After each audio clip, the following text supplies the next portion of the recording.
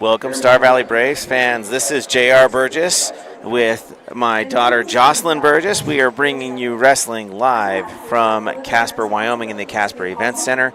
And we are going to do some coverage of the boys state championships. We're going to do the first round of consolation, or excuse me, the semis of the consolations. And then we will do the placing rounds of the consolations. We will also have the Star Valley Lady Braves. They'll be wrestling the same matches to start today. That is going to be the semis consolations. And then they will go into the placing rounds directly after that. We're going to pause for one short moment for the national anthem.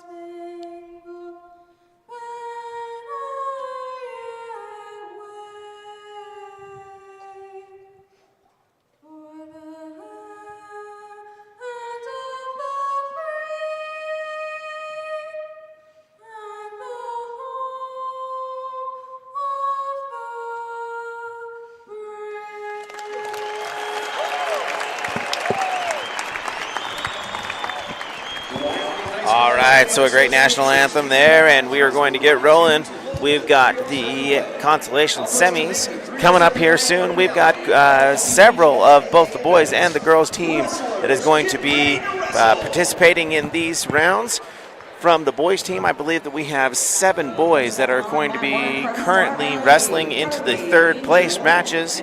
And then on the girls side, we have, I believe, 6. 6. Okay, so we're going to start right off the bat with Carly Angel up on mat 1. Carly Angel on mat 1, and she is in the 100 weight class. And let's pull up her opponent here. From Cheyenne's Braxton Keith, they're up on mat 3. Wrestling on mat It has been a great weekend of wrestling. The Star Valley Braves have lost some heartbreakers, but they've also had the opportunity to advance on the consolation side of the bracket here. Let's see here. Carly Angel, her opponent is going to be Padilla of East High School. And that is going to be in the 100 weight classes. We have other matches that are popping up here. We're obviously going to cover the Star Valley matches first, and then we will cover some of the other locals in our area if we can, if there are not Star Valley matches on. So here we go with Carly Angel. Starting with some circling. I got some aggressive wrestling going on at first. Circling, grabbing hands, hand control. Carly in on a double. Girl sprawls. Carly still has the leg, trying to keep driving. The girl is trying to go for a cow catcher. Got the underhook. And Carly's back on her feet, still trying to get that leg. And she pulls back, trying to get back to the neutral position. And that is the... It looks like there was some clock issues. Yeah, the clock never started. So they got about 30 seconds of bonus wrestling there. Still scored a 0-0. Once again, we're coming to you live from the Wyoming Ford Center in Casper, Wyoming for the state championship matches. We'll go over some of the results as we get a little bit deeper into the tournament. The girls currently, Lady Braves, are leading the tournament 163.5 points to the next closest being Kemmer at 85. So the Star Valley Lady Braves are running away with the tournament at this point in time. The boys in the 4A division, I believe at the break last night, were in 4th place. I would say that it's very possible for the Braves to pull up into the 2nd placing, but Thunder Ridge is just running away with it this year. That has a lot to do with, first off, they have a stellar team. Thunder Ridge on the boys' side, but at the same time, they only had 7 teams in their region compared to the 8 that Star Valley had in their region. And also Star Valley had the tougher region, in my opinion, this year. They had 8 teams, as I mentioned, but they also had more of the ranked teams in that division. I was told that there were 50 fewer wrestlers in the Star Valley region this year for the 4A regionals for the boys' side than there was on the other side of the state. So Thunder Ridge got some killer seedings, as they basically were seeded number 1 or 2 in every single bracket in the 4A tournament, and so that makes it really, really hard to overcome that. Not saying that they don't have a great team, that they do, but that only aids their cause even more. So it's been some great wrestling this week, though. We'll go into some results here in just a moment as we're waiting for Carly Angel. They still seem to be having some table issue with the clock. And I would like to add, on the girls' side of the bracket, Sheridan is tied in second with Kemmer at 85 points. There we go. So, Jocelyn, how many teams do we have on the girls' side? Do we know? I believe there's almost 30 teams, girls' teams. Which is phenomenal for the girls' program, only being the 3rd year. Star Valley has won the state championships in both the 2023 and 2024. Star Valley Lady Braves are going for a 3-peat for their state championships. Now this week we have, let's see here, into the finals matches with the Lady Braves. We have Remy Almond at 135, Kara Andrews at 140, and Vale Foreman at 145. All right, and last night the boys wrestled. We had some upsets last night as we were sitting into the finals rounds. So we only have 2 wrestlers on the boys' side that are going to be advancing into the championship match. We have both the Perry boys. We have Tell and Kimball in their respective weight classes. There was Damian Burgess was wrestling to get into that match. He had a state champion in Crow is his last name, from Sheridan. Kelton Crow, and he's a heck of a wrestler. Was able to beat Damian in his match, and so Damian will be wrestling for 3rd place. We also had a big upset in that Cooper Burke was upset yesterday in a 4-1 victory by his opponent over, let's see here where he was from. It looked like he was, he's a Crow from Sheridan as well, it looks like. And he ended up winning in overtime. By 1 takedown. It was almost a travesty if you were here watching it. Cooper shot and shot and shot the whole round, and Crow just played defense. He did not shoot once until he got into the overtime matches, or the overtime period, and that is where he scored the takedowns to secure that win over Cooper Burke. We were looking forward to a showdown with Cooper Burke and Liam Fox of East High School. Liam Fox is a 3-time state champion, one of only 2 wrestlers here in this tournament that is going for a 4-timer this weekend. And if you follow the wrestling sport at all, a 4-time state championship is one of the most coveted titles in the state, as it is darn near impossible to win 4 times. All right, hey, we've got the table help back up and running here for the Carly Angel match. I'm going to pass it back over to Jocelyn for play-by-play. Still in a neutral position. Carly's looking for that shot. You can see her. You can't see her, but she's got some fake shots going, and now she's tying up, trying to get that hand control. Again, just trying to set up for that shot. Her opponent goes for a collar tie, and Carly goes in on a double leg, driving Elevate in. That. She's got There we elevated, go. She's got it elevated back to the mat. And she gets the takedown and that is the end of the first period. Carly getting a takedown in the last 2 seconds. We always love that. Some points at the end of the period. So that's going to be the score, 3-0. The end of the first period. Going into the second period, her opponent is going to defer, and Carly says, hey, let's keep it neutral. I was able to get a takedown. Let's go at it again. Carly does have a very strong double leg that she likes to hit. It looks like she's in on that double leg. Her opponent's sprawling down. Carly trying to drive in. Still got the leg. Her opponent's trying to keep her down on the mat. She's feeding her some strong hips.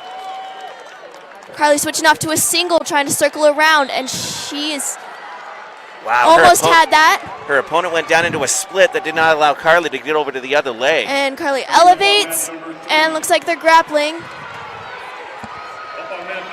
And her opponent ends up on top with Carly on bottom. Her opponent was able to get some near fall points. Carly has bellied out, trying to build up to her base now. Makes the score 3-6 in favor of her opponent. Once again, her opponent is Padilla of East High School. Carly up on her base, trying to build up. Her opponent's trying to get the armbar in. Carly up to her feet. Her opponent still trying to break her down, has the head. Opponent digs a leg in and brings her back to the mat. Opponent still trying to dig that armbar. Carly's back up on her base.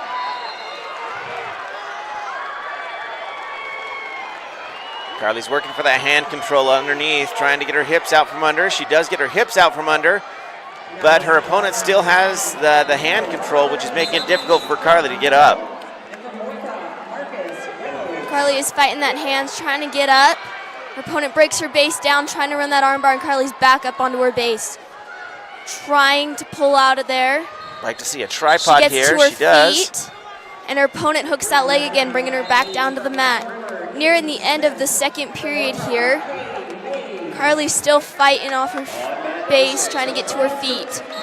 And that is the end of the second period. All right, that's going to bring us into the third period. 3-6 is the score, with Padilla leading the match. Once again, this is the consolation semis. So this is to get into the third, fourth match if you're the winner of this match, or the fifth, sixth match if you're the loser of this match. Here we go, 3-6, 2 minutes left in this match with Carly. Carly's going to start on bottom. Padilla on top. Quick start. Carly getting flattened out on the mat. She's still trying to build up her base, but her opponent went right back to that armbar, trying to get crank Carly over. And Carly's doing a good job at getting that hand control and fighting her off. Carly's trying to get her feet under her. And the opponent brings her right back down to the mat. Minute and 20 seconds left in the third period. Carly's still fighting off her base. Needs to get an escape here and a takedown. Carly up to her feet. Still needs to clear that headlock. Not able to do so. Back down to the mat. Carly tripoding again, trying to break that hand. Carly does have the control of the one hand now, up to a tripod. Her opponent looking to lock up a cradle with a tripoded leg. Oh, there we go, Carly. She's got the hand control now. Her opponent does manage to get a leg in. Carly is still fighting that off. And they go out of bounds. All right, Carly, 44 seconds left. Carly, we need a stand up and a takedown at this point in time.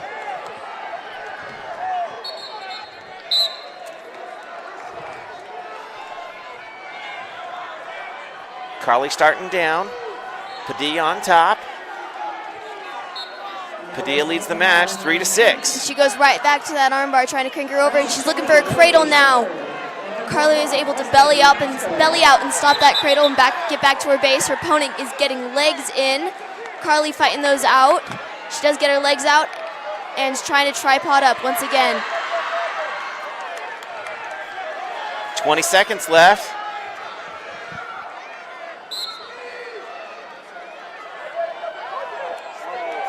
Not too much action. Padilla on top is controlling Carly, not allowing her to get up to a base, and unfortunately that is going to do it. We're coming down to the 3, 2, and 1, and Carly unfortunately is going to fall in this match.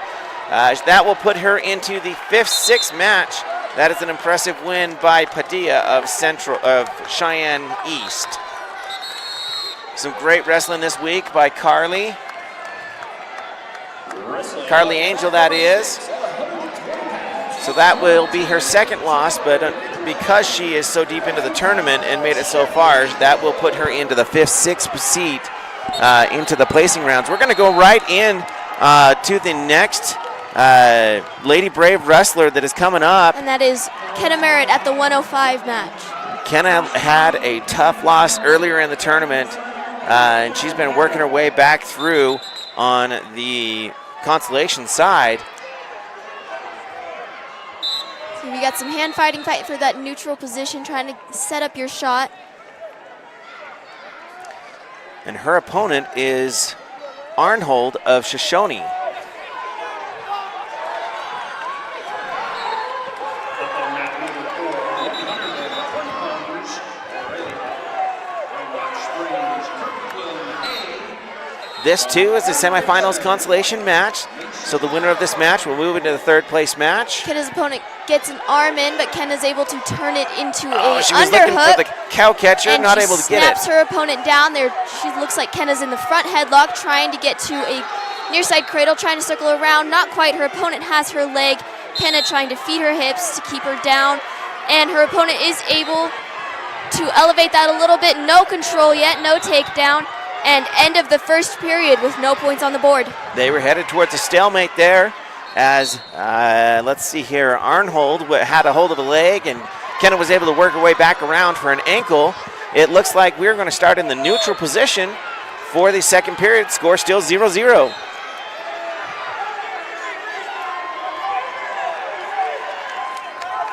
Once again, fighting for that hand control in the neutral position. Carly and her opponent, or Kenna and her opponent, both have a collar tie. Kenna digging an over tie, maybe an ape hanger, looking for it. And she's able to get a roulon in. Explain to me what a roulon is, Jocelyn. It's, you have their arm sucked tight to your chest on their wrist and on their bicep. Looks like her opponent is able to get out of that, and they're back into the collar tie position. Boy, the finals singlets look great on the Lady Brave wrestlers.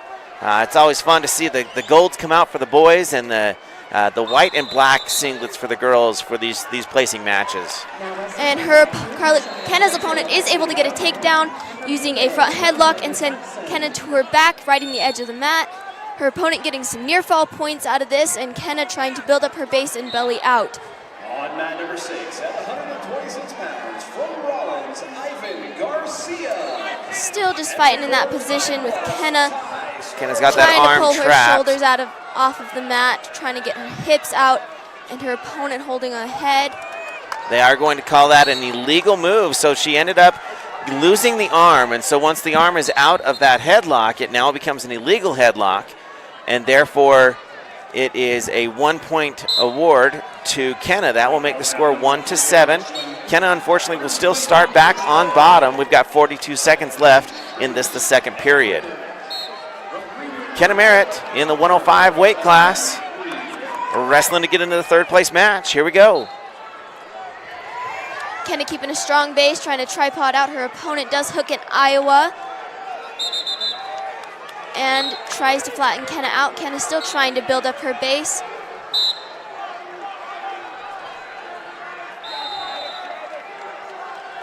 Working off bottom with that hand control. Trying to find that hand control. She gets back up onto her base. Her opponent looks like she's trying to dig an armbar in there, which she does manage to get. Kenna fighting off that armbar before she builds up her base. Her opponent trying to pull a hook over on the armbar. Kenna is doing a good job at fighting that off. And that is going to end the second period. So Kenna is going to be going to the third period, trailing by 6 points here. Now that used to be a big margin, but now with the new scoring system, that is simply a takedown and some near fall points away from catching up. So 1-7 in the third period for Arnhold is going to start on bottom, and that will put Kenna Merritt starting on top. Gonna need some action here. Kenna going for that tight waist ankle, trying to break her opponent down. She ends up going for a chop to get her opponent down to the mat off of her base. Kenna doing a good job at keeping her opponent's legs separated so she can't build up that base. And looks like Kenna's going. Working the way out of bounds. Back to the middle now, 1 minute 42 seconds left. looks like Kenna was trying to get that barbed wire in there when they were going out of bounds. So they will start back in the center with Kenna on top. I would say we've got about 40 seconds here, and if Kenna's not able to turn her, they're probably going to cut her loose and go for takedowns. Again, Kenna able to break her down. Her opponent still building her base back up. Kenna trying to get her arms. Looks like she's looking for a arm bar. Keeping her down, Kenna gets the half in. They're right in the edge of the mat here. Kenna trying to work that half. Well, she's got it. She got a half on. If she can run that around the head. She just needs to push her chest back and shove her over. The girl is doing a good job at circling. But Kenna was able to finally clear her legs from her opponent's legs, and now still trying to run that up and around the head. Her opponent basing up, trying to get that out of there. Gets the leg over Kenna's. Kenna grabs a leg and tries to get another arm bar in. 23 seconds left. 47 seconds left in the match. Kenna's got to get a turn here. Trailing by 6 points, she's going to need a pin. She goes to a power half. Her opponent is building up her base.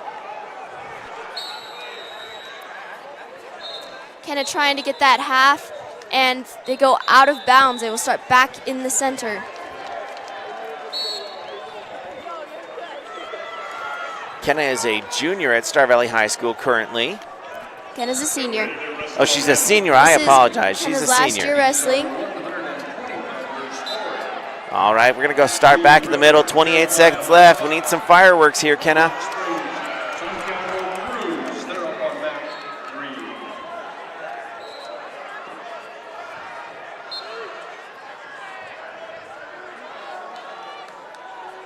Her opponent doing a good job of neutralizing Kenna, breaking her down flat to the mat. Kenna's got an arm.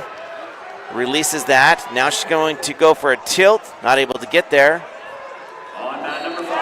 We do have a stall warning on Kenna's opponent with 8 seconds left in the mat. Her opponent has a leg. Kenna trying to crank her over. Got that crossface and an ankle, trying to dump her. And that is time with a loss for Kenna by 6 points. That's a tough loss for Kenna. She's been looking really good this weekend. She's still going to have one more match. That will be the 5th and 6th place match. It's still going to be a state placer, but she would have liked to have been on the 3rd, 4th place match rather than the 5th, 6th, but she'll just have to get in the right mindset for this next match and get ready to go with her opponent. Okay, so right now we don't have any Star Valley wrestlers on the mat.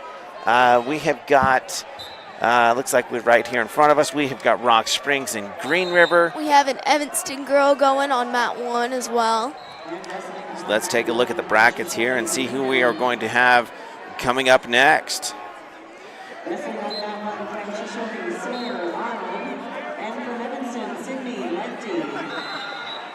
On mat number 4, these are 126 pounders for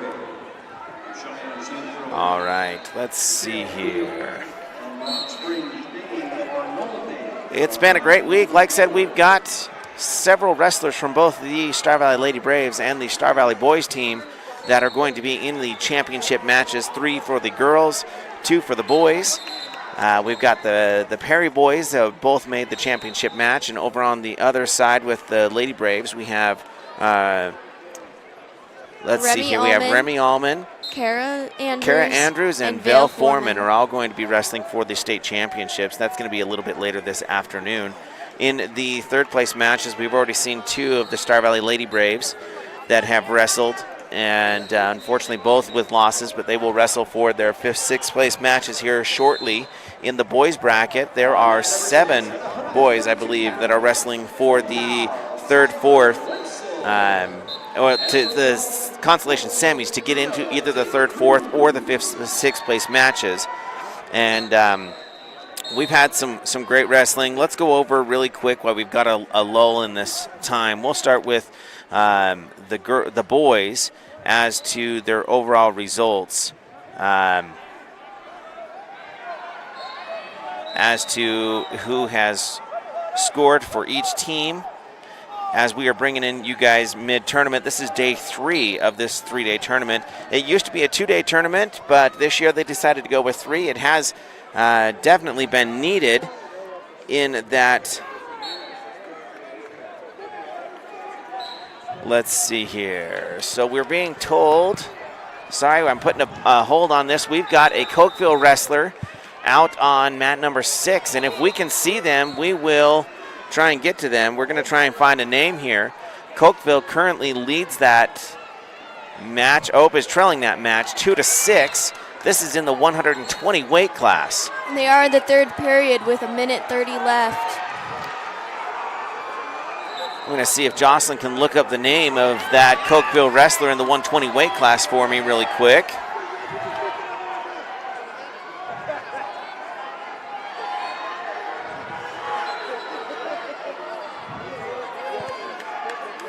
We're going to go there in the 2A.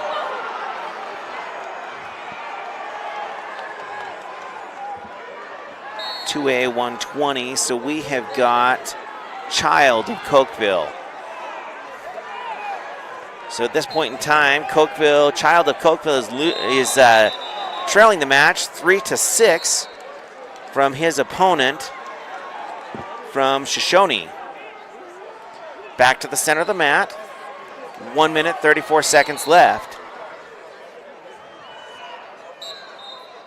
Head to head, each trying to set up. Child of Cokeville in on a single leg. Shoshone able to elevate his back leg, though, and neutralize that. They're going to work their way out of bounds, and back to the center of the mat we go.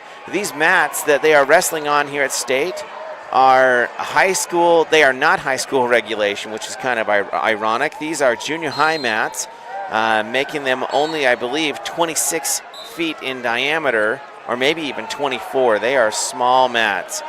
Compared to the, I believe, 28-foot mats that the high schoolers are used to competing on. So there is less real estate in which to wrestle. Now back to the Cokeville match. There's 1 minute and 3 seconds left in the period. Shoshone looks like he's taking no injury time, just wants to visit with his coach. Back to the center. Child in on a single leg. And Child's going to work his way around back. He does elevate that leg. Now he needs the lift return, able to get that return and crawl up the back of the body. That's going to tie the match. Actually, he's ahead by 1 point because his opponent got a stall call. There we go. So that makes the score 7-6. 45 seconds left. Child of Cokeville able to control that, in on a half. And now he's going to put his opponent straight to his back, and his opponent basically just gave up. Child able to get the pin out of that. So Child of Cokeville in the 120 weight class is going to be moving on to the third place match. And now up on mat week 2, we have Keston Johnson at the 120 weight class. All right, Keston Johnson right here in front of us. Her opponent looks to be from Campbell County, I believe. Let's pull up Keston in a the front bracket. headlock. Her opponent trying to reach around, grab it back. Keston gets that back leg for a dump. No takedown yet. Still in that front headlock, going for a whip over, and Keston gets the takedown going behind. They go out of bounds and locate back to the center with 40 seconds left in the first period. Keston has a takedown. This is the 120 weight class for the Lady Braves. Her opponent, Luann Bryant of Campbell County. Consolation semis, so this is to get into the third place match. Keston's digging a 2-on-1, looking to break her opponent down. Her opponent up on a base, and Keston gets her down to her stomach using that 2-on-1. Keston is looking for an arm bar. Oh, she's got that cranked over. Plenty of time. Settle that in. Her opponent, last-ditch effort to roll, and wraps Keston around the body. Settles in, holding her opponent there, And she got the pin. Way to go, Keston. With 9 seconds left in the first period, Keston pins her girl in an arm bar. So that'll put Keston into the third place match for the Star Valley Lady Braves in the 120 weight class. That was a pin with 9 seconds left in the first period, so that's a 51-second pin. All right. This is awesome. We love the wrestling that we're having going on here today, and hopefully we can alternate the matches well enough that we can get both going on at the same time here. We don't have any boys in the lower weights currently. We do have another Cokeville kid on mat 8 if you All want right. to pull him So up. Jocelyn will pull up the Cokeville, and I will announce that. We are still in the first period. Looks like it's going to be 0-0 going into the second period, and that is going to be Daxton Pope. Daxton Cokeville. Pope of Cokeville, and that is in the 132 weight class. 132 for Cokeville. Since they are in Lincoln County, we're going to do our best to try and get them as well here. All right. So that is Pope of Cokeville and his opponent Sanford of, I would say that is Grable. In the second period with no points on the board. Jockeying for position there. Grable trying to clear with trying to whip his opponent down on a snap down. Pope able to defend that well. Pope now in on a fake. Neutralized, back up to their feet to the center of the ring. In a Kalatai, his opponent goes for a double leg. Pope able to sprawl him out and get into front headlock.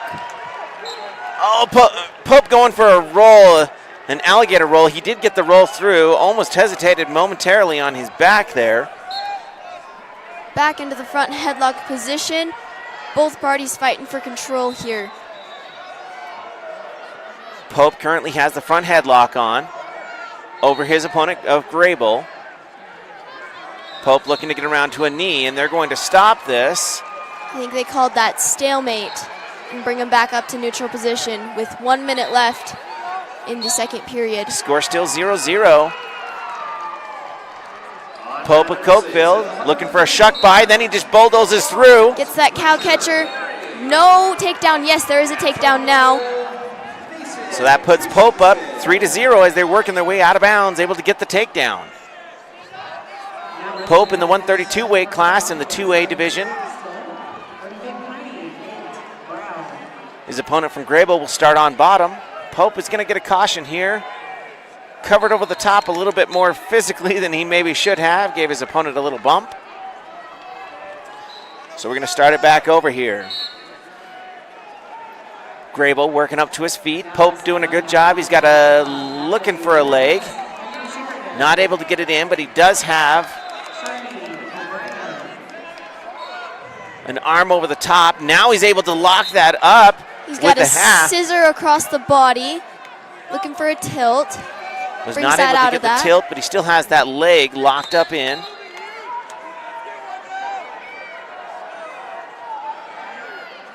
His opponent able to clear the arm to the other side of the head. Pope has that leg locked in on those legs, though, and so even though it appears that he's a little bit high, he's not going anywhere. That is going to end the second period, so Pope is going to go into the third period leading 3-0 over his opponent of Grable. Grable says, hey, we're going to go up for this, so we're in a neutral position. He's looking for a takedown. Pope trying to get that snap down to a front head again. It looks like they bring it back up to their feet, though. Both in a collar tie looking for that control, setting up the shots, snaps.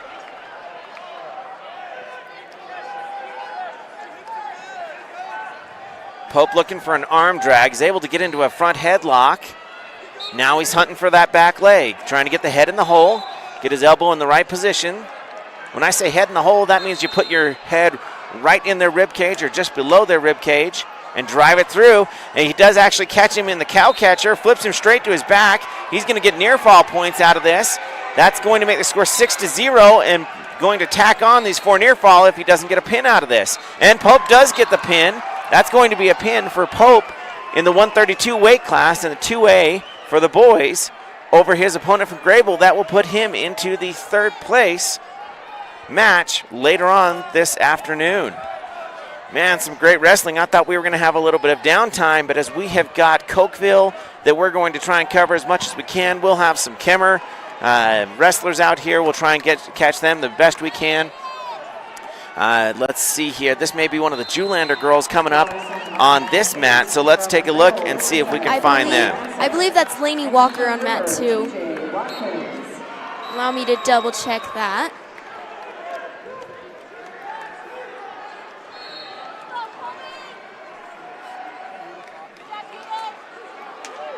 Evanston wrestlers have made a pretty good showing this week as well for both the boys and the girls.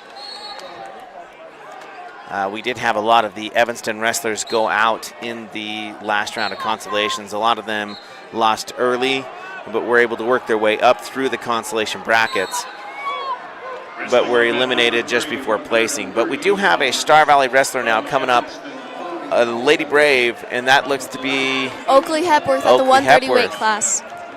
So Oakley Hepworth, and her opponent appears to be from Rock Springs. I will get names here shortly.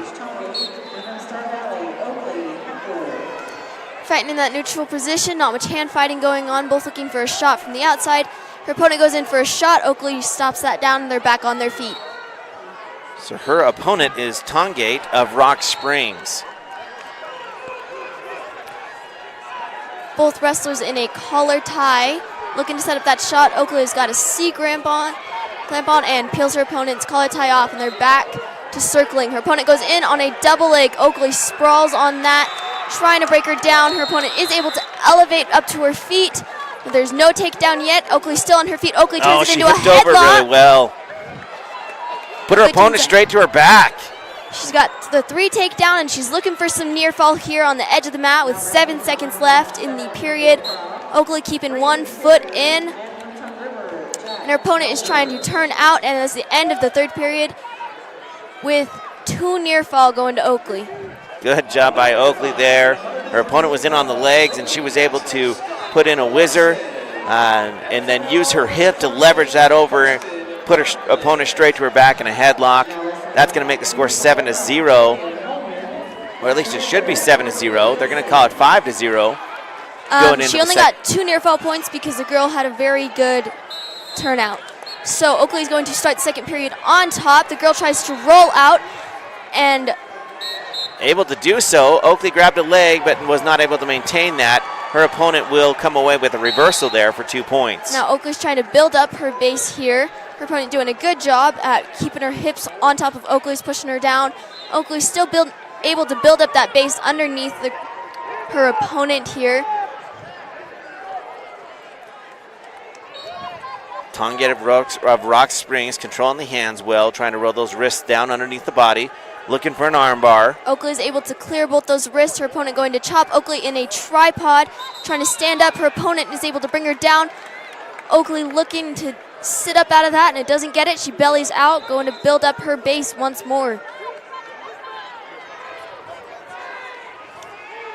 Once again, her opponent has that 2-on-1 sucked under the body, and Oakley is able to fight that out. Her opponent's got the tight waist in, looking to chop Oakley down. She does do so, and Oakley is back on her belly, trying to build up that base, get that hand control, trying to get that escape point here. They did award the Rock Springs wrestler 2 points there as she was momentarily on her back, or had 2 near Hepworth fall on there. on her back. So it's going to be a score of 5-4 with 38 seconds left in the 2nd period, as Hepworth is still fighting off bottom. As this is the consolation bracket, the 1st period is only 1 minute long, and then the 2nd and 3rd periods are both 2 minutes long. So we're coming up to the end of the 2nd period here. Not a lot of action. Oakley still building up her base here, trying to get that tripod. Her opponent getting kind of high if Oakley is able to use that to get the stand up and out. Oakley in a tripod, and her opponent is able to break her back down to just her base. All right, that's going to end the 2nd period. Boy, Jocelyn, that Rock Springs wrestler rides really well. Yes, I'm thinking that Oakley will probably go for a neutral if it's her choice, but it's not. It's actually Rock Springs. So we're going to see how well Oakley can ride on top here.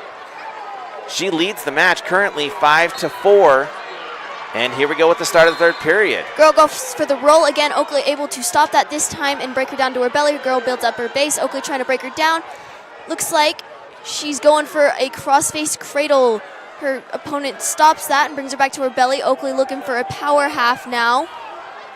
She does have that cross-face in, it looks like. Oakley looking for an ankle dump, and she lets go of that cross-face, trying to... Her opponent builds up her base again. Oakley grabs an ankle, trying to break her down. Oakley's got control. She just needs to climb up the body on this. But her opponent has got a tight waist on, but was basically sitting on Oakley's head. So I think they're going to go ahead and call that. Oh, no, it was the knee. Oakley had the leg stuck under her, and they are going to call that a potentially dangerous. No points were awarded, though. Oakley did not lose control, and we have a minute 20 left in the third period. Oakley on top, leading the match 5-4. A 5-4, that's very precarious, especially with your opponent on bottom. A stand-up will tie that up. Her opponent quick up to her feet at the start of that whistle. Oakley able to get the mat return. Her opponent looking for a tripod. Oakley does have a half in. Trying to break her back down. And a stalemate. Bring it back to the middle here. We're headed towards overtime, it looks like here. We're at 1 minute left. If Rock Springs can get an escape off bottom, it'll tie it up. But hopefully Oakley can ride this out and come away with a 1-point victory. Oakley looking for a chop. Her opponent goes to a tripod once again. Oakley trying to get that spiral ride there. Able to suck her arm underneath her. And potentially dangerous. Do you know what that potentially dangerous was? I didn't quite see it. I didn't see it really well, but typically when they come up to their feet like that, if one opponent is completely off their feet, then that will be potentially dangerous. Now we've got Ty Thompson. He's on the other mat here. We missed the first 10 seconds of the match, but now we're back here. His opponent is from Central High School. He got around back of Ty. Ty's doing a great job of putting his hands back, being able to control those hips. He's able to turn back into his opponent. His opponent now sucked down on the front of him. Ty does give up the takedown, but immediately back up to a tripod. Oakley's opponent is up on her feet. Oakley does have the leg still, so there's no loss of control. Her opponent is trying to get that tight waist to get up, and Oakley is able to drive her leg through, keeping her girl down on the mat. Back to the Ty Thompson match. Ty on bottom. Score is currently 3-0. Ty had a heartbreaker match in the first round and has fought his way back up through the consolation bracket. And Oakley's match is over. Oakley winning in the third period by 1 point, 5-4. Wow, great match by Oakley.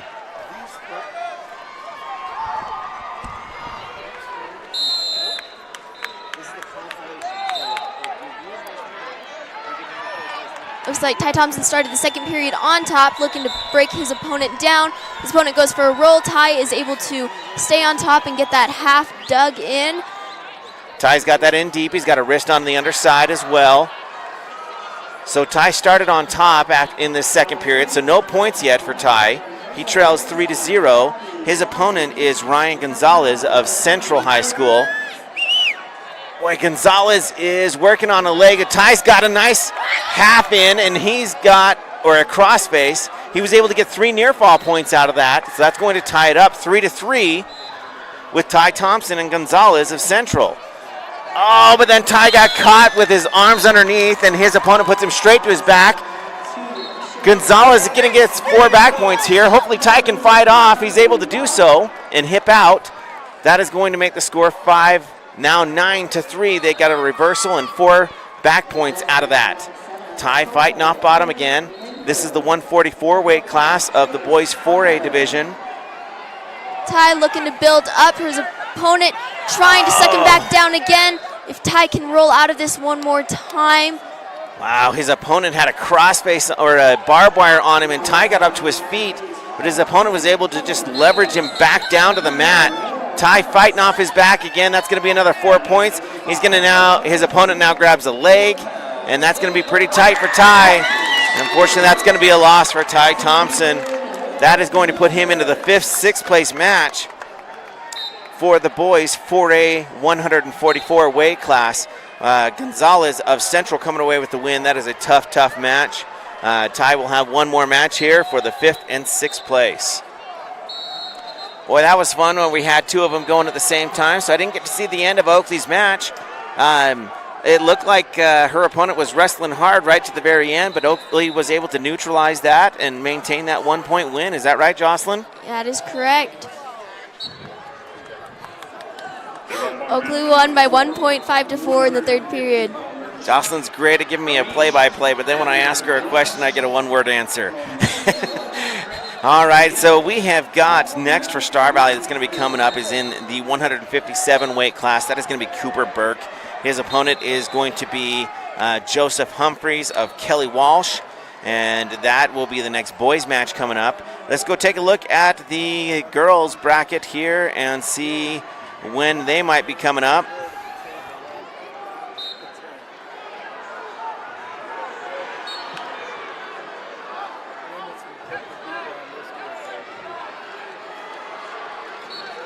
We do not have any Star Valley wrestlers on the mat currently. Looking around right now at the 8 matches to see if we have a Cokeville. We do have a kid in orange on the other mat, but I do not believe that is a Cokeville match.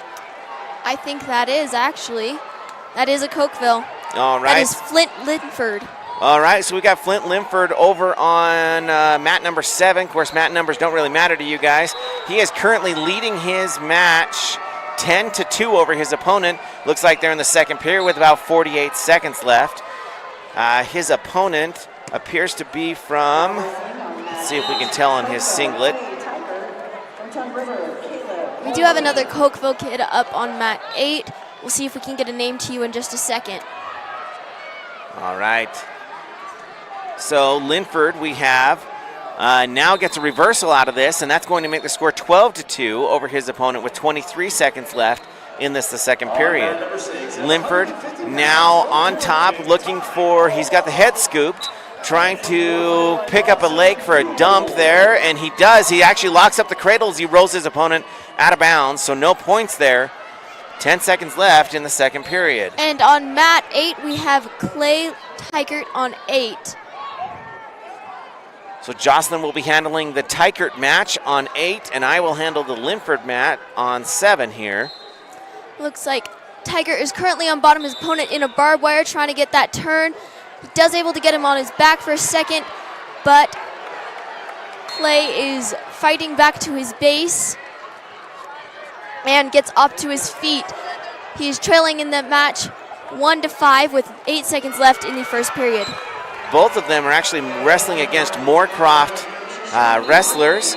So Linford is now going to go into the third period with a score of 12-3 as his opponent had an escape right at the very end of that being the second period. Linford is going to start on bottom now with a commanding 9-point lead. Linford looking for a sit-out switch, unable to get underneath the leg.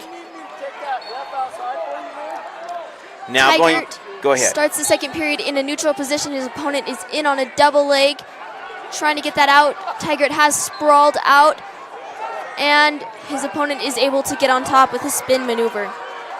Linford able to make his way up to his feet. His opponent not able to return him and gets a stall warning.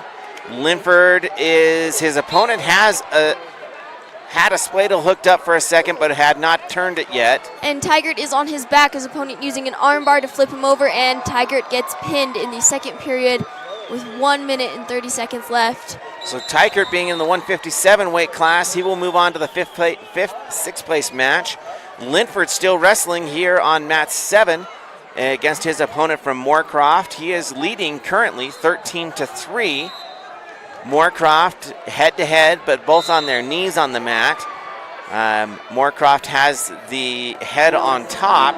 Linford honestly looks like he's just stalling out some time here as he holds the commanding lead. He will most likely get a stall called on him here shortly. He does right there. And Linford says, that's okay, I'm just going to sneak around and grab a leg, as Moorcroft now tries to crawl out of bounds. And he's going to be successful in doing so before he's able to score any points. So Linford currently leads still with a 13-3 over his opponent with 33 seconds left in the third period, as Cooper Burke is now warming up for the Star Valley boys on a separate mat here. Linford off the start is able to pile into his opponent, has a leg collected, and now is just trying to flatten out his opponent to his back, hipping into him. His opponent's got a, looks like a whizzer on top and is able to flatten out Linford, but Linford doesn't care as there's only 8 seconds left. He just needs to stay off his back, which he's going to be able to do, and that's going to be a win for Linford over his opponent from Moorcroft. That is going to be in the 150 weight class. So Linford will move on to the fourth place match in the 2A division for the boys. And Wow, we're really going at it here now. Go ahead, We'll Jocelyn. have a bit of a break here because we got a couple matches, weight classes before. You have any girls? I have about 1 or 2 matches up before Cooper Burke. And I'm not seeing any Cokeville kids currently. We do have Jackson Hull over here wrestling against Thunder Basin. Boy, it seems like every match that we see on the boys' side is a Thunder Basin. Kelly Walsh has a lot of kids in here too. They were able to qualify quite a few on the boys' side. The boys were able to qualify 17 wrestlers for state, which is actually a fairly small team for the boys. Typically, our boys will bring in 23, 24 wrestlers, only qualifying 17, but have made a good showing here at state. How many girls qualified this year? Do you know, Jocelyn? She's got her fingers and her toes out here counting. From Thunder Basin, Blake Edwards. From Jackson, Hunter Ross. There are 4. While she's counting that up, I got to make sure that I do not have. No, we've got a camera wrestler over on the far hand side. We will try and bring you Roni Prophet's match a little bit later, as he is a 3-time state champion, one of only 2 wrestlers that is going for a 4-time wrestling state championship. He and Liam Fox of Central. Did you get a count? 13. 13 girls qualified for state on the girls' side, which actually still makes them one of the larger girls' teams here, even at 13. I believe they are the largest girls team currently. Cooper Burke is down here right in front of us, anxiously pacing around. He's ready to get going at his opponent. As I was mentioning his opponent last night, they were tied 1-1 with about, actually right to the very end of the 3 periods, and they went into overtime. His opponent had not shot not one single time the entire match, and in fact, he didn't even shoot in the overtime. It was Cooper that shot, and he was able to neutralize that and come away with the victory over Cooper, which is most likely, that's probably one of the bigger upsets that we've had. Apart from Ty Thompson losing his first match, Ty Thompson had a rough one first round. He was up 15-1. 15-1, needed 1 point to tech fall, and went for a suicide cradle roll, and it did not, he didn't have a tight grip, got caught and got pinned. But Ty has looked wonderful since then. He came marching back up through the backside of the consolation bracket, looked really good. Unfortunately fell in this last match, but he'll be wrestling for 5th and 6th place here in a little bit. So just as an agenda of where we're going right now, we're doing the consolation semis, which is to determine whether you get into the 3rd, 4th, or the 5th, 6th place matches. All the wrestlers at this point in time are state placers. So if you've made it here, you have put in the work this weekend, especially those that lost early on. Ty Thompson, I believe, has had 5 matches already, possibly 6, and is going to have 1 more match. On the girls' side, we've had a couple of girls that lost early and came all the way back through the consolations as well. Like Kenna Merritt. Kenna Merritt had some great matches. Boy, we're really looking forward to some of these other matches we're going to see later on with Brooke Schwab and Remy Allman, Val Foreman. Just exciting all the way around. If you have not been out to this forum, the state matches, you have got to get here sometime. There's 8 matches in here. We are the only state in the union that is still small enough that we can hold all classes of wrestling in one building in one weekend, and the atmosphere is killer here. We've got all of this on track wrestling, all the 8 mats going on at the same time, and Wyoming is an educated group of fan base when it comes to wrestling. For the most part, they know their wrestling, and they love and appreciate the work that goes into the wrestling. There are a lot of tears shed by some of these wrestlers that lose, both boys and girls. But you know what? Wrestling just builds character for you, whether you win or you lose. You put the hard work in, and you're going to be a better person for it in the long run, even though it may not seem like it in the short run. So we give a shout out to both parents. I know that my wife has shed some tears, and so have all the other moms of these wrestlers, and it's a hard, long road for those parents of the wrestlers, but it is all worth it in the end. I heard one parent say the other day, sometimes we hate the sport and sometimes we absolutely love the sport. The highs and the lows of it just make it so much fun to watch and to participate in. It is one of the most difficult, in my opinion, individual sports. It is a team sport, but it's not. It's a very individual thing. You don't have a teammate out there on the mat helping you out. Your win or loss comes down to you and the toughness of your opponent. So it's been a great weekend to see everybody wrestling through. The Hunting boys on the boys side both made, well, Lane didn't qualify even though he had a wonderful season. Daryl ended up going out in, I believe, the third round of the consolation bracket. We've got Nolan Hyde that went out as well. We'll go through an official list so I don't miss anybody. Tommy Hoops had some great matches this weekend, but ended up coming up short and not going to be a state placer. The brackets are fairly small, but I will tell you, as I was watching yesterday, every single round ended for the girls, the 2A and 3A ended an hour before the 4A matches did. 2A and 3A, definitely an hour. I would say the girls went longer than the 2A and 3A simply because there are so many more teams. Yeah, and what I attribute that to mainly is that the competition in the 4A this year is insanely high. There's so much talent and dedication and hard work that has gone into these wrestlers. They've worked so much harder than some of these other wrestlers out there to get to where they are right now. So we're waiting for Cooper Burke to come up on this mat here. Currently, it is between Thunder Basin and Kelly Walsh, and it looks like Thunder Basin is leading the match 5-4 with 11 seconds left. So this is going to be a tight one right down to the wire here. This is in the 150 weight class. Adjusting a brace, that is one that does not count as a stall call because it's considered a safety issue. And then right after Cooper Burke's match, we will have Damian Burgess coming up. So here we go, 11 seconds left. Thunder Basin leads this by 1 point. He's going to back out of the ring. Kelly Walsh is not going to get a shot in here. Thunder Basin is going to end up with a stall call right at the end, but he did not have another stall call earlier.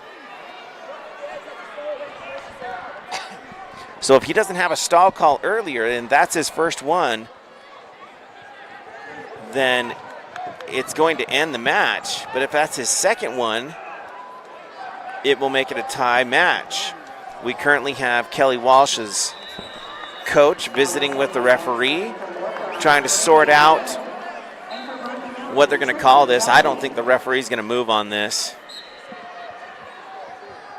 Very few times have I seen a referee go back on their original call, which he will not on this one. So this is going to put it. Oh, actually, they did cut. They did give him. Oh no, there was 1 second left as they were working their way out. 3 seconds.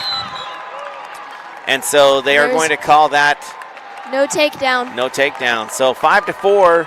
Thunder Basin is going to come away with the win. Now we've got Cooper Burke coming up on the mat, and Cooper Burke and his opponent is going to be Joseph Humphreys of Kelly Walsh. So this should be a good one. This is the 157 weight class. Cooper Burke looks angry. He looks hungry. He looks determined. He's not going to settle for anything less than third. He was not very happy with how the match ended last night. So here we go. Cooper, I like to call him Hurricane Burke. Let's see if he can get in here. He's got a 2-on-1 Russian on there. He's got a leg in, now trying to force his opponent over, not able to do so. Back up to their feet. Cooper's got an underhook in. His opponent using that overhook across Cooper in on a single leg, out on the corner, able to get back behind, and now has a takedown. That's going to be a 3-point takedown for Cooper. Burke on a hard crossface. He's going to let that go, and he's going to cut his guy loose. Back to the center of the mat. That's going to make a score 3-1 in favor of Burke. Burke on the undertie. Now he's got a Russian. So a Russian is when you've got the two arms, and you've got that sucked in nice and tight to your chest there. So you've got two hands on one arm. Cooper able to use that, dump his opponent over. He's going to get another 3-point takedown out of that. He's got the legs laced, trying to get his opponent back to his back. Unable to do so, and that's going to end the period 6-1 in favor of Cooper Burke. Like I said, this is the 157 weight class, and if Cooper wins this match, this will put him into the third place match. Kelly Walsh is going to defer. Cooper says, I'll just go right down and not even tell the ref where I'm going, so he's on bottom. Cooper is so hard to contain on bottom. Watch how fast he's up. Straight up to his feet, back to a switch, able to clear that arm, and returns his opponent to the mat. That's a 2-point reversal. Cooper leads the mat 8-1. Cooper is across the back of his opponent, has an arm trapped with both legs, and now has the leg in. He's got the spladle locked in. He loves that spladle. And he's got a very strong, tight spladle. It's very hard to reverse Cooper's spladle. If you do lock that up incorrectly, it is very easy to roll over your opponent and get in a stalemate position. But Cooper knows how to lock that up tight and strong. So he gets 4 near fall points. He's going to cut his opponent loose again, so that's going to make the score 12-2. I think Cooper's going to go for a tech fall here. He likes to play with his opponents sometimes. And in this case, he's had 3 takedowns. His opponent's in on a single leg, but Cooper able to put in a tie over the top and put a leg underneath. That gives him another 3-point takedown, makes the score 15-2. Any near fall points at this point would make it a tech fall. Cooper's got that same blanket ride, if you will, or he actually has a leg in, not a blanket ride. So a blanket ride is when you scoop that ankle with your back leg, and getting a leg in is when you have your leg inside Cooper's going for theirs. a tilt here. And a flop back and forth. They're going to give him 2 points out of that. That's going to be a tech fall. So Cooper Burke going right after it. He's looking good, feeling good. He's going to go into the third place match. Nice win for Cooper Burke. Now we've got Damian Burgess in the 175 weight class. Sorry if we get a little bit loud on this one. I have a little bit of a close connection on this match. So Damian Burgess is going to be wrestling against Gage Robinson of Thunder Basin once again to get into the third place match. Damian's looked good this weekend. Had to wrestle a state champion in his last match that was 48-0. So that puts him over to here as lost in that match. And once again, coming head-to-head with Gage Robinson of Thunder Basin. Damian had a front headlock on, releases that, reset. His opponent looking on a shuck by, not able to get that. Damian in on a Russian. To get that Russian in. His opponent reaches for the leg. Damian trying to sprawl out of that. His opponent still trying to suck that in. He's trying to stand up there. Damian's trying to get that wizard in. He whips it back. Does get him down to the mat. Opponent still has the leg. Damian is on top, though, trying to get that crossface in. His opponent tries to double off. He clears the leg now. Oh, and his opponent grabs the other leg. Now he's trying to break that hold as Damian's trying to get around back for his 3-point takedown. 15 seconds left in the first period. He doesn't break the hold, but Damian gets far enough back behind that he covers both hips. And Damian therefore, turning that into a crossface, yes, trying to get that go for it. barbed wire going. His opponent does reach and grab for the leg. Damian trying to settle it out for the end of the period. His opponent gets up to his feet, tries to escape, but the period does end before he's able to do that. 3-0 in favor of Burgess. Boy, Jocelyn and I are both going to get riled up. Sorry if we talk over the top of each other here all right, now I got tears in my eyes, so I'm going to let Jocelyn talk for a minute here. Damian's going to lead the match 3-0, starting on top. His opponent tries to stick his chest right to the ground. Damian going for a Iowa. His opponent going for the tripod stand-up. He is able to get up. And Damian here looking for a shot. They're back in the collar tie-up. Damian peeling his opponent's hand off, getting that underhook in. His opponent in on a single leg fake. Damian able to neutralize that and sprawl. May have taken a shoulder right to the upper thigh. That's not good for Burgess. I'm hoping that's just a cramp or a fancy word for a bruise, a contusion. He took a shoulder right to the upper thigh. So he's going to walk it off for a second here.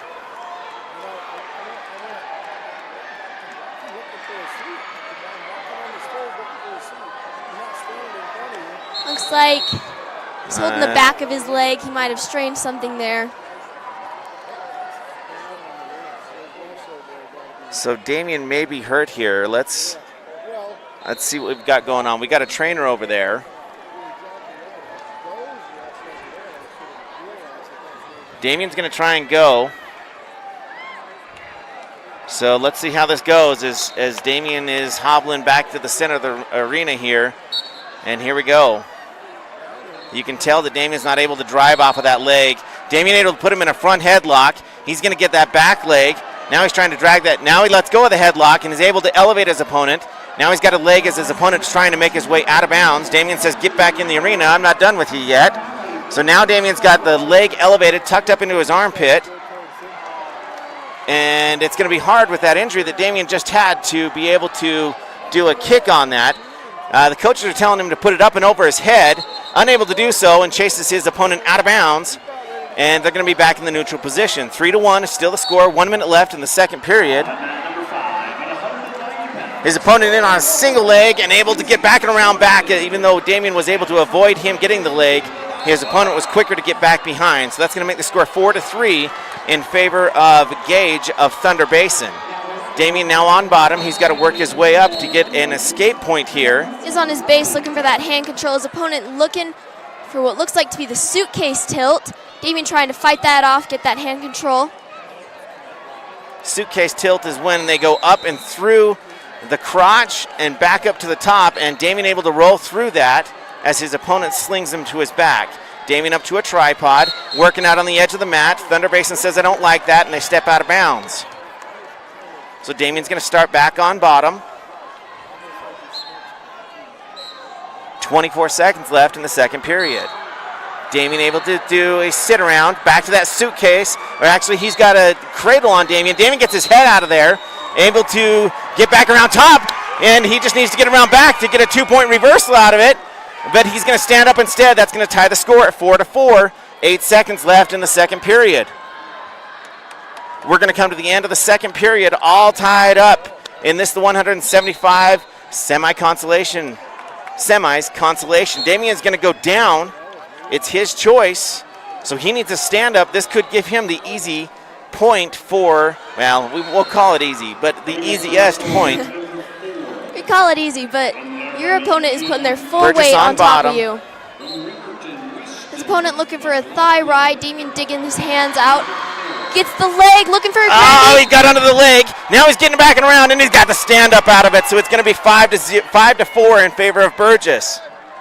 Damien looking for that rule-on once again. Pulls back just to have 2 on one hand. His opponent got the collar tie. Damien got the underhook in. Pulls out of it to go for the collar tie. His opponent doing the same. Damien pulls that collar tie off. Looking for that hand control there. Burgess can't be complacent here. He needs another 3-point takedown. 1 minute, 20 seconds left in the third period. Damien looking for that rule-on once again. Decides to go back to the underhook. His opponent cuts ties back to the neutral position, trying to circle around, trying to get a shot in. Ooh, sometimes I lose my breath. Still head-to-head, working on hand control. Both of them staring each other in the eyes, trying to see what's going to happen here. Damien looking for an outside corner. Not able to get there. His opponent, Damien looking for a snap down. And his opponent tries to snap down, goes in for a single double leg blast and puts Damien straight to his back. That's going to be a 3-point takedown by Thunder Basin. And now Burgess is fighting off his back with 40 seconds left. He's going to be able to roll through that. But now Burgess has got to get up, and he has got to get a pin out of this. 30 seconds left. Come on, Damien, let's go, buddy! Gotta keep fighting! All right, so he's fighting off bottom. We got 25 seconds left. His opponent looking for an arm bar. Damien's still trying to base up here. Fighting that hand control. And it's going to be very difficult at this point in time for Damien to get up as his opponent is crowding his knees up into the ribs as he is on top and now has wrist control. 10 seconds left.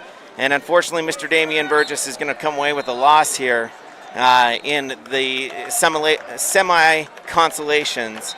And that is going to put him into the 5th, 6th place match Good match by his opponent there. Damien's still looking a little bit gimpy. Looks like he's in some pain. We'll see if he goes into this next match feeling okay, but that was a great match by Damien. His opponent just getting the upper hand on that one. Okay, now we've got over here, and I apologize as we were running into that one here. We have got Brooke Schwab.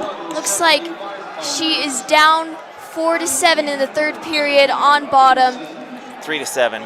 3-7. 3-7. She's on bottom there. Looks like her opponent is from Sheridan, I would say, or Wheatland, from Wheatland.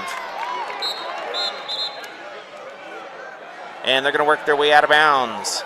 Back to the middle. We've got 1 minute and 13 seconds left. Brooke has got to get up and then get a takedown here.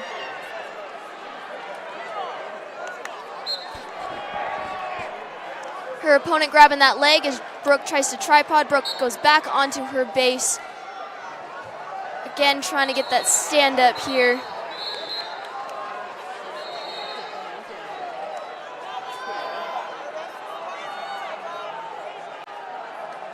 Wheatland being very aggressive on top. Every time the Brooke gets up to a base, she grabs those arms, yanks them down, looking for a three-quarter half. Not able to get it. To switch and get the stand up out of it. She's going in for, looks like an over tie and a collar tie, and her opponent pulls away. So Brooke does score an extra point there, but now her opponent is going to avoid her, and that is going to be a stalling call on her opponent, making the score 4-7. Excuse me. So Brooke needs a takedown to tie this up. She's got 27 seconds to do so. Brooke's opponent is backing away from her. Brooke wanting to go in and get that throw. Looking for the headlock, unable to lock that up. Her opponent's still stalling and backing out there. 15 seconds left in the match. Brooke has to get a takedown right now or she's not going to win. Not able to hook that up. She went for the headlock and her opponent able to pull her head out of there. And that's going to end the match 4-7. So Brooke Schwab, unfortunately, is going to fall in that round. That will put her into the 5th, 6th place match. All right, next up for the Star Valley boys, we have, looks like it's going to be Ryan Talbot. And he's not going to be up for, he's actually on deck, I believe, or will be here soon.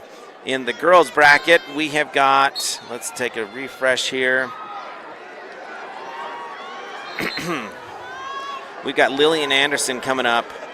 She already wrestled. She already wrestled? So did Brooke. It didn't refresh the way you wanted it to. Our next wrestler will be Cashley Hepworth in the 235, which she will be up soon as well. On by number 5 at 215 pounds, from Cody, Baker Stewart. And from Pinedale, Alejandro Hernandez. All right, so as Jocelyn mentions, we have Cashley Hepworth coming up here soon. And on the boys match, we have Ryan Talbot that's going to be coming up here soon as well. Some hard matches. You get into the end of this tournament, being the state tournament in the 4A bracket. We've got some tough boys and tough girls in this. We've had a tough round here. We're going to have a bunch of 5th and 6th round placers that are going to be working through on their last match. We have Ryan Talbot and Elijah Matatia coming up here soon.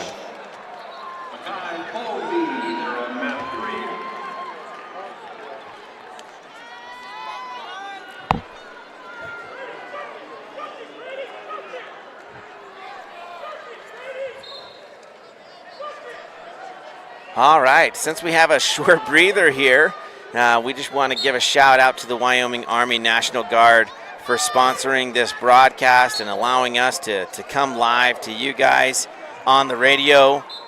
We wish we could bring you video feed today, but we don't have the permissions to do that, so we'll bring you audio instead. So it looks like we just had a match here in front of us finish up. And I think that Cashley, she's on the other mat, I think. Nope, she's going to be on this mat. So we've got Cashley Hepworth coming up right now on the girls' mat. And her opponent is going to be Tamra Knight of Wright, Wyoming. This is in the 235 weight class. That is a very bright singlet for the Wright wrestler. Bright yellow and black.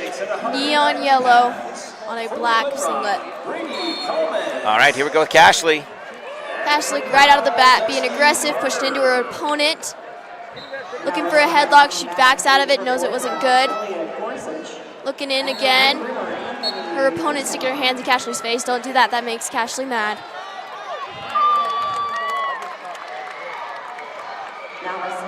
Typically, you get into the top weight of both the boys and the girls, and you're going to be going in headlocks. Cashley's got a headlock locked up, able to whip it around, but her opponent able to get an arm around the head. So instead of having a throw to the back, Cashley will just take a 3-point takedown. Now she's got in a power half. Running that around, and Cashley gets her opponent on the back. She needs That's to going to be a settle in pin. here. Not yet. There we go. And there's the pin for Cashley Hepworth. She will be going for third place. So, quick match for Cashley Hepworth, and that'll put her into the third place match. And that is all the wrestlers that we have on the girls' side to wrestle for the consolations. So what we do have now, let's refresh the screen and I'll give you an update as to where we stand with the girls.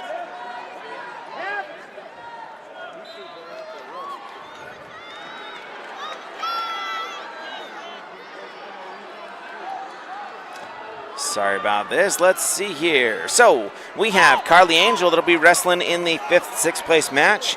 Kenna Merritt will also be in the 5th, 6th match. Brooke Schwab in the 5th, 6th match. Keston Johnson will be wrestling for 3rd place. Oakley Hepworth for 3rd place, and Eva Anderson for 3rd place. Not Eva Anderson, sorry. Excuse me, Lillian Anderson. And then we have our 2 finalists, which is Remington Allman in the 1st place match. Kara Andrews is going to be in the 1st place match. And excuse me, I said 2. We actually have 3. And then Belle Foreman in the 1st place match as well. Let me switch over to the boys here. we have 2 more boys that will be going in the consolation semi-rounds. 3 more boys in the consolation semi-rounds before we move on to the placing matches. And we have Ryan Talbot, Elisha Matatia, and Grant Thompson who will be going in the consolation semis before we move on to Cooper Burke in the 3rd place match, Ty Thompson in the 5th place match, Damian Burgess in the 5th place match before we move on to the finals, which will be Kimball and Tel Perry. So once again, great showing by Star Valley on both sides, both the girls and the boys this weekend. We would have liked to have seen some better finishes by some of these boys, but they have really, really worked hard. There's been, boys and girls, excuse me. They've both worked really hard. Looks like the Lady Braves are currently leading by almost 80 points. And the boys are in 5th.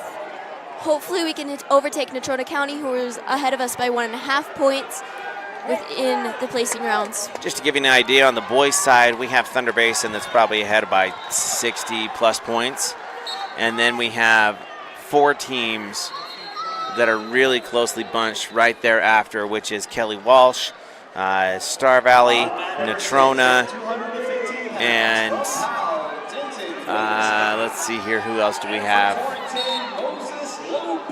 East, I think, is right in the mix of things here as well. So the boys' side is just incredibly difficult. Now, on the girls' side, not to say that that is not. I mean, there are so many schools here for the girls' team where it's just one division. There are rumors currently going around that next year there would be 2 divisions. And we have Ryan Talbot going over on Matt Ford. All right, so Ryan Talbot just keyed up, and he is in the 190 weight class. Just starting the first period here, still 0-0 as they're going head-to-head, trying to set up for position.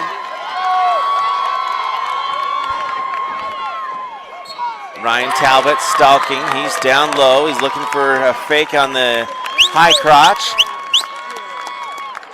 And nothing comes about, but then he's going to go back up to a standing position, still grappling for overs and unders. In on a leg, his opponent able to avoid that. 17 seconds left in the first period. We also have Matatia, Elisha, coming up in the 215 weight class, so they're going to be on different mats at the same time. I will take Ryan Talbot, and Jocelyn will take Elisha here on the other mat. Ryan able to elevate his opponent and lifts him up over his head, spins him around, and throws him down, and that is going to be the end of the period. Ryan, that was a heck of a lift.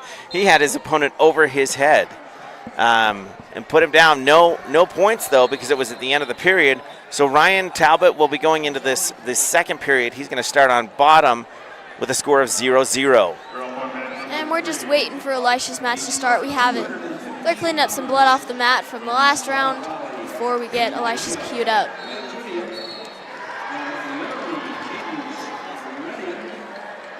Ryan on bottom.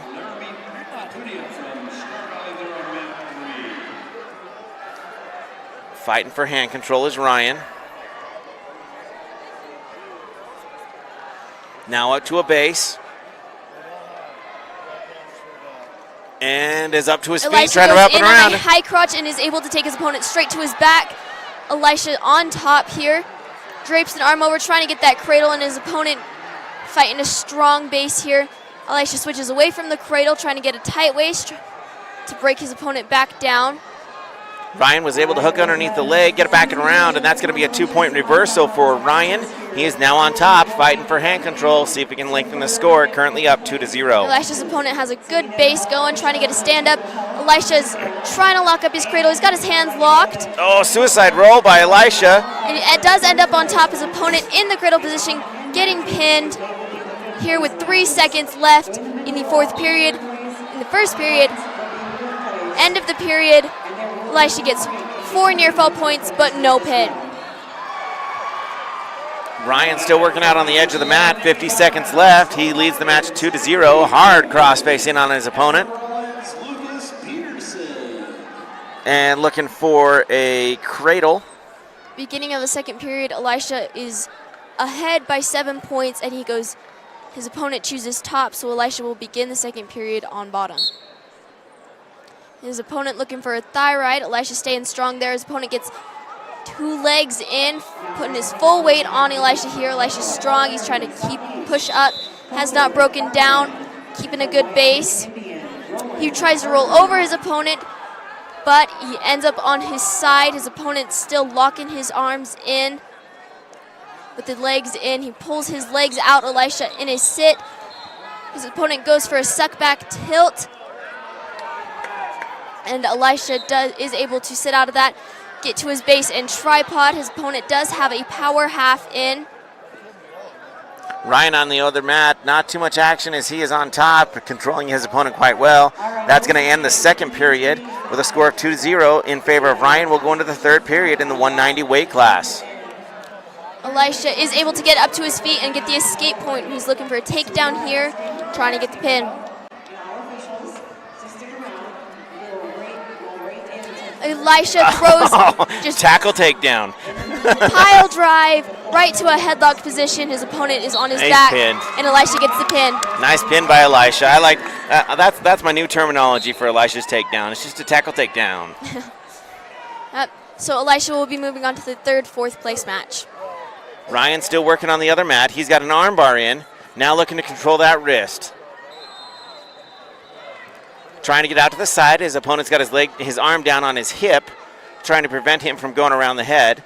Ryan loses the arm bar. Now looking for wrist control again. Hard crossface by Ryan. His opponent wondering why he left his head up there. Ryan now rolling a wrist down, trying to look for an arm bar. Not able to get it. Still controlling on top. Nice hard crossface again.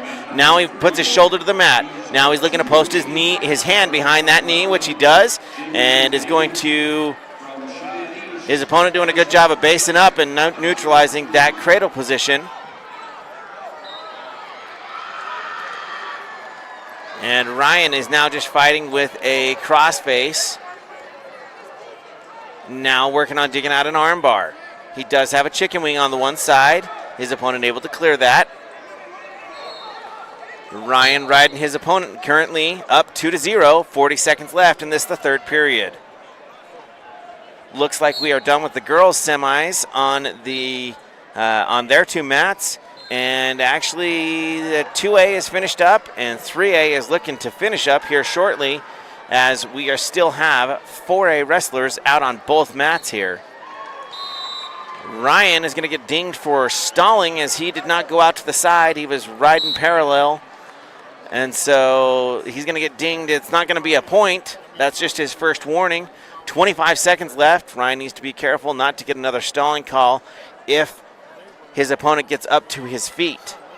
Ryan covers. Goes for... Looking for a 2-on-1. Trying to drive his opponent forward. Not able to get that, but still keeping his weight on his opponent. 15 seconds left. Ryan looking good to advance into the third place match. And able to continue to drive his opponent forward. 5 seconds left, and Ryan's going to be into the third place match. So a good win by Ryan Talbot. A sophomore, let's see here, junior. So he will have another year of wrestling. So he'll head into the third place match. All right, we're going to have a lull here. So we're going to jump into some team results as we are waiting now for the medal rounds. So the medal rounds, at this point, as I said, everybody that we've announced today will finish 6th place or better. And at state, they do place top 6. So everyone that has made it to this point will receive a medal. So overall, for the boys, we have Tommy Hoops. He ended up scoring 2.5 points for the Star Valley team. He had a couple of wins, a couple of falls. He's not going to end up in the medals, though. Nolan Hyde at the 113 weight class, he scored 2 points for the Star Valley Braves. Once again, he did not place either, though. Kimball Perry, he is off to the championship bracket at this point in time. He has scored 21 team points and will be adding to that total. Maxwell Girac, he did not score any team points. He had a really tough weekend. He had 1 win, and I think he came away with 2 losses and did not score any points. But a great weekend for Max just to be here and be part of the team and wrestle tough. We have Tel Perry. He's in the 138 weight class, and he has currently scored 23.5 points for the Star Valley Braves, and he'll be adding to that total as he is wrestling in the championship bracket, or the championship match. We have Kaysen Mizraini, who qualified for the state team, won one and lost a couple, and that put him out of the tournament, so he didn't score any points for the team, but once again, we're glad that he was able to qualify for state, get here and get some experience.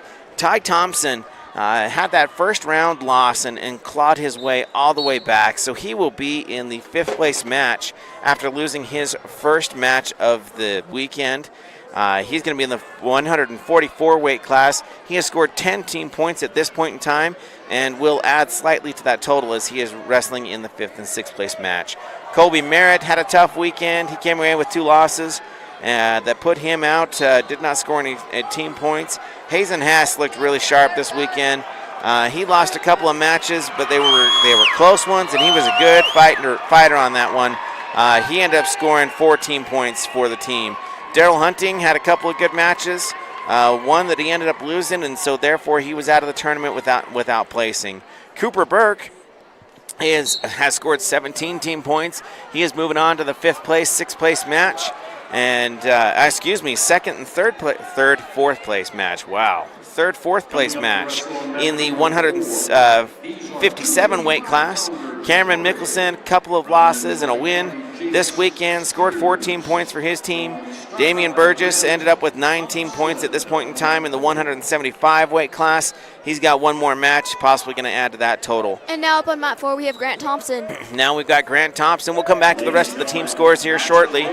Grant Thompson, it looks like his opponent is from Cantrell, but I would assume Natrona. Move right into the consolation finals. Ryan in on a front headlock, looking for a cow catcher. Bouts will take place at the It's not really a front headlock. It's more of an over tie and an under tie. on the outer mats.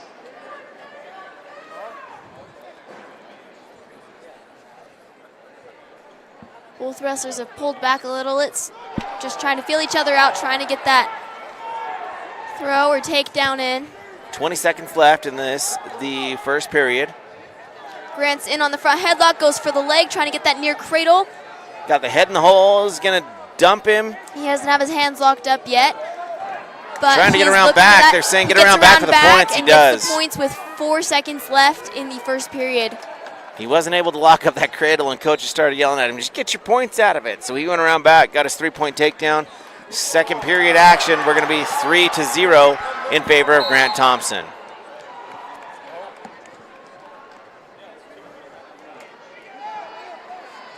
All right, Grant Thompson's going to start on bottom. His opponent from, boy, he's got a C on his headgear. Grant with a slick turnaround, and he goes right back into the reversal. Going to get 2-point takedown, or 2 points out of that, and make it 5-0. Grant working on top.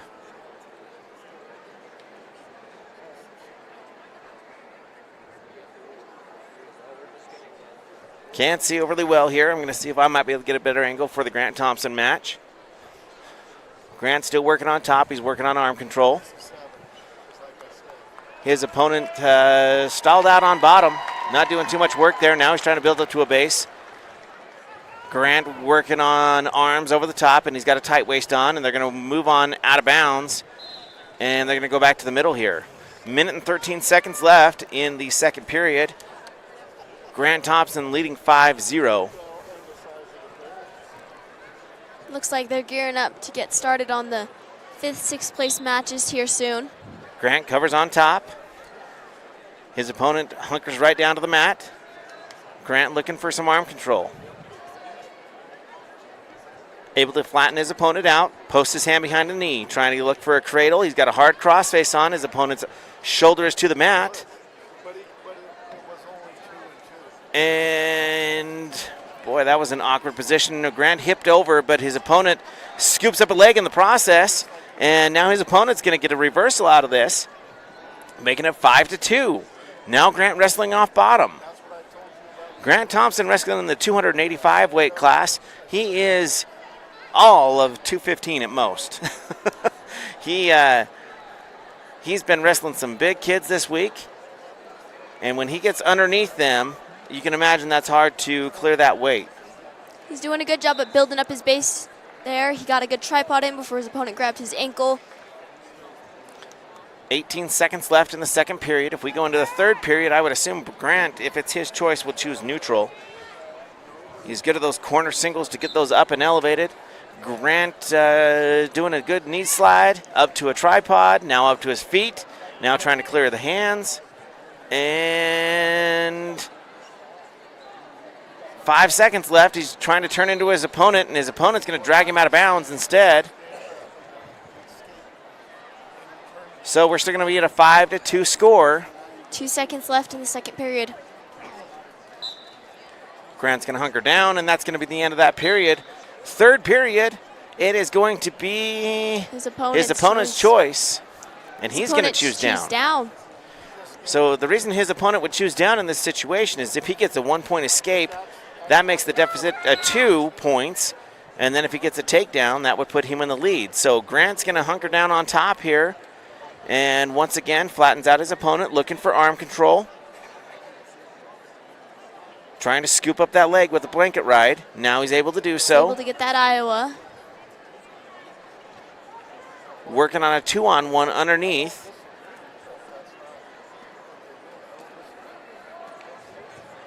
It's difficult for Grant to get the leverage to put his opponents to his back in this position, just simply because his opponents usually outweigh him by almost 50 pounds.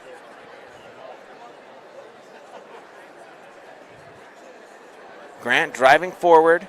His opponent should get dinged for stalling here. He's not doing anything to batter up. And as soon as the referee bends over and says, let's see some action, he jumps up to his feet. To a tripod. Grant stays on that single leg. Elevated that leg. Grant looking for a trip.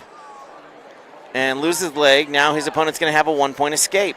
Makes the score 5-3 in favor of Thompson from Star Valley. With 1 minute left in the third period.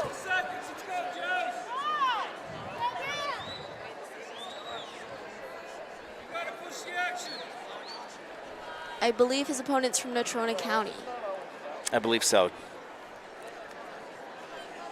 His opponent in, trying for a single leg. Grant puts him in a front headlock. Grant's going to sprawl him out as his opponent drives into him for a tackle takedown. Not able to get there, though. Grant able to put him in a front headlock. His opponent now grabs the leg as Grant goes to get around behind. Grant's just got to clear that arm and move his hips out around. His opponent scurrying out of bounds. And his opponent, that should be a stall call in my opinion, as they scurried out on the end of the mat to avoid that takedown. Grant will be starting back again in the middle in a neutral position. 13 seconds 13 left. seconds left. Grant's just got to maintain without a stall, without a takedown. His opponent in on a single leg. Grant stalled him out. It's going to push his head down to the mat, and that's going to finish that one out with a win for Grant Thompson in the 285 weight division with a 5-3 win over his opponent from Natrona County. So that will put him into the third place match. Whew, okay. Now, back to our team scores as we're waiting for some of our other wrestlers to come back up. We will have Carly Angel coming up here shortly. So back to the boys' scores in the 4A class. So Ryan Talbot with that win, he scores 18 team points. The worst he can do is fourth place. Hopefully he'll be taking a third. In the 215 weight class, we have Elijah Matatia. He has scored 20 team points and is cruising on his way into the third, fourth place match as well. And then Grant Thompson just came away with a win there. That's going to put him into the third, fourth place match. Now we will jump over to the girls' side. It's going to take me just one moment here to bring up that information. Wrestling for third place on mat number 6 at 106 pounds from Cody, Bobby. As we are waiting for Carly Angel to come up. All right, so we have Carly Angel. She is going into the fifth, sixth place match, and she is actually coming up on the mat right now, so we'll hold off on giving the rundown for the girls' individual scoring as we are going to announce Carly Angel. Here we go, fifth and sixth place on the line here. Carly's circling, trying to get some hand control, figure out her opponent. Her opponent goes in for a collar tie. Carly is quick to peel that off. Her opponent puts her hand in her face. Carly does not like that. She's getting a bit feisty here. She wants that fifth.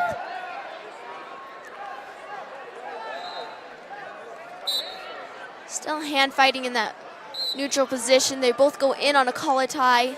Carly does have an inside tie on her opponent, and they break out of the collar tie. Carly looking for hands and wrists. Feisty, that's a great radio word.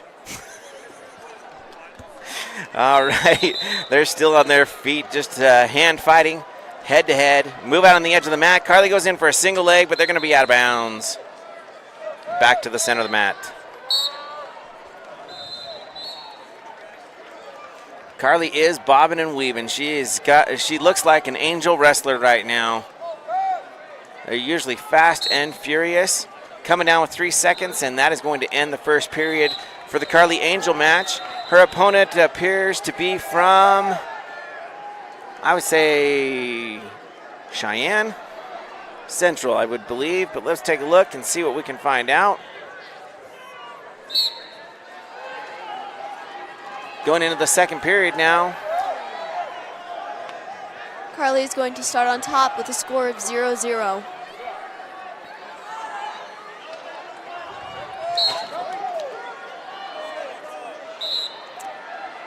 Carly going in with a chop breakdown, which she does so well. Trying to pull that 2-on-1 in, gets her arm bar. She's digging out an arm bar there. Bails out on that, trying to roll her wrist back. Her opponent is bringing those arms out wide. Builds up to her base. Carly's trying to chop her down again. Her opponent's in a tripod. Carly's got the 2-on-1 here, trying to get her opponent back down to her belly. Not quite able to do so. Pushes her till she can get a double leg. Her opponent sprawls out on that. Carly's still in on a leg. Needs to circle with her opponent here. Is doing so at this point in time. Leg. Her opponent in a front headlock. Carly still trying to drive into her, get that leg. Her opponent does have Carly's arm pulled up overhead, trying to get the front quarter. Carly doing a good job of leaving her legs inaccessible to her opponent, which is going to allow them to move out of bounds. But they do give a control point. An escape point. to her opponent, and they're going to start in the neutral Okay, position. there we go. Carly in on a single leg, trying to leverage out and around. Her opponent pushing the head down. Her opponent's got that quarter Nielsen in. Unfortunately, if you don't know how to run a quarter Nielsen, it is very easy for Carly to stand up there. Carly goes back in on the double leg. This time she's got a bit more secure, driving her opponent up. Loses Again, her grip and opponent now going is back to a leg. driving back to the edge of the mat, and they get out of bounds. No takedown in the neutral position back at center with 30 seconds left in the second period. Carly is trailing by 1 point.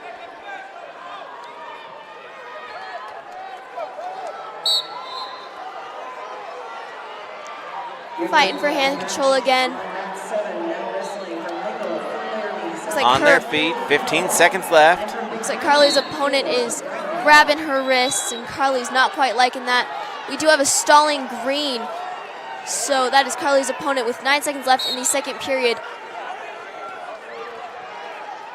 Carly looking for that double leg one more time, but drives her opponent out of bounds again. Coach Anderson calling for a stalling as her opponent is avoiding giving up points by moving out of bounds. Carly in on a quick double leg, but it is going to be with just 1 second left and no points. So we're going to move into the third period with a score of 1-0 in favor of Carly's opponent. Her Carly opponent will be chooses starting down. at top.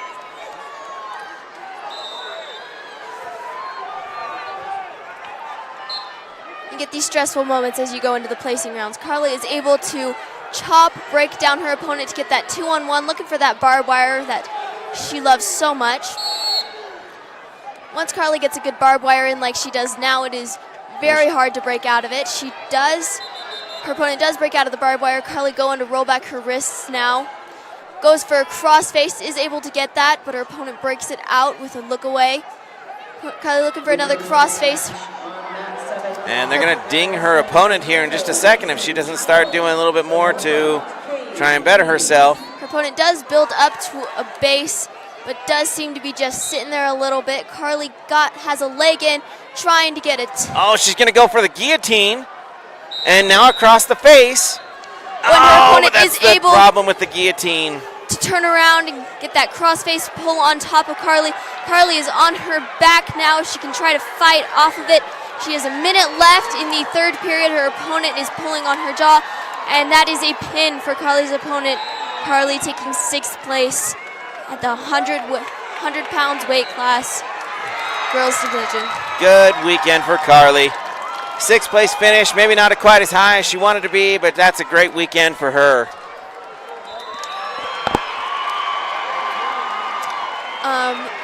Up next, we have Kenna Merritt, also in the 6th place match at the 105 weight class.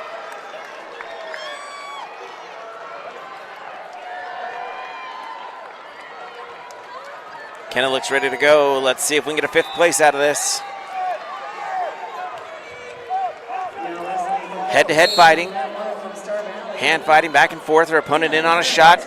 Merritt able to sprawl it out, puts her into a front headlock, hunts out that back leg.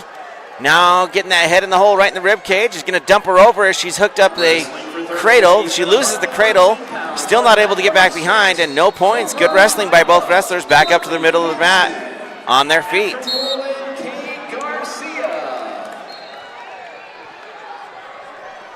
Both wrestlers in a collar tie in the neutral position. Her opponent goes in on a head crotch. Kenna doing a good job of going across the face. She puts her in a headlock, puts her straight to her back. And Kenna's going to get a pin out of this. Let's hope. She's got her down tight, and she does. Kenna gets a pin. That's a 5th place for Kenna Merritt in the 105 weight class with 9 seconds left in the first period. So great win by Kenna Merritt. 5th place at state in the girls all division state championship. All right, let's see if we can scope out some Cokeville matches here. It looks like Cokeville just lost in the 120 weight class. And I believe that is the 3rd, 4th place match. Or maybe, no, 5th, 6th place, I think is where we're at right now. I believe so. Winning by a single point. 5th place. I was looking up the capacity of the Ford Wyoming Center here. The capacity is 8,000. I would dare say that we are close to that by the time you factor in everybody that's down on the floor and up in the stands. What a wonderful event to bring this many people together to watch our wrestlers and support both the Lady Braves and the Star Valley Braves, and also their local high school teams. Boy, I'm kind of surprised on the girls' side that Pinedale has not made a bigger run. I thought Pinedale was going to be a lot closer to Star Valley than this, but Pinedale is actually back in 6th place. But Star Valley running away with the tournament at this point in time on the girls' side. Leading by almost 90 points. From Thunder Basin, Jean Kubo, they're on mat 4. Our next girls' match is going to be Brooke Schwab, gunning for 5th place as well in the 170 weight class. We will have quite a bit of a break between now and then because there's quite a few weight classes between there. So let's go over to the results of the individuals on the Lady Braves team. Let's pull those up here, give you an idea as to where everybody's at. So we had Carly Angel. She just came away with a win, and Carly Angel came away with the loss. And so she'll be in 6th place. The still state placer, Kenna Merritt, scoring 17 team points, and she's going to come away with a 5th place win, and that's going to put her on the podium as well. Hallie Roberts had a really tough weekend. Looked like she was struggling with a shoulder injury. Won a couple, lost a couple, ultimately scored some team points but did not place. Keston Johnson, she is, She's going to be in the 3rd, 4th place match. That's right, 3rd, 4th place. She scored 18 team points in the 120 weight pound division for the girls. Then we have Paisley Harbaugh, same situation in that she won a couple, lost a couple, wrestled really well this weekend, scored 16 points for her team, but is going to finish off the podium. Oakley Hepworth in the 130 pound weight class is going for 3rd, 4th. She scored 17.5 points thus far for her team, and she will be adding to that total. Next we have Remington Allman. She's had 3 great wins, and she's going to be wrestling for the championship match. Has scored 24 points for her team thus far and will be adding to that total. Kara Andrews in the 140 weight class. She is wrestling in the championship bracket. Has scored 24 points for her team thus far and will be adding to that total. Val Foreman, man, so we got 35, 140, and 145, all 1, 2, 3 going into the state championship match. Val Foreman won 3 matches as well, scoring 24 points for her team, and she will be adding to that total as we get into the championship match. We've got Lillian Anderson in the 155 weight class, and she is going to be wrestling in the 3rd, 4th place match. Currently has scored 18 points for her team and will be adding to that total with that next match.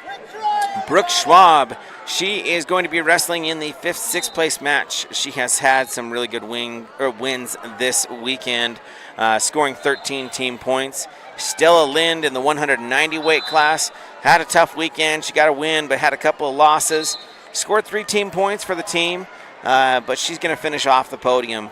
Cashley Hepworth, with that last win, she will be into the 3rd, 4th place match, trying to settle in a little bit higher on the podium. And she has scored 16 team points for the Star Valley Braves, Lady Braves, at this point in time. Let's take a switch over and take a little bit closer look at the team results. So on the girls' side, we have Star Valley leading the tournament at 193.5 points. The next closest is Sheridan at 106. So Star Valley leading by over 80 points at this point in time. There is no way anyone is going to catch them. But in the 2nd and 3rd, we do have a little bit closer race. We've got Sheridan in 2nd place at 106. Cheyenne East at 89.5. Kemmer at 85. Cheyenne Central at 66. Pinedale, surprisingly, only at 63.5. I would have thought they'd have been up a little bit closer to Star Valley. And then we have Powell, Lander, Thermopolis, and Natrona rounding out the top 10 there. On the boys' side, let's take a quick look in regards to the team results. Place on mat number 5 at 120 pounds from Douglas, Greg Fruman. And from Torrington, Team scores for the Well, let's see here. We can't just do the team scores because that pulls up everybody. Let me change over to the different divisions and let's get the 4A only. So 4A division, we have Thunder Basin that's just absolutely running away with the boys' side, 265. Leading in first place, Kelly Walsh, who Star Valley beat at their meet in the regionals, is in second place at 173.5 points. Cheyenne East at 165. Star Valley boys bringing up fourth place currently at 147 points. Natrona County at 131. Sheridan at 112. Central at 107. Green River at 98. Rock Springs at 83. Evanston at 71, and that rounds out your top 10 for the boys 4A division. There could be a little bit of jockeying back and forth between the second, third, and fourth being Kelly Walsh, Cheyenne East, and Star Valley as we head down the stretch with the number of qualifiers that we have going in there. But there is no chance on anyone catching Thunder Basin at this point in time. They had a lot of kids in the third, fourth place matches, and I believe that they have 3 or 4 that are going to be going into the championship matches as well. We are cruising right along here. Looks like we're at the 110 weight class for the girls. We're still at the 106 and the 113 for the boys. We do not have any Star Valley Braves coming up here anytime soon, probably another 10 minutes or so. We're going to give our voices a break for just a short moment. We appreciate you tuning in, supporting the Star Valley Lady Braves Wrestling and the Braves Wrestling at here the state tournament, being brought to you live from the Casper Events Center in Casper, Wyoming. And we will be back in just a few minutes. Thank you, and we'll be back.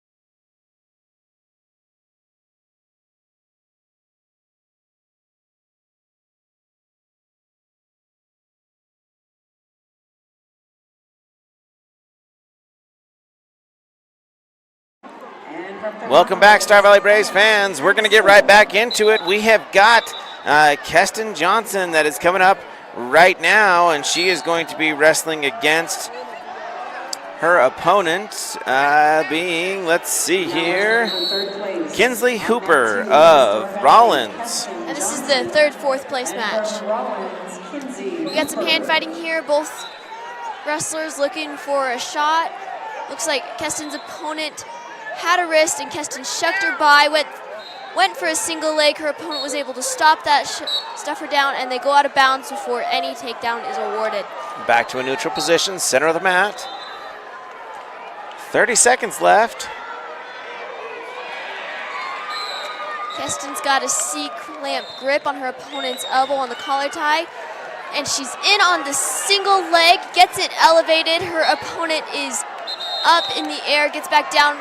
Keston going for the trip, ends up losing the leg. Her opponent does have double underhooks in. Looks like she's looking for a throw.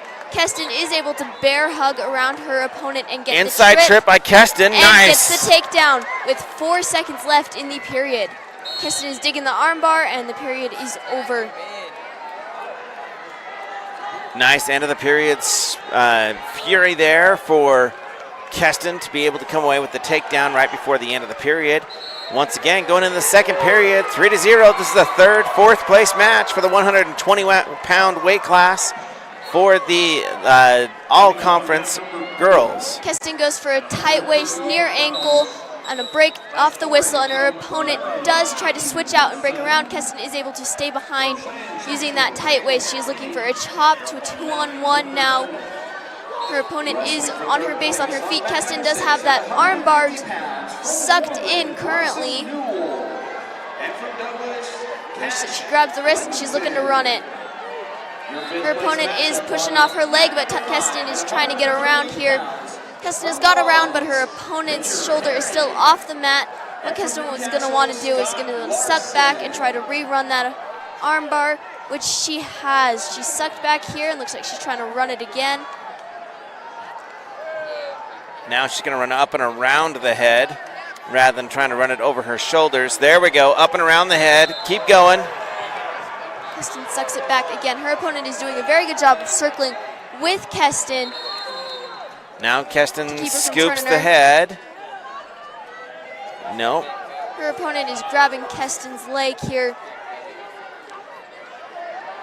Keston is trying to figure out the best way to run this bar arm, or if it would be better to let it go. It looks like she's trying to keep the bar arm here and run it over the head, and this time she is able to suck it in tight. Her opponent trying to run over top here. Keston does let it go and gets 3 near fall points, but her opponent is able to get the reversal and is now on top. And Keston grabs the head in the headlock position, trying to get some near fall on her opponent here. She's going to sit back nice and tight on that as she's got the arm. She's going to try and elevate that. Her opponent is on her base here. Keston does have the head, and she lets that go as she gets back onto her base. There's no reversal or near fall points given to Keston here. Her opponent trying to break her down using a half, and the end of the second period. Keston does lead 6-2. 6-2 going into the third period. We have Ty Thompson that is coming up on the other mat here. Looks like there's an injury on that mat currently, so we will get over there as soon as Ty takes the mat after this injury. So back to Keston Johnson, 2 minutes left in this, the third place match, leading 2-6. Keston starts down, her opponent digging that half, trying to get end of wrist. Keston doing a good job of keeping on her base, not giving her opponent that wrist. She's trying to peel off that half right now. She does do, her opponent does switch to the half on the other side and digs that half in, trying to run it. Keston doing a good job of circling with her opponent, not letting her turn her over.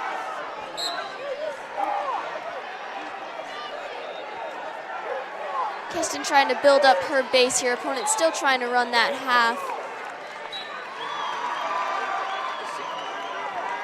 Her opponent is able to get Keston over onto her back. Keston trying to bridge out of it here, and Keston is going to get pinned. Yeah, her opponent just tucked that half just tucked her head underneath and was able to stack her up. So that is a 4th place for Keston at state. Still a great finish for Keston Her Johnson. senior year, last match. And now we have Ty Thompson up on mat 4. Ty Thompson in the 144 weight class. He's wrestling for 5th and 6th. His opponent is from Thunder Basin. Ty going after it. Both of them kind of swatting at each other. They're going to stop it and say, hey, let's stay off the headgear. Get going back after it. Ty fanking in on an ankle pick. Back to his feet. Head to head. Setting it up. Ty looking for a shuck by. Unable to get there. Now he's got a Russian. He's got the 2-on-1. And he's trying to step behind. Not able to do so. And his opponent's headgear comes off for like the 3rd time. And so Ty's going to plead his case to the referee that he needs to tighten his headgear because it keeps coming down out and around his face and his throat. Looks like the referee was agreeing with Ty there. And so Ty's just doing shutdowns, and he needs to tighten up his headgear. So his coach is going to tighten him up. And they're not going to call this a stalling because it is considered a safety precaution. If it happens again, they may call a stalling or maybe even award a point. But at this point in time, they're just trying to fix his headgear. So Ty is going to be prowling the mat for just a little bit as he's waiting for his opponent to get back out on the mat with a headgear that's actually going to function. All right, back to the center of the mat. Here we go. That still looks pretty loose to me. I'll be surprised if it makes any difference. Here we go, Ty. Ducking back and forth. Ty's forcing his opponent out to the edge of the mat. His opponent fleeing off the mat. Ty in on a single leg. Nothing of it. Ty looking to get ahead. Not able to get anything there. Faking it on an ankle. Nothing's happening there. Back to the center of the mat. Ty's in on 2-on-1. Into the Russian. His opponent scoops a leg. Ty able to clear that leg. Back out on the center of the mat. Still head to head.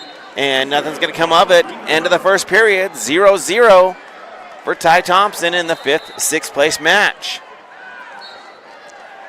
Ty is going to defer, and his opponent is going to choose neutral. Ty's really good at sucking you in nice and close with the double unders and then doing an inside trip.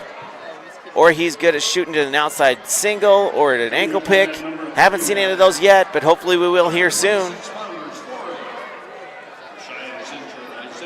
Ty in on the 2-on-1 again, on the Russian. Now steps behind, put his leg in and was able to force his opponent onto his back as they both rolled out of bounds, so no points there. Back to the center of the circle.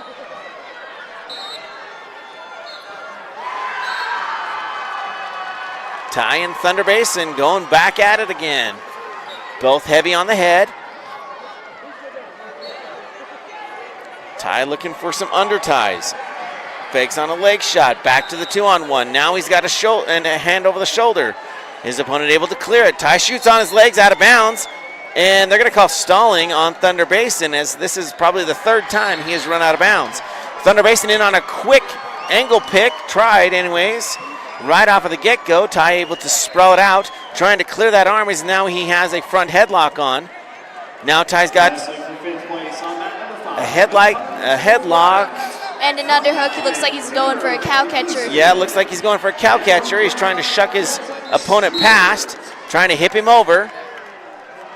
His opponent up to his feet, tying on an inside trip. They run out of the view, and they're going to say that he went out of bounds before any points were rewarded. So it's still 0-0, 47 seconds left, and this is the 2nd period. Back to the center. Ty, for the most part, has been the aggressor on this. Tying on a fake single leg, unable to get there. His opponent does put him in a headlock. They go shoulder to shoulder on their knees on the mat. Ty's able to, high head wins in this situation. He drives it up over the back, and Ty's going to end up on top, and that is going to give Ty a 3-point takedown over his opponent. And Ty over leads on the mat match, 2, we 3-0. have Oakley Hepworth, 3rd, 4th place match.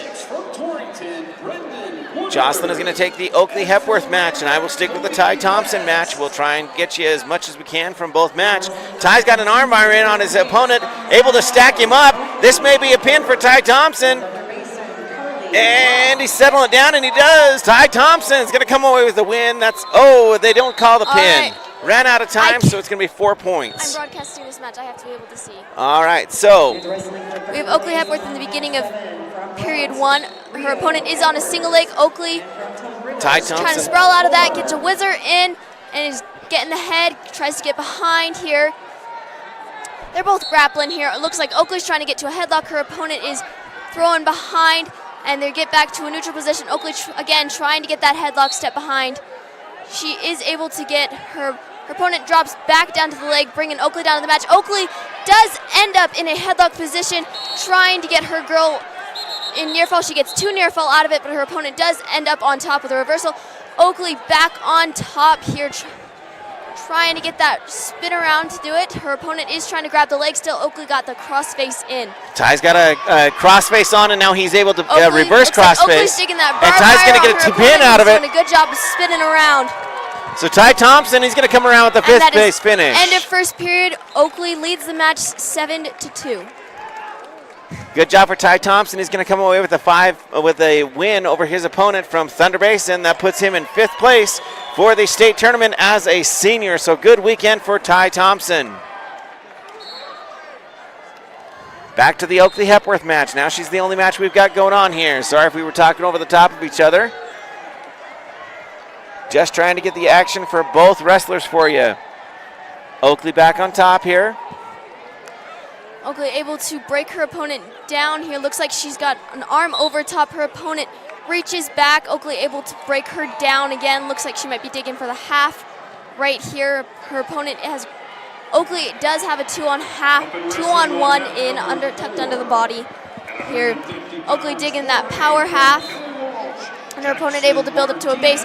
Oakley digs a crossface and looks like she's going for an ankle dump. Her opponent tries to grab the leg again. Oakley does have that crossface sucked tight here, and her opponent has a base up. Oakley Gets back up to to a her knee. feet. Oakley is on a leg, trying to keep control of their opponent. She has bellied out in on the leg. Her opponent trying to get around, trying to get a reversal there, which she does. Now Oakley is on bottom. She's still up 7-4. With a minute left in the second period, Oakley is trying to build up her base. Her opponent does get Oakley in a cradle. Oakley is trying to break out of that here. And Oakley does get pinned right in the cradle right there. Tough match for Oakley there, leading the match. And her opponent coming away with the pin. That is still going to give Oakley, is that 4th place? Or is that 6th place? That is 4th place, my bad. 4th place for Oakley. Still a good finish at the state tournament for Oakley.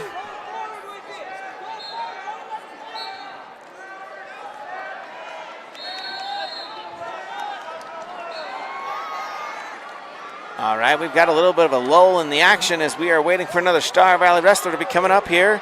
Let's take a look at the mat assignments, see if we might be able to find who's going to be up next for us. On the boys' side, I believe the next person that we have up, Damien needs to be given the allotted amount of time, so he's not going to be up anytime soon. We do have 1, 2, 3, 4 that are going to be going into the 3rd place matches, being Cooper Burke, Ryan Talbot, Elijah Matatia, and Grant Thompson. And then we have Damian Burgess that is going to be in the 5th place match, Kimball Perry in the 1st place match, and Tell Perry in the 1st place match. Jumping over to the girls' side, let's refresh this and see who we have coming up for the girls. Your 5th place matchup on mat number 5 at 150 pounds. On the girls' side, we don't have any mat assignments either, but we have Brooke Schwab that is going to be coming up in the 5th place match. We have Lillian Anderson that's going to be in the 3rd place match, Cashley Hepworth in the 3rd place match, and then all in the state championship match, we have Remington Allman, Kara Andrews, and Vale Foreman. Also in that match with Kara Andrews for the championship, we have Kaylee Julander, also with Star Valley Ties from Kemmer, Wyoming, that is going to be wrestling in that match. So we've got some good ones coming up for you, folks. We're going to take a quick break as we grab a drink. Cokeville we've got a wrestler Cokeville. on number 8. So we'll announce this Cokeville one before we take a break. This is in the 157 weight class. we'll try and get you a name here as we are wrestling now. We have got Cokeville leading the match 3-0. Clay And Tykert. this is Clay Tykert of Cokeville. Tykert fighting off bottom, looking for a switch. He's got the arm under the leg. Now just needs to clear the hips as he pulls that leg down and goes around. Not able to do so. His opponent back up on top. And Tykert into a sit out. Now trying to clear the arm from off the top of the head. Able to do so. And clears that up to his feet. Now his opponent in on a leg. Tykert pushing that head down, trying to clear it down to the mat.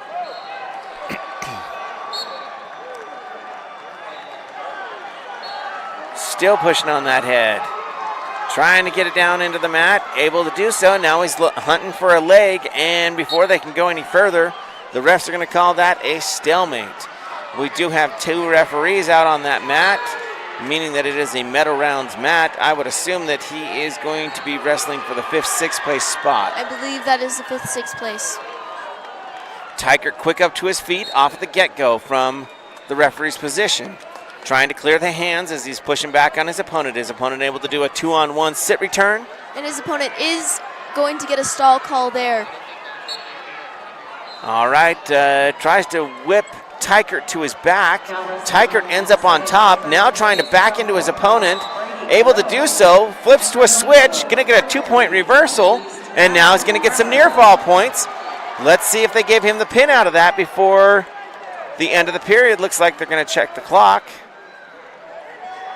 And it is. Tykert's going to end up with a pin. That's going to put him in 5th place for the 157 weight class in the 2A division. So a great win for Cokeville.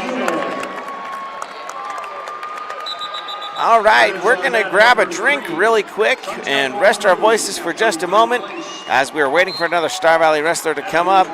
Thank you for joining us as we're broadcasting live from the Casper Event Center in Casper, Wyoming. We'll be right back. Your 3rd place matchup on mat number 6.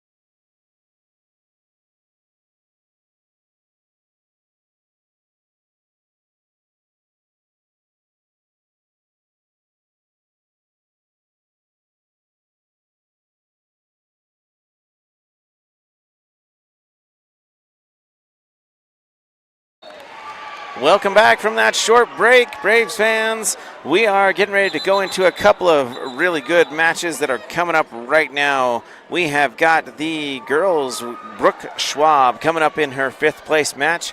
Her opponent is Ella Kelly of Kemmerer. Brooke has looked really good this weekend, hoping to capture a 5th place finish. And this being in the 170 weight class.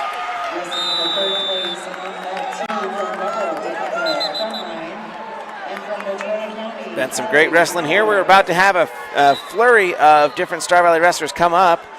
Brooke Schwab head-to-head with her opponent from Kemmerer. Head-to-head. Brooke going for a headlock throw, unable to get it, but does get back behind her opponent. Now she's going to pull the chair out from underneath, and that's going to be a sit return, 2-on-1, and that's going to give Brooke the 3-point takedown. Her opponent back up to her feet. She still has her arms wrapped up. Brooke able to take her back to the mat and roll back up on top. Now she's getting some near fall points out of her opponent, and that's going to be a pin. So that is a 30-second pin by Brooke Schwab, and that is going to put her on the podium in 5th place. What a great match by Brooke Schwab of Star Valley in the 170 weight class.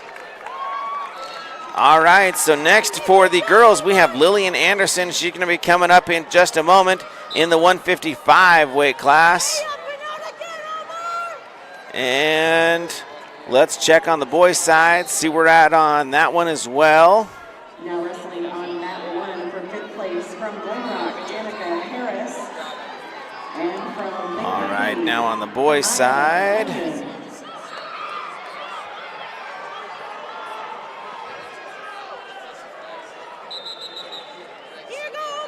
Your 5th place matchup on mat number 5 at 175 pounds from Lovell, Rudy Hall. On the boys' side, we have Damian Burgess that's going to be coming up here soon, and he's going to be wrestling for the 5th and 6th place. Went up and checked with him. His mom says he's got a strained muscle in his upper thigh, so we'll see how well he's able to wrestle, but he will be wrestling for the 5th place against his opponent, Tyvon Nichols of Kelly Walsh. Tyvon, I believe he ended up scoring 3rd or finishing 3rd at regionals, just below Damien at the regional tournament that was held last week in Star Valley. So it should be a good match.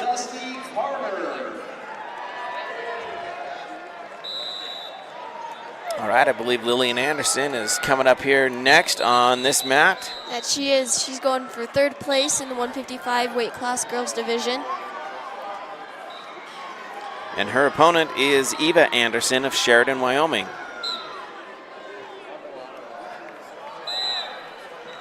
And they're going to do an overtime on mat number 4. All right, here we go with Lillian Anderson. Overtime on 4. 155 weight class state championship, wrestling for 3rd place. now wrestling on mat 2 for 3rd place from Sheridan, Eva Anderson. Circling around to the center of mat. Lillian Anderson. Not too much. We got some hand control, hand fighting going on right now. Looks like Lily's going for an ape hanger. Lily's got a wicked corner single to a hip crackdown. That is what she likes to do. It looks like she's trying to set that up here.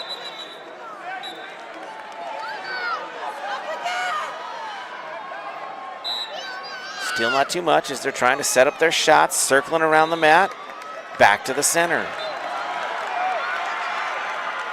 Neither girl taking a shot yet. 20 seconds left, and this is the first period. Because this is a 3rd place match, it's considered a consolation bracket, so the first period is only 1 minute long. We got 12 seconds left, still 0-0. And does not look like we are going to see any points scored, and we're going to move into the 2nd period at a 0-0.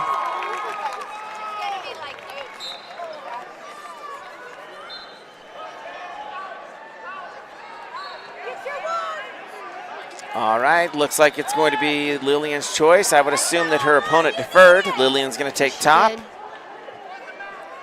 Coming up on mat number 4 at 165 pounds, from Cheyenne Central, Michael Rodriguez. From Riverton West. Her opponent is able to get a stand-up escape, running out of bounds there. And they're back to a neutral position. Once again, fighting, looking for a setup to their shot.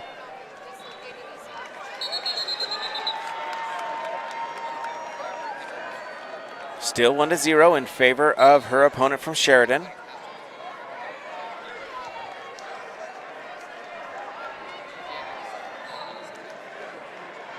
Still hand fighting. Lily goes in on a shot, not quite able to get it. They're back on their feet. It's a minute 20 left in the second period. Her opponent is up 1-0 in the neutral position, looking for a takedown from Lily here. Opponent's got a collar tie. Lily's ape hanging on that. Ape hanging, you just mean heavy on the head. No, it means you grab. When your opponent's in a collar tie, it means you grabbing their elbow and you're kind of pulling on it, you're kind of hanging on it.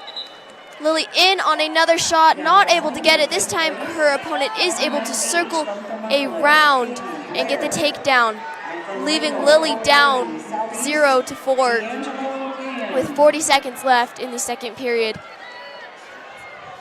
Lily is on her base trying to fight up her opponent. It's grabbing an ankle, look like she's trying to get a half. Opponent is able to run the half over her head and pin Lily right there with 30 seconds left in the second period. Lily gets pinned and is going to take fourth in the 155 weight class in the girls division. Still a great weekend for Lillian Anderson, walking away with fourth at state. Jocelyn, what year in school is she? She's a sophomore. She's a sophomore, wow. So placing at state as a sophomore, she'll have a couple more years to wrestle, and she's pretty happy with her performance for the weekend, it looks like, and great finish for her. We've got Damian Burgess. He's going to be coming up on deck in just a moment here as we're finishing up an Evanston Thunder Basin match. As I mentioned earlier, a lot of Thunder Basin finishers for both the boys and the girls team.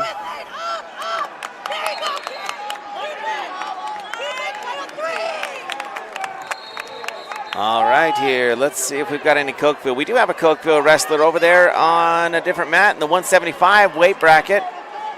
He is currently trailing his match 2-5. And that is Cashton Walker from Cokeville. Cashton Walker. They are in the third period. He's got a score. He's only got 30 seconds left. His opponent trying to get up from a base. Looks like Cashton started on bottom, and so he needs to try and mat return in order to avoid letting an escape point go here. But he's almost to the point where he's got to cut him loose. We've got 17 seconds left, and they are going to get hit with the stall, and that's going to bring him back to the center of the mat. 17 seconds left with Cashton Walker leading or trailing by 3 points. No, he's leading. He's green. He's leading? He's leading. Oh, he's got pink on his shoes. I thought that was a red. Nah, he's got the green ankle band on the other ankle. He does indeed. So Cashton Walker's actually leading the match. His opponent doing a last-ditch roll to try and get through out of that. Not able to do so. Walker able to neutralize him back down to the center of the mat, and he's just going to wait it out for another 3 seconds. That's going to be a win for Cashton Walker, and that is going to put him, I believe that was the third place match. It's a good win for our neighbors from Cokeville, Cashton Walker in the 175 weight class.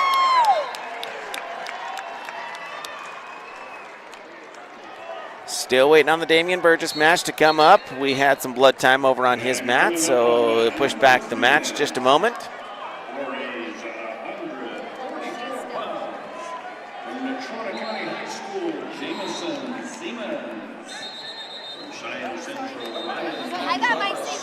Wonderful weekend of wrestling here, both on the Lady Braves and the Braves side. Tough competition as the girls division continues to grow, and there are more and more wrestlers. And then also on the boys side, as the boys are now in the 4A, have been for the last couple of years, and it just makes the competition stronger and harder, forcing our boys to become better and do better. So we got some great wrestling that has been seen and witnessed this weekend here in Casper, Wyoming at the Casper Event Center.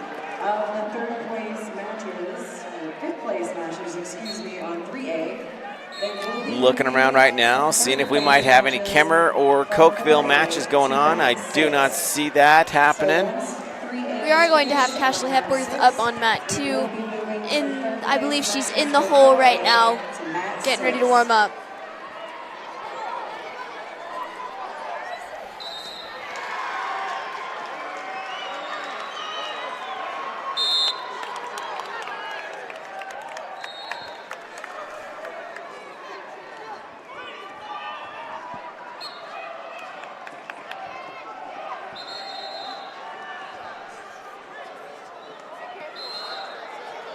We appreciate everybody tuning in. Once again, we're coming to you live from the Casper Events Center, the Ford Wyoming Center in Casper, Wyoming. This has been actually probably one of the best years weather-wise for us to drive up here. The roads were dry, and we have waiting in line outside as, you know, stalwart fans do.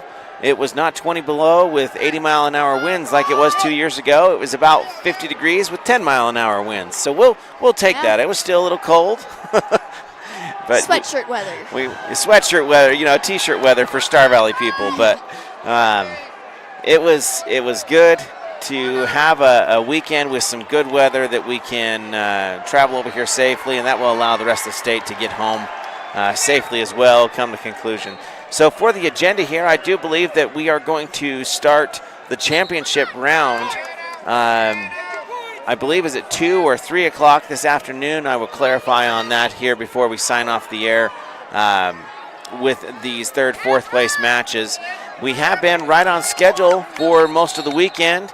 Even though the 4A bracket has gone over, they've transitioned to some other matches to try and streamline that.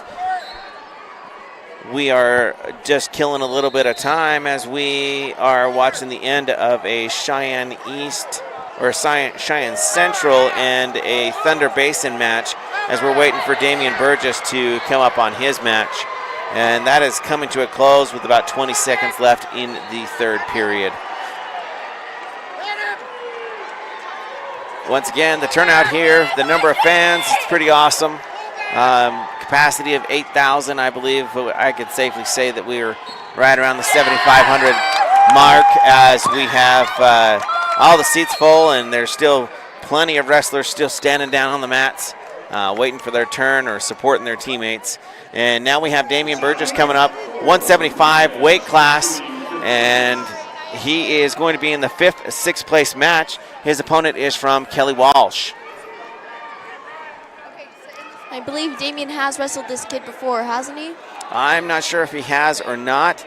This is Nicholas of Kelly Walsh. Damian seems to be moving okay. We'll see if that upper leg strain is going to bother him that he suffered in the last round.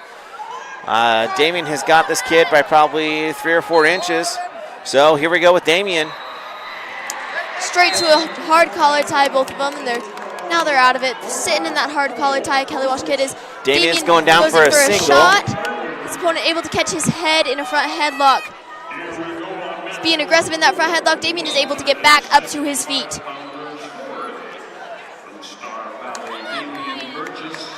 His opponent looking for that rule on there. Damian trying to get his arm out of there.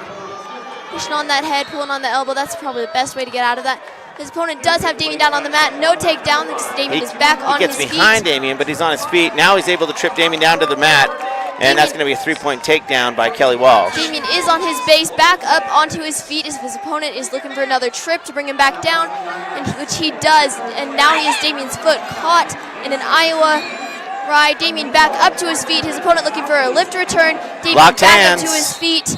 And that's going to be a 1-point technical for Damian as his opponent had an illegal move there. Damian is going to start down in the middle with 3 seconds left in the first period. Damian trying to switch out, gets up to his feet, and that is the end of the period. No escape point awarded. All right, so it looks like the coin flip here is going to be Damian's choice. Damian's going to defer. That's going to go to Kelly Walsh. Kelly Walsh is now going to go down. Damian trails this match 1-3 going into the second period. This is the 5th and 6th place match for the state tournament. Damian's opponent quick to his feet. Damian releases. That's going to give his opponent a 1-point takedown. Damian now trails by 3 points.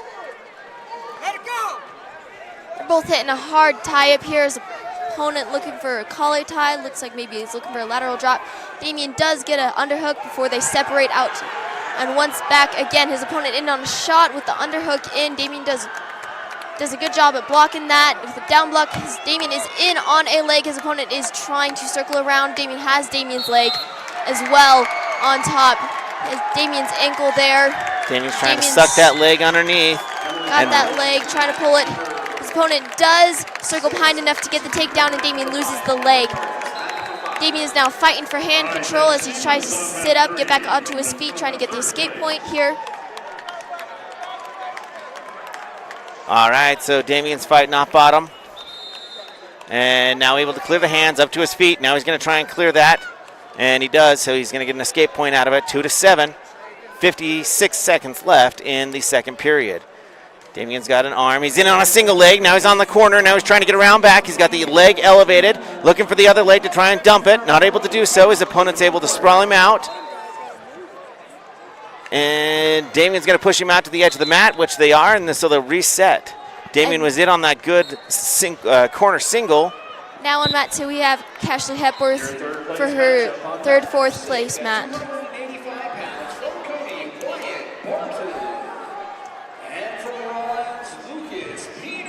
Cashley is going up against Fatima Mata from Pinedale here. And they have wrestled quite a few times. This is a great matchup of girls. They're both pretty evenly matched here wrestler-wise. Damien in on a single leg, but out of bounds as his opponent defends. Still a score of 2-7. 16 seconds left in the second period. Damien in on a single leg, going into a fireman's, and he's going to get a takedown right at the buzzer. That's a great takedown by Damien. 3 seconds left. He's going to put his opponent, he's going to get some near fall points out of this as well. And only 2, but that's going to be enough to tie it up. That should be a 4 near fall. He did not swipe near fast enough. Oh, he's going to say 2. Coach Clark is out there arguing. And that should be a 4 near fall. End of the first period with Cashley Hepworth. No takedowns. It is Fatima's choice, and she's going to choose a neutral position. All right, so let's see what the referees are going to discuss here. Over on Damien's mat. Currently it's tied 7-7. Referee says, I'm sorry, I was out of position, didn't get those near fall points called in time, so now Damien is going to head into the third period, tied 3-3. Damien's going to go down because it's his choice. Let's see if he can get the easiest point to get that stand-up. We have Cashley and Fatima fighting here. Cashley's going for a headlock, isn't quite able to get it. They separate back out into a neutral position.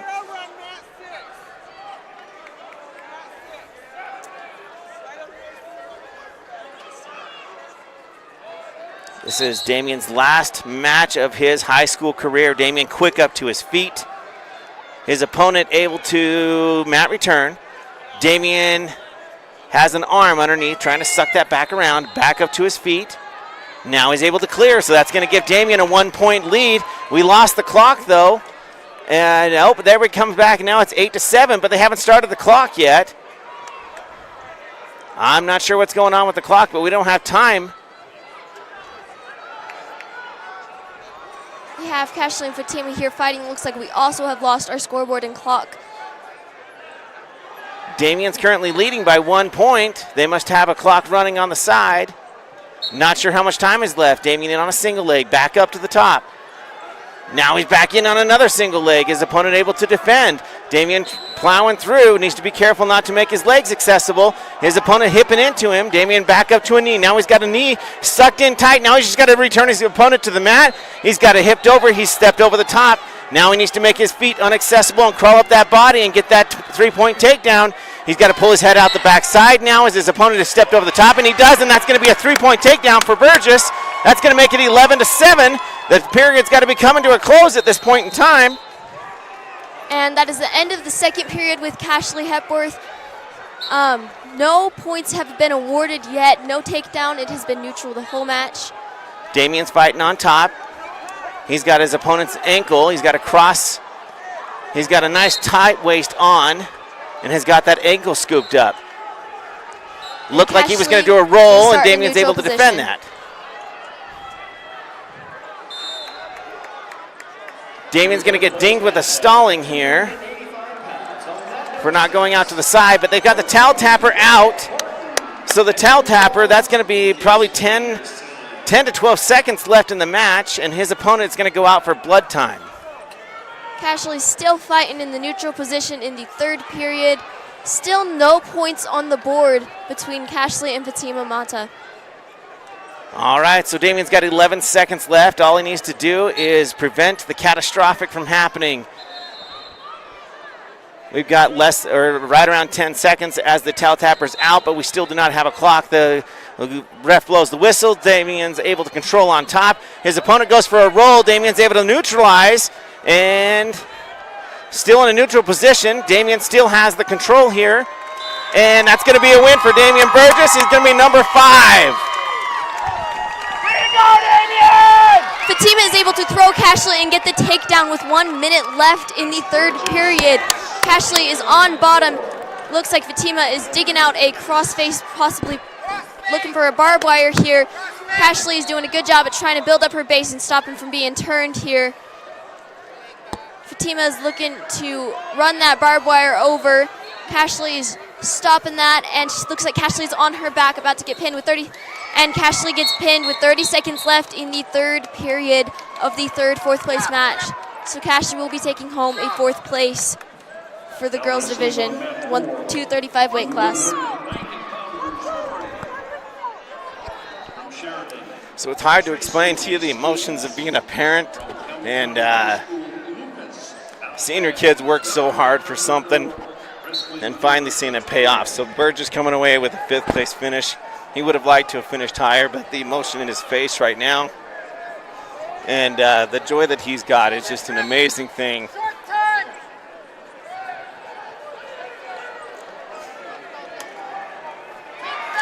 And sorry, I don't mean to put the spotlight on one specific kid, especially my own.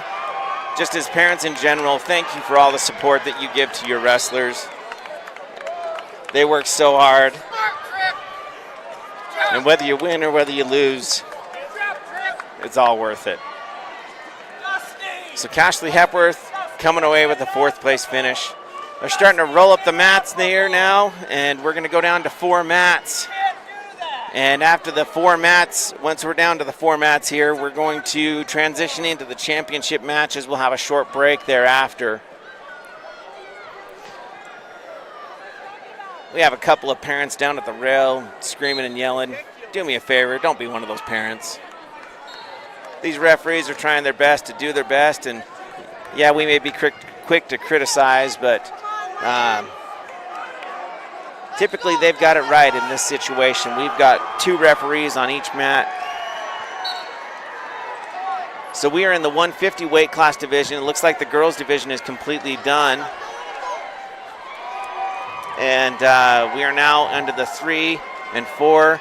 And my son is coming up into the stands, so I'm going to take a break and go up and give him a hug. This is a parent payoff moment. So we're going to take a quick break as I go to congratulate my son.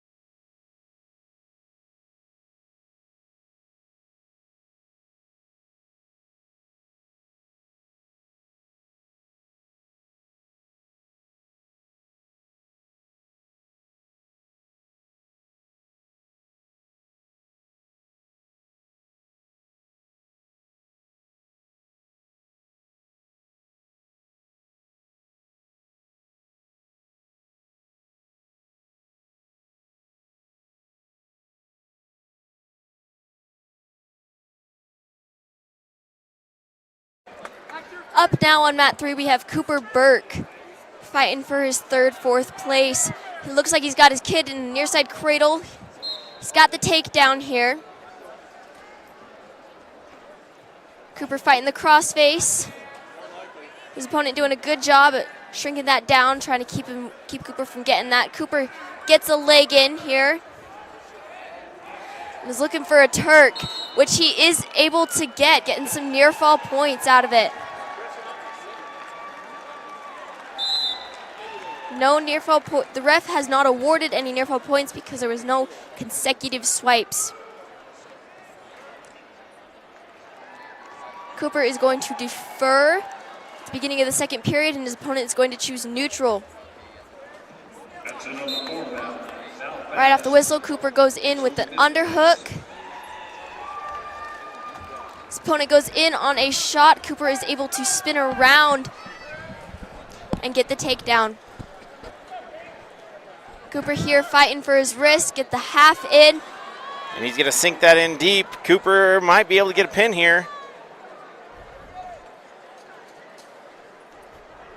Now he scoops the head, goes back for another leverage point, and does, and he's going to get the pin here. Cooper, I don't think, wants to play around right now. Usually he'll go for a tech fall, but I think he's just going to pin, and he does. And that is so that's a great win for Cooper Burke. Third place for Cooper Burke in the 157 weight class 4A division. Third place for Cooper Burke.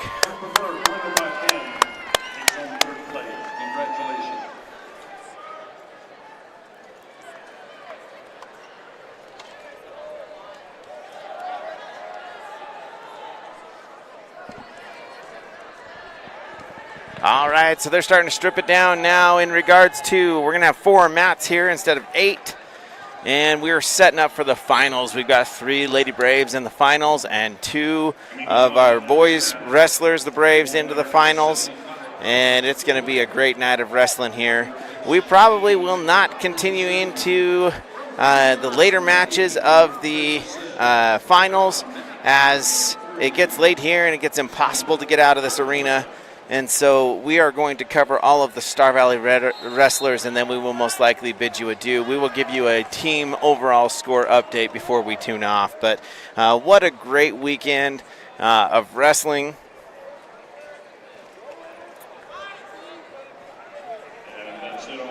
Sorry, I'm having a hard time controlling my emotions here for these senior boys that have worked so hard for Lane and Daryl Hunting, Cameron Mickelson, Cooper Burke, Damian Burgess, and Ty Thompson and Grant Thompson that have worked so hard this year. And then for our seniors on the girls' side, I apologize. I don't know them near as well, but there's Kenna Merritt and Dale Foreman and Addie Meisner and Cashley Hepworth and Keston Johnson.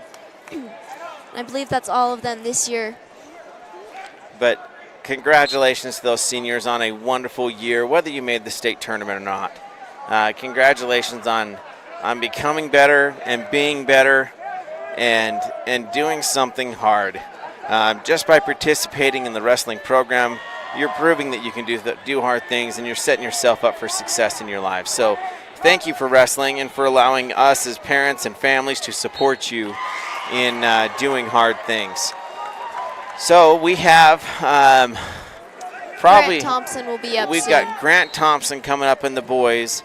I don't believe that we have any other girls, as they are all now into the finals matches. So let's do a quick refresh, see if we might be able to get some scores here for the overall before we go into the finals. Yes, so the girls we have coming up in the championship match, we have Remington Allman, Kara Andrews, and Belle Foreman.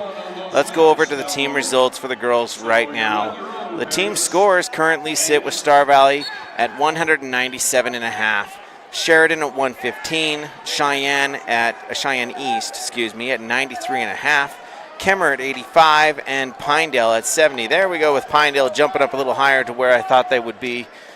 So the girls, Star Valley Lady Braves, setting up really pretty to three-peat first 3 years of the girls program in the state of Wyoming, and all 3 state championships will belong to the Star Valley Braves. What a great feat for our Lady Braves to take that on. Congratulations to Coach Waldron and his assistants in doing that. We had Coach Foreman helping out with the first state championship that they walked away with, and now to have Coach Clark step in for year 2 and finish up that one. So technically that's a state championship for Coach Clark. And then in our 3rd year, now we have Coach Waldron, 3 separate head coaches, 3 state championships for the Lady Braves wrestling program. Now coming up here, we have got in a 3rd place match on the boys side, we have Ryan Talbot that's coming up. We have Elijah Matatia in the 3rd place that's coming up. Grant Thompson in the 3rd place match. So we've got 3 of them, and they're going to be back to back to back. Literally bouts number 4376, 4377, and 4378. So they will be hot and fast here as we get rolling with it. We have had just a phenomenal weekend, and it goes to show how much or how lucky we are to live in the state of Wyoming, and the support that we have here, and the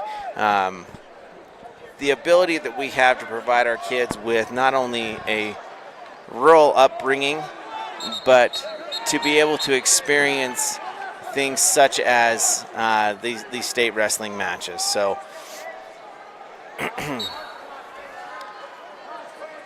next match will be Grant Thompson, so we're just waiting here. Will be Ryan Talbot. Oh, excuse me, Ryan Talbot, as we're coming to a close on the mat right here in front of us.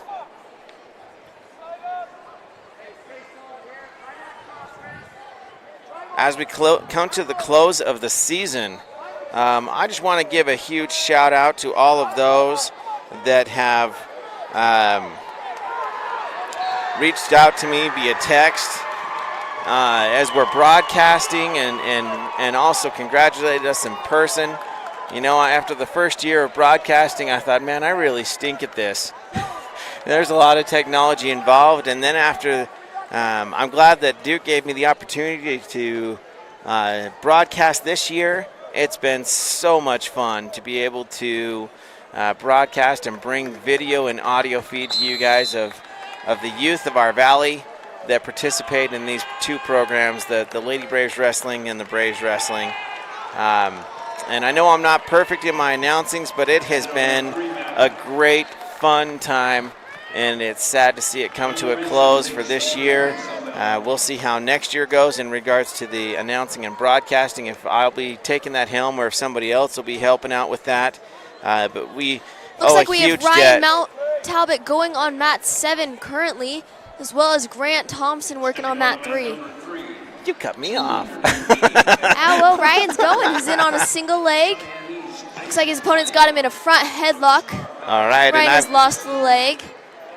And I have got Grant Thompson on the other mat. So I'll do Grant Thompson, and Jocelyn will have Ryan Talbot. Grant Thompson head-to-head. Period just started. No score.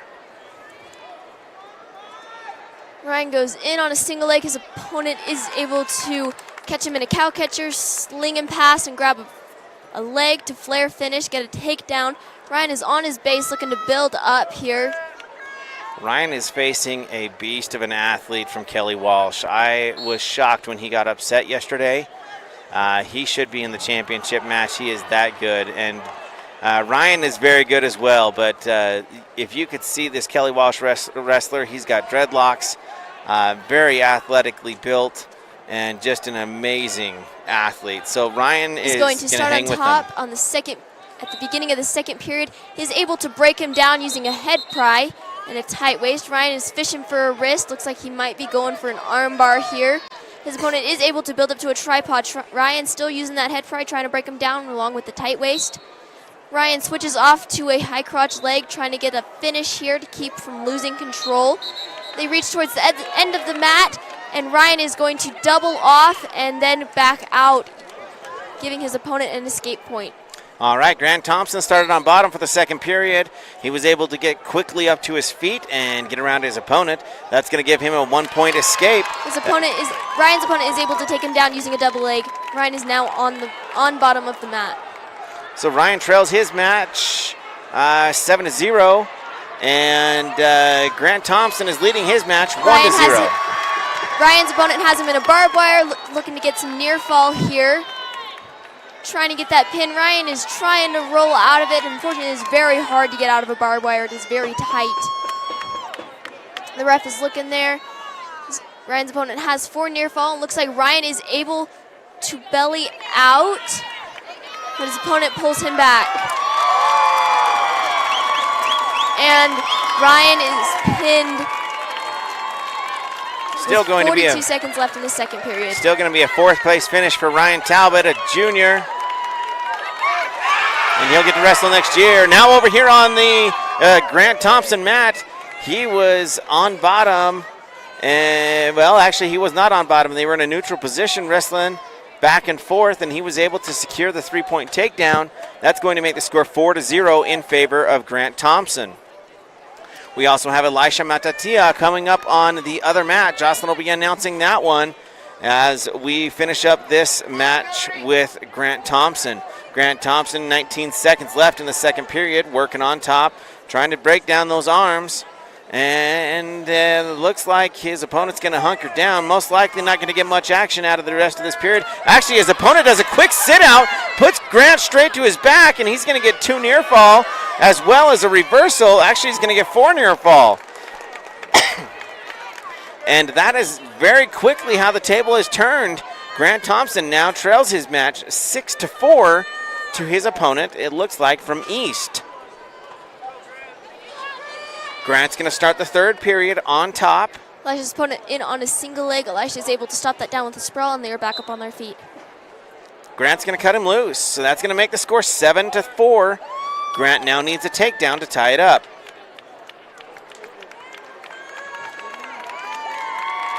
This being the third place match for both Elisha and for Grant Thompson. Elisha goes for a headlock. His opponent able to snap him down and get on top. That is a takedown for Elisha's opponent.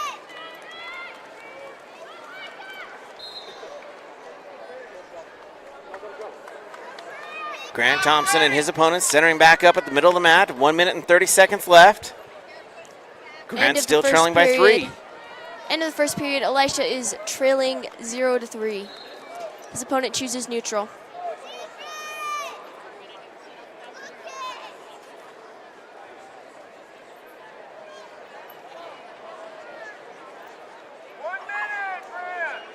Grant's got 1 minute left in the third period. They're both still dancing around at the front here. Back and forth on hand control. In on a shot. Elisha is sprawled out. His opponent is able to circle behind and get the 3 takedown.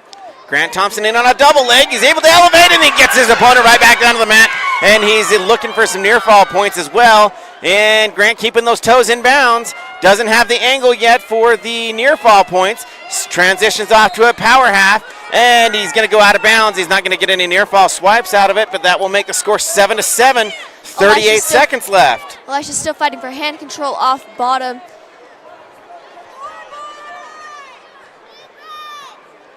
Elisha is trailing 6-0 with 1 minute left in the second period. Trying to fight off bottom here. His opponent had a nice takedown earlier in the period. Now with all the moving around of the mats, the clocks got unplugged. Now they got to reset them. Grant Thompson starting on top. Score 7-7. 38 seconds left. Grant's got a ride here. Elisha is able to get a reversal. It looks like he's trying to pin his opponent. Trying to get the cross face here. His opponent is trying to base up. Grant Thompson working on arms. Needs to be careful with his position here.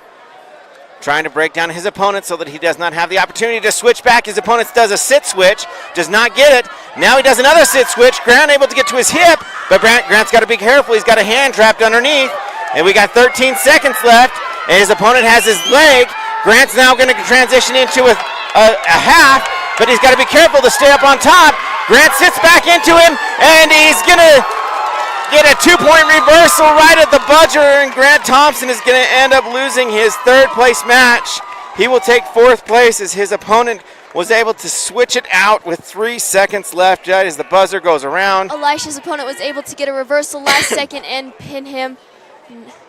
So some tough losses here in the third place matches, but we'd have two opponents. Elisha, he's going to finish in fourth place at the state tournament as a first-year wrestler, and Grant Thompson as a senior is going to walk away with a fourth place finish.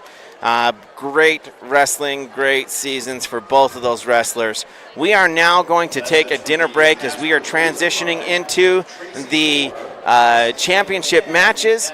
I believe that they will start taking place at 2 o'clock. And we will keep you updated if that is not the case.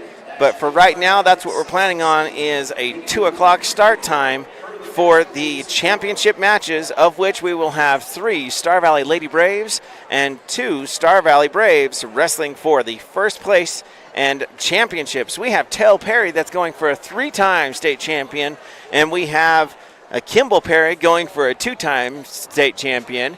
On the Lady Brave side, we have Remy Allman. She's going to be in the first state championship match that she's had, so it's going to be an awesome one there. And we have Kara Andrews, who's looking for a repeat, and so that'll as well make her as a Vale 2-time. Foreman.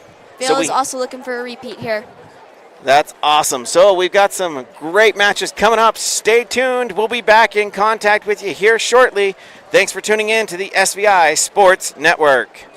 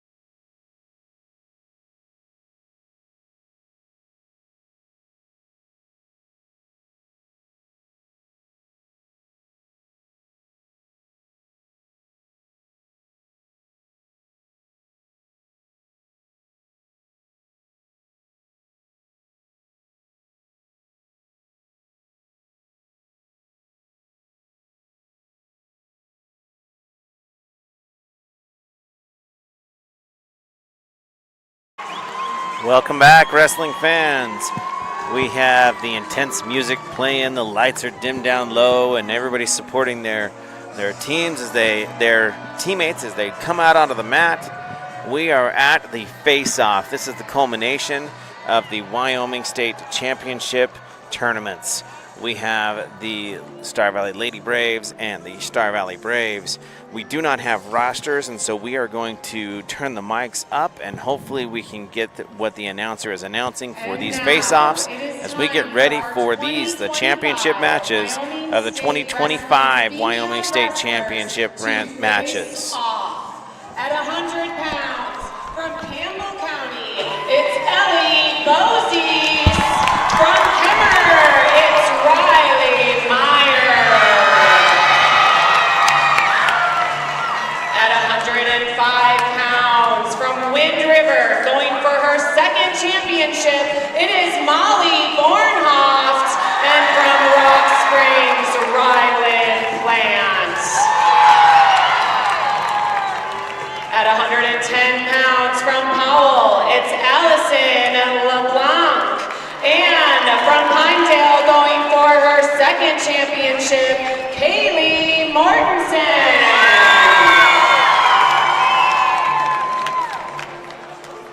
At 115 pounds from Powell, it's Alicia Horsley. And from Kemmer, Lainey Walker. At 120 pounds, it is from Torrington, Catherine Hendricks. And from Thermopolis, going for her second championship, Lily Quintanilla. At 125 pounds, wrestling for Cheyenne Central, it's Zuri Saunders. And from Jackson Hole, going for her second championship, it's Ty McBride. At 130 pounds, wrestling for Lyman, it's Carly Savy. And from Green River, Lily Harris. Wrestling at 135 pounds from Rollins, it's Aubriana Laird. And from Star Valley, Remington Almond. At 140 pounds from Star Valley, going for her second championship, it's Kara Andrews. And from Kemmer, going for her second championship, it's Kaylee Julander. At 145 pounds from Lander Valley, it's Andy Gibson. And from Star Valley, going for her second championship, Vale Mormon. At 155 pounds from Thermopolis, it's Alex Sorensen. And from Rock Springs, Sarah Eddy. Wrestling at 170 pounds from Lander Valley, it's Harley Velarde. And going for her second championship, wrestling for Cody, Ashton Huss. At 190 pounds, going for her third championship, wrestling for Sheridan, it's Becca Oaken. And from Cheyenne East, Josie Davis. And at 235 pounds, wrestling for Riverton, it's Aaliyah Marquez. And for Natrona County, Marley Dickinson. Let's give it up for our Wyoming female wrestlers.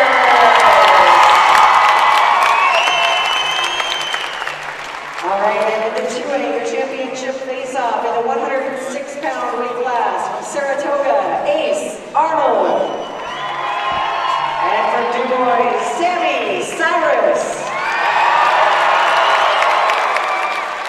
In a 113-pound weight class from Kemmer, Abel Jimenez.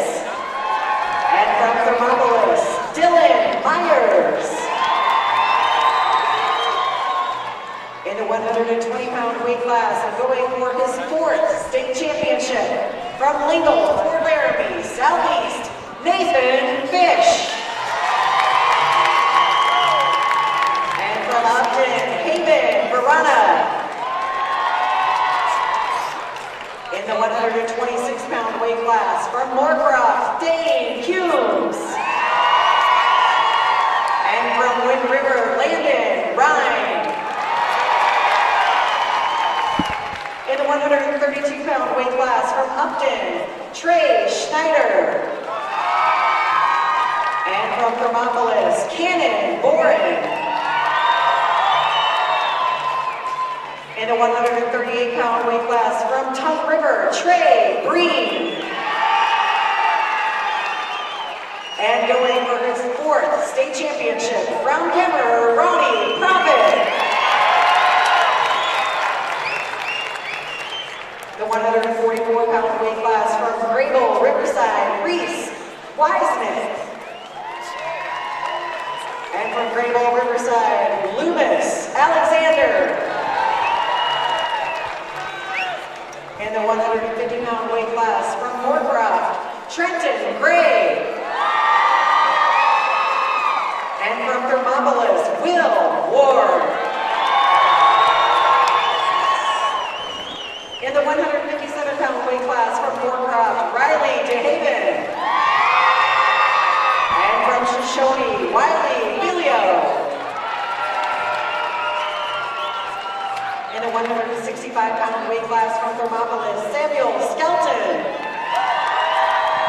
And from Kemmerer, Grayson Kelly.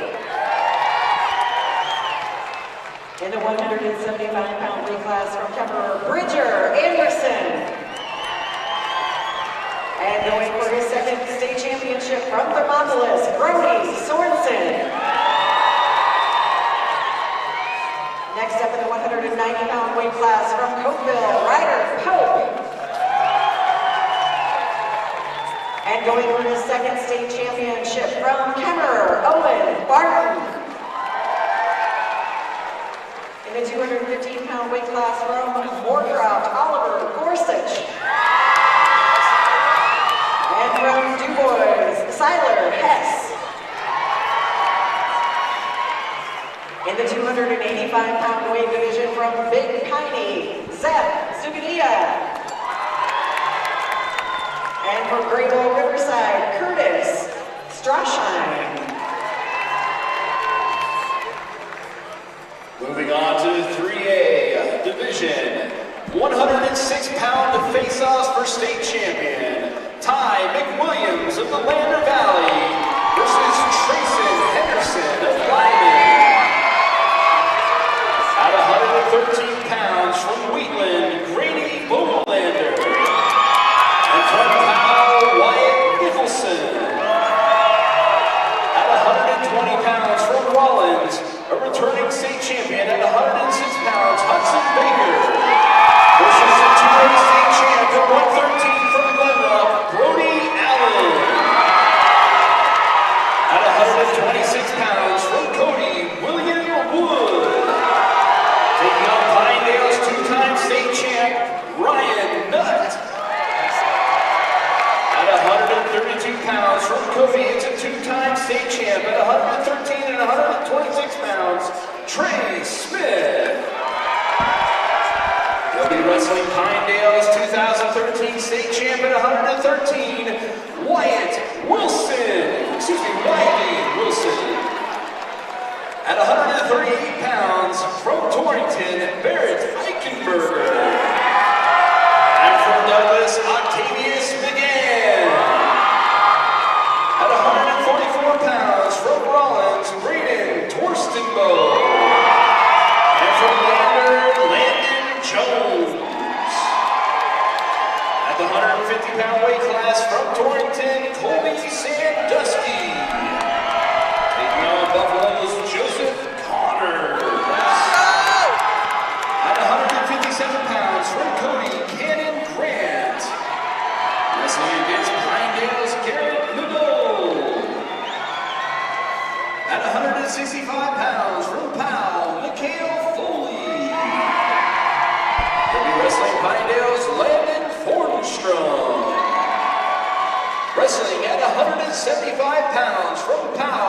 Mitchell Wainscott. And from Pinedale, Garrett Haley. At 190 pounds, from Cody Cinch Dalton. From Pinedale, Cale Darwin. At 215 pounds, from Powell, Jacob Eaton. He'll be wrestling lineman's Max Gregory. And at 285 pounds, from Douglas, Devlin Cowan.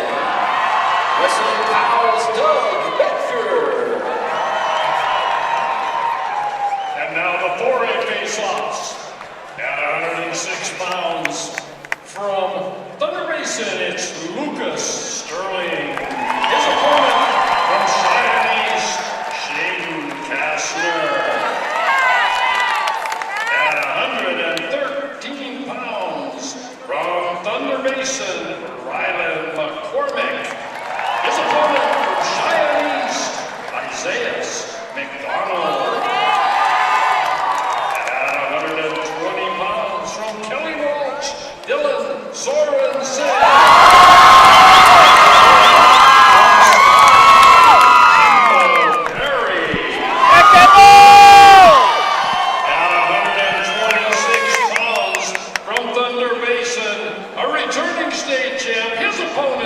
From Cheyenne East, Sammy Sanchez. At 132 pounds, from Cheyenne East, Cosette Porter. His opponent from Rock Springs, Lincoln Young. At 138 pounds, from Cheyenne Central, Andrew Gonzalez. His opponent going for 3 championships from Star Valley, Tel Perry. At 144 pounds, from Thunder Basin, Ashton Leagard. His opponent from Kelly Walsh, Jared Smith.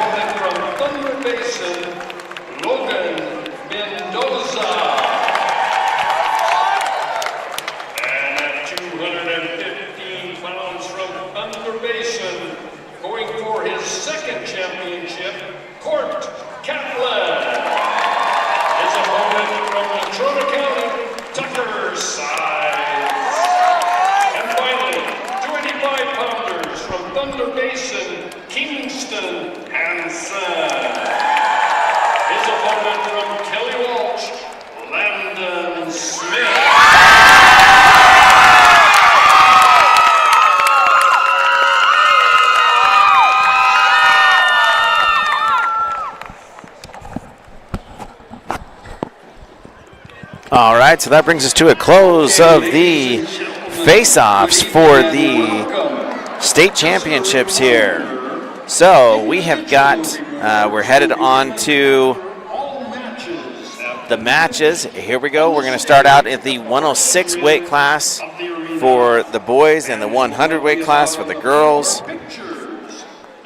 I did notice, however, that there are not that many Thunder Basin wrestlers out there in the championship. There are a lot of Kelly Walsh, but I don't even think that Kelly Walsh can catch up to Thunder Basin at this point in time, which just goes to show the size of the team that you bring makes a big, big difference. Welcome to the Championships 2025 Wyoming All-Class Wrestling. Here we go. All right, as mentioned before, this is the only state in the union that is that allows for all conferences or all rankings of the wrestling community to wrestle in the same building. So we do have one wrestler from Du Bois. Perhaps you've seen him wrestle before. He has no legs. I believe his name is Sam Cyrus, and he achieved his 100 wins this last week. And now he is going to be wrestling for a state championship. What a great example of overcoming obstacles, as he has he's a double amputee. He has both legs removed below the knee. He does have special prosthesis that allows him to wrestle. They're, I believe, around 6 to 8 inches long, and they're below the knee. So it's going to be fun to watch him wrestle. We're going to pause for just one short moment as we have the national anthem. Sergeant Fred Pickering presents our flag.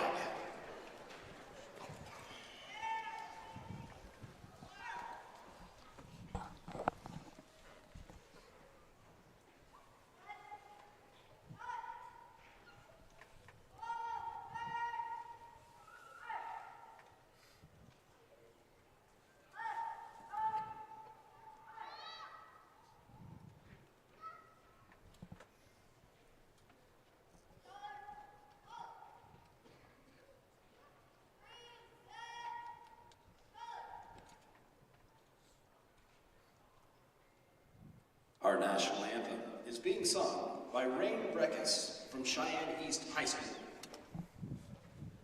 Oh, say, can you see by the dawn's early light what so proudly we hailed at the twilight's last gleaming, whose broad stripes and bright stars through the perilous fight o'er the ramparts we watched were so gallantly streaming, and the rockets red glare, the bombs bursting in air, gave proof through the night that our flag was still there. Oh, say does that star-spangled banner yet wave o'er the land of the free and the home of the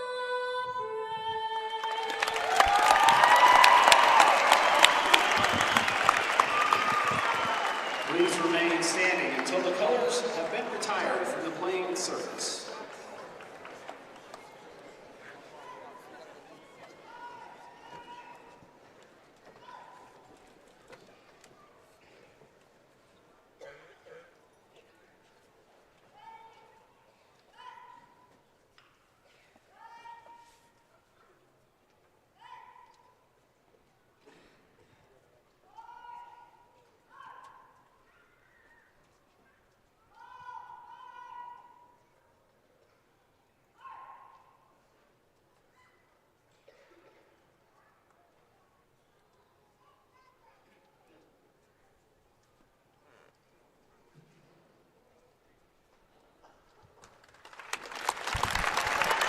All right, at the end of each match, we are going to need All right, so we got the national anthem. Now we're ready to roll. to receive their medals. As I was mentioning, Sammy Cyrus from Du Bois, he is competing in the 2A 106-pound state championship, and that match is underway.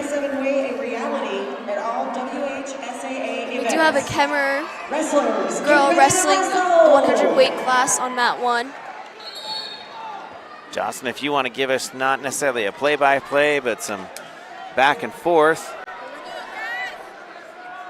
on the Kemmer match. 100 pounds for Campbell County. And I will announce the Sammy Cyrus. All right, we have her opponent has gone in on a shot, and her girl has done a very good job at neutralizing that. They are back on their feet. Her opponent does get in on a headlock. She is able to roll out of it though and get back up onto her feet, but her opponent is able to return her back onto the mat. Sammy Cyrus able to return his opponent to the mat. They were, however, no control demonstrated, so we still have a 0-0 score.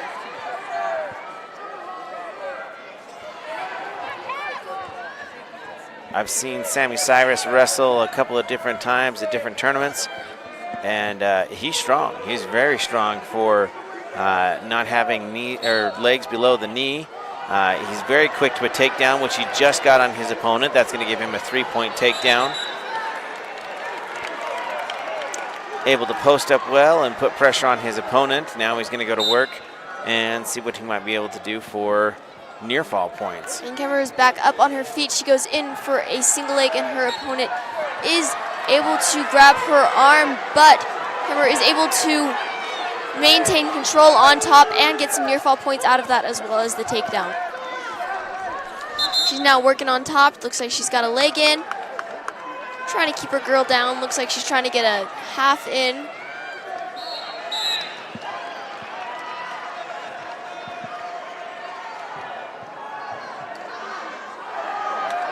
And back over on the Sammy Cyrus match. The score is currently 1-7 in favor of Sammy Cyrus of Dubois going into the second period. Once again, this is the championship match for the 106 weight bracket in the 2A division.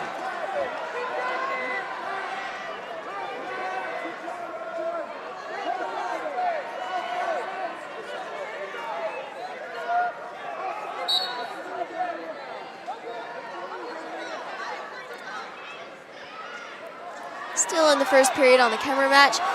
Looks like she's got her in a near side cradle, locking that up, looking to get some near fall here. She is not able to get any near fall out of that. Her opponent tries to get up back up to her feet.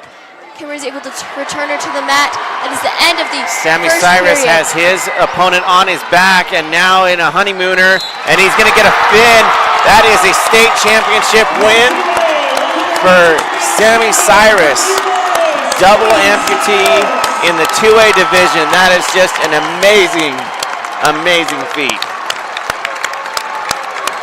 And that is a standing ovation here at the Casper Event Center. That does not happen very often, but only for 4-time state champion winners. So the entire arena giving him a standing ovation. What a cool moment for Sammy Cyrus.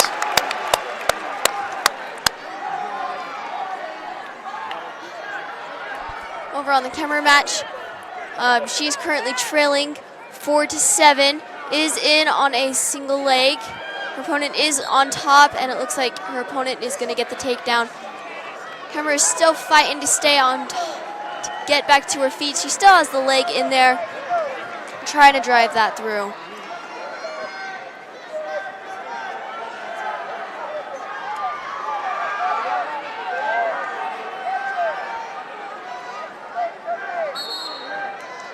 All and right. the ref's going to call a stalemate there. While Jocelyn's handling that, we're going to go to the team scores really quick here.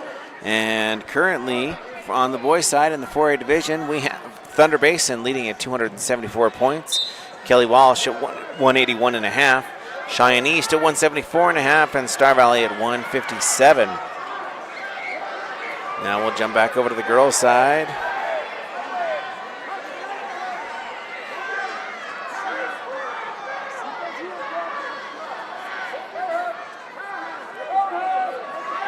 And on the girls' side, we have Star Valley leading at 197.5 over the next closest opponent of Sheridan at 115 points, Cheyenne East at 93.5, and Kemmer taking up the 4th position with 85 points. We don't have currently any Star Valley wrestlers on the mat. However, we are watching for Kemmer and Cokeville as well, see if we might be able to provide you with some of that action as well. Being from the same county, we'd like to see them be successful as well.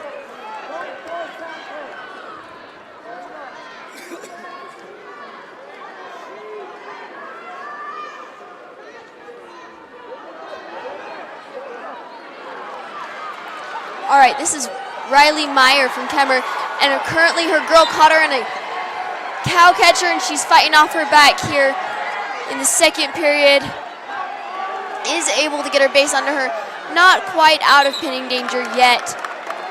Still fighting off her base, trying to get back to her feet. The opponent is really driving that through, trying to get her to her back to get the near fall. Is able to get her on her back, but Kemmer is able to roll through back onto her base once more. And this is Riley Meyer of Kemmer, Wyoming, and her opponent is Ellie Bozis of Campbell County. Riley is in on a leg, trying to get a takedown here. But Ellie is doing a great job of spinning around, making sure that single leg doesn't go very far. With 5 seconds left in the 2nd period, Campbell County is leading 14-4. 1 period to go.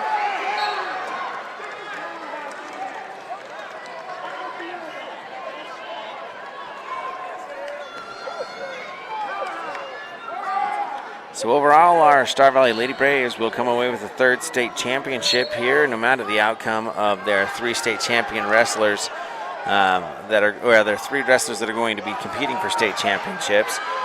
Looks like our Star Valley boys will most likely be locked in at that number 4 position for the state placing. Same place that we finished last year, I believe. Competition is really stiff here with the boys 4A, and in the girls division as well. The girls really brought their A game this week. You are on the floor watching wrestling. You need to be kneeling on the side of the mat or standing back by where the stands are, so our observers can see. It's interesting to see how the Riley dynamics is able to get a reversal with 1:20 left in the 3rd period.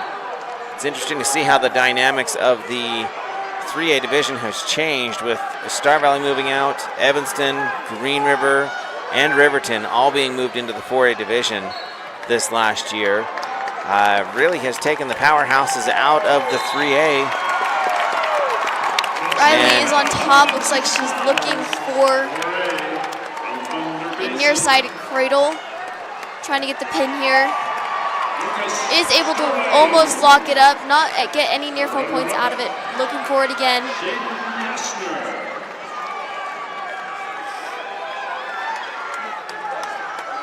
In the 2A division, we currently have Moorcroft running away with the state championship as a team.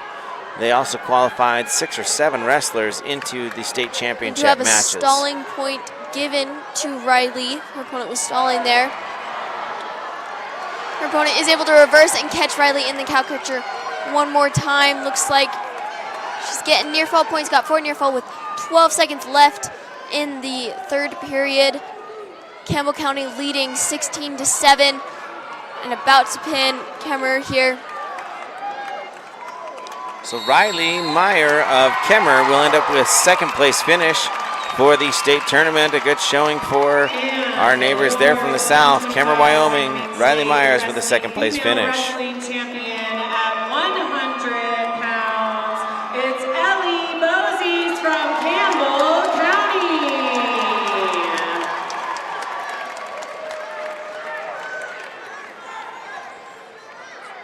All right, we do not have any of our neighboring communities going in for a match here anytime soon. So let's jump over to the boys' mat really quick and see where we may be for them. So 1 second here.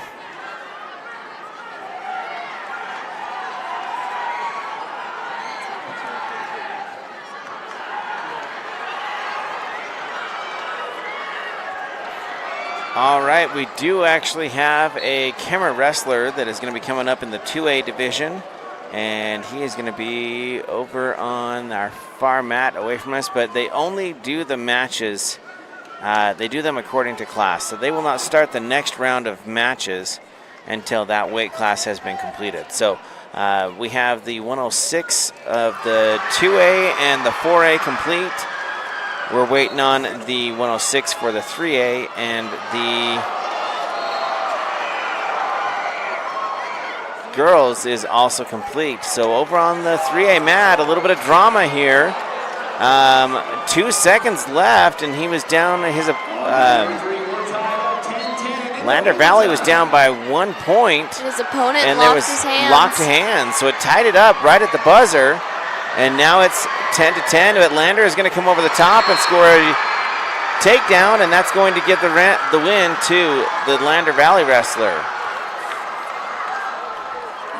Now that they have completed that 106 weight bracket,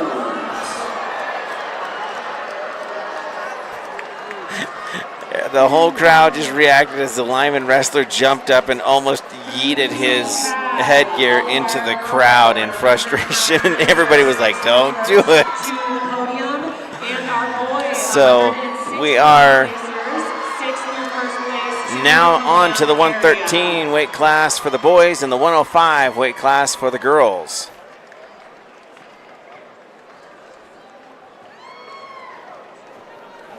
In the 113 weight class, we have, let's see here, we have Abel Jimenez of Kemmer that will be competing against his opponent, Dylan Myers of Thermopolis. So we will give some high notes in regards to the match for our neighboring communities, not necessarily a play-by-play. Her second championship from Wind River, Molly Bornhoff, and from Rock Springs, Ryland Plant. And on mat 2 in the 2A, 113-pound weight class from Kemmer, Abel Jimenez, and from Thermopolis, Dylan Myers. On mat number 3 at 113 pounds from Wheatland, Grady Bolander. Down on the 4A mat, we do have a Thunder Basin wrestler going up against a Cheyenne East wrestler. At 113 pounds from Thunder Basin, Ryland McCormick. From Cheyenne East, Isaiah McDonald. All right, and now we're off. We're going to follow the Kemmer wrestler. That is Jimenez of Kemmer. Head to head. Not too much action out there right now.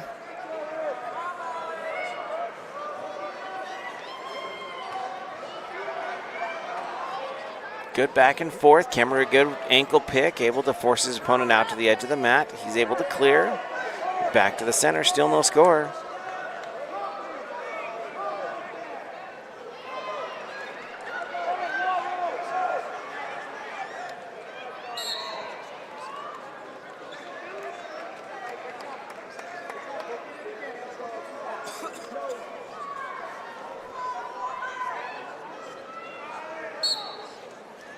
Thermopolis in on a double leg. Kemmer able to sprawl and defend.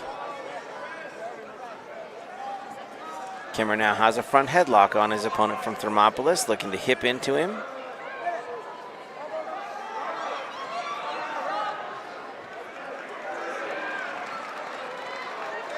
Kemmer now finds his opponent in a cow catcher. Able to clear that is Thermopolis. Still no points scored.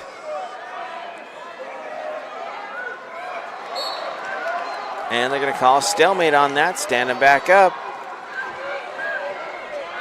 Once again, this is Jimenez of Kemmer and Myers of Thermopolis.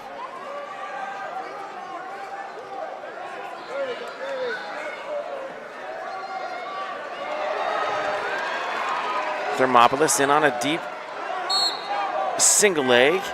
Nothing materializes yet as Kemmer is able to sprawl on that. Now he's able to transition that into, he thrust his hip onto the side and Both wrestlers just wrestling through it. We're going to go into the second period with a 0-0 score going into the second period.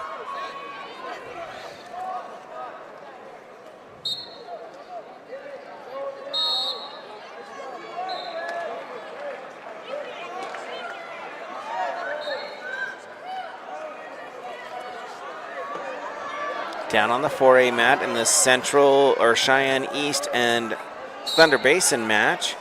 It looks like Thunder Basin is currently leading that match 3-0, and he's in on a single leg right now, and he's going to get a mat return on his opponent, making the total score 6-0 in favor of Thunder Basin. Back to the Kemmer match with Thermopolis. Kemmer started on top. Thermopolis up to his feet, looking to clear for an escape point. And Kemmer doing a great job. Transitions down to an ankle, now covers again. His opponent on his knees. Minute and 10 seconds left in the Kemmer match. Excuse me, in the second period of the Kemmer match. All state placers at 106 pounds, please make your way to the medals area. All 106 pounders, state placers, make your way to the horseshoe. Kemmer currently leads his match over his opponent from Thermopolis by 1 point, as he had the only point of the match with an escape. And now we got some blood time on that match. Back down to the 4A mat. We have Thunder Basin currently leading this match 9-1 over his opponent from East. Thunder is currently on top with legs in, and they're going to work their way out of bounds.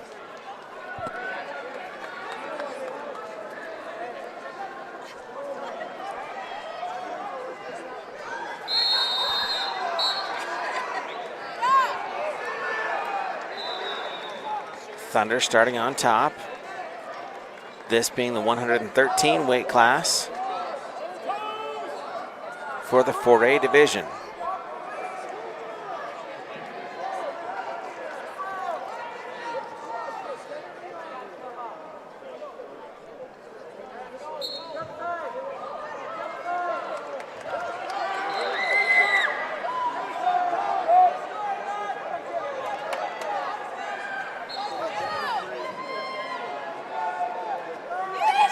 Back to the Kemmer match.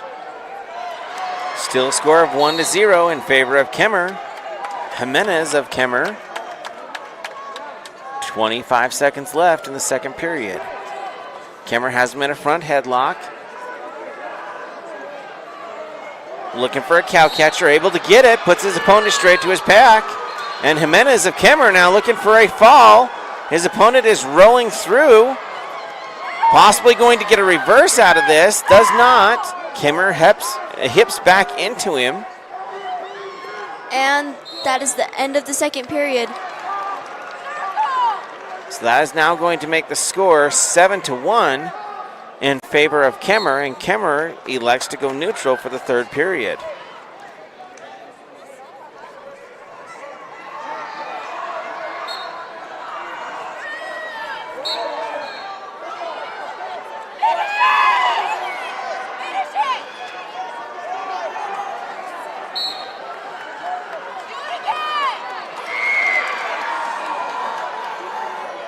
Third period now for the Kemmer match. Thermopolis in on a shot. Kemmer with a good blocking sprawl. Now looking for, he just dumped the other kid's hip. Neither opponent gaining advantage, and they're going to go back up to their feet.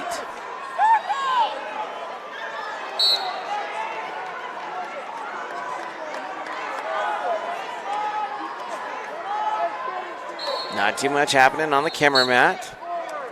Back to the center, still wrestling there. Kemmer leads that match 7-1. Back on the 4A mat, we have got Thunder Basin that leads the match 12-2 over his opponent from Central. And down on the girls match, the excitement that you can hear is we have got a Rock Springs female wrestler in the 105 weight class competing against Wind River. Wind River. Rock Springs currently leads the match, but finds herself on bottom.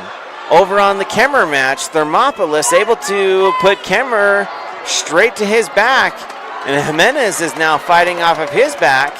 There is going to be a 3-point takedown, and now there's going to be a 4 near fall. So that will make the points 8-7 in favor of Thermopolis. Kemmer now fighting from down.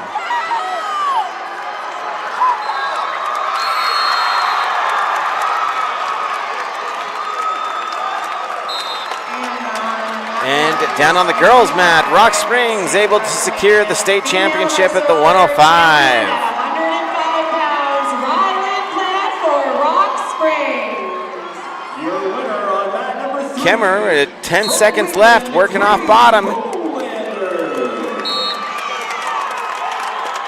And they do not have the score. Oh, there he did. He just awarded the points. And so Kemmer is going to end up losing that match 8-7 to his opponent from Thermopolis.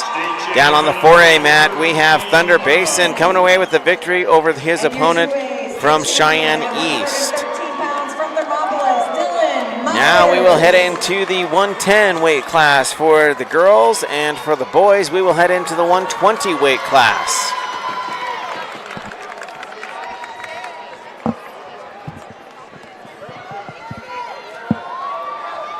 We have Kimball Perry in the 120 weight class on mat 4, looking for a repeat state championship.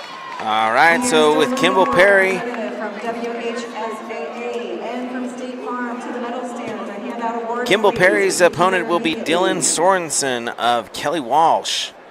Kimball brings a record to the table of 37-6. Dylan Sorensen of Kelly Walsh brings a record of 43-6. This should be a great match. As mentioned by Jocelyn, Kimball Perry looking for his second state championship. To our podium area, where we will be announcing our 100-pound placers for the girls. In 6th place, They're going to do a podium announcement. It's Carly Angel. Carly Angel will come away with a 6th place finish in the 100 weight class. In 4th place, wrestling for Cheyenne East, it is Bree Padilla. In 3rd place, it is Haley Cooper of Riverton. Your 2nd place is Riley Meyer of Kemmer. And your 100-pound Wyoming State Wrestling Champion for 2025, wrestling for Campbell County, Ellie Bozes.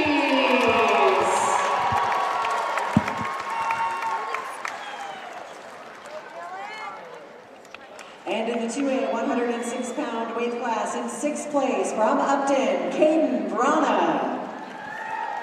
In 5th place from Kemper, Ricky Schneider. And 4th place from Cokeville, Cade Thompson. In 3rd place from Moorcroft, Danner Wiseman. And once again, In 2nd place from Saratoga, the announcement Ace of Arnold. Sammy Cyrus will bring quite the roar here as the state champion at the 106. And it does, and well deserved. In 3A at 106 pounds, your 6th place winner, Nick Tickner of Glenrock. In 5th place from Douglas, Lane Holt. In 4th place from Cody, Bobby Hernandez.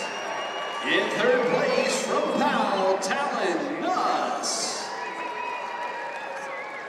In 2nd place, your runner-up from Lyman, Treason Henderson. And your state champ from Lander, Ty McWilliams. Here are the medalists in Class 4A at 106 pounds. Finishing in 6th place from Cheyenne East, Braxton Keith. And 5th place from Kelly Walsh, Taven Kimball. 4th place from Evanston, Tayson Moon. And 3rd place from Sheridan, Kai Simmons. The runner-up from Cheyenne East is Shaden Kastner. the champ at 106 pounds from Thunder Basin, Lucas Sterling. All right, now we'll get going with the 120-pound weight class. 105-pound placers, 6th through 1st place, go to the podium area. And our 113-pound boy wrestlers, please go to the podium area, those that place 6th through 1st. And now, direct your attention to the mats, where on mat 1, wrestling for Powell at 110 pounds, Allison LeBlanc, and for Pinedale, going for her 2nd championship, it's Kaylee Mortensen. And on the 2A mat, mat 2, going for his 4th state championship from Lingle, Fort Laramie, Southeast, Nathan Fish. And from Upton, Haven Grana. Fort Laramie has a wrestler going for a 4-time, so there are actually 3 of them here that are going for 4-timers. State champ at 113, Brody Allen. And on that 40 man at 120 pounds from Kelly Walsh, Dylan Sorensen. From Star Valley, Kimball Perry. All right, here we go with Kimball Perry, the 120-pound weight class. This should be a heck of a match. Here we go.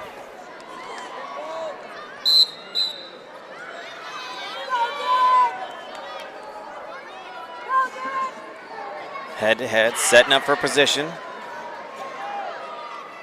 Lots of hand fighting. Heavy on the head is Perry.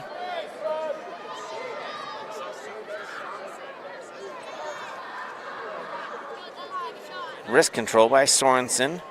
Perry able to clear that. Both still on their feet in the center of the mat.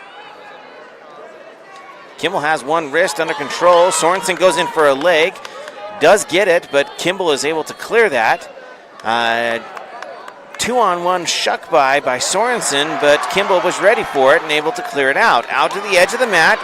Kimball reaching for an ankle, unable to get it. They're going to go out of bounds, and that is going to be a 0-0 score. Back to the center. We are going to have some blood time for Kimball.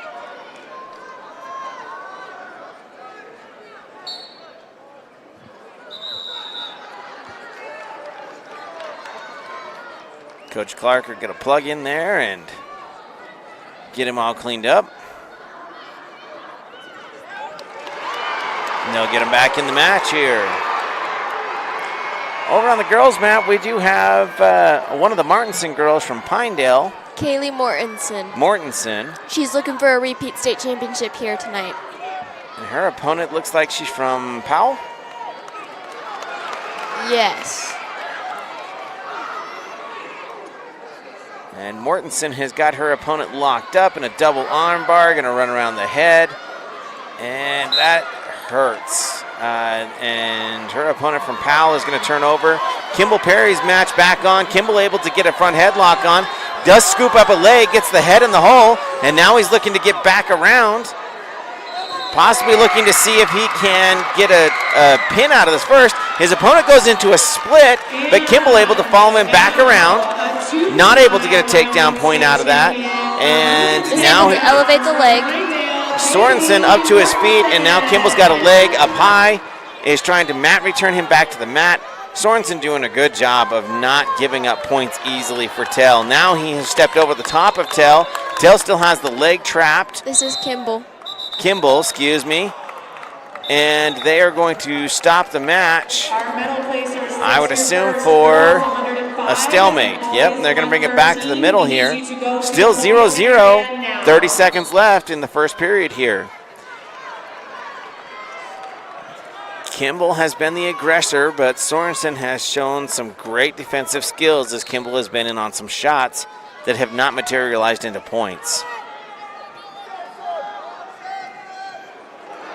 A lot of back and forth, heavy hands on the head and pushing away. With 10 seconds left in the match. We'll see if Kimball can get another shot to a takedown here, but it looks like they're just going to wait out the period. All right, so we're going to go into the second period, tied 0-0. This is the state championship match.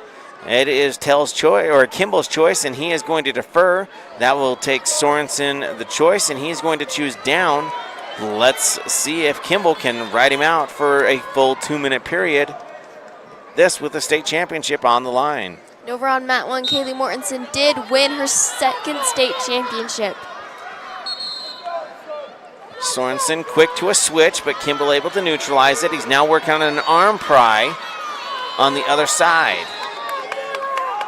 Not able to get that. His opponent still trying to remain in a seated position up on his hip, trying to clear Kimball's tight waist. Kimball has a killer tight waist that helps keep his opponents up underneath him, and he is showing that again tonight as he is trying to crank over. He does have a chicken wing in now on Sorensen. Now if he can, and he's got a bar in now, has the arm trapped on the opposite side. Kimball was trying to run up and around the head, and they're going to call it potentially dangerous. Now, unfortunately, I disagree with this on some levels, because sometimes it is simply the wrestler themselves not wanting to relent the position that puts themselves in the dangerous position. So in this case, I think that's exactly what happened, is the wrestler from Kelly Walsh did not want to relent that position and therefore put himself in the potentially dangerous. Sorensen is going to start from a referee's position, goes for a roll. Kimball able to neutralize that. Kimball Sorensen back to a is tight waist. able to hook the leg, but Kimball is able to pull that out of there. Kimball now on top. It looks like he's got a tight waist on and now has a chicken wing dug out again. He's going to look for that arm bar again. He's going to try and trap on the left-hand side, which he does. Now he's running up and over the head. He's able to stack up his opponent, Sorensen, on his head. And Kimball's getting some near fall points. If he can tighten that up, he can get a fall out of this.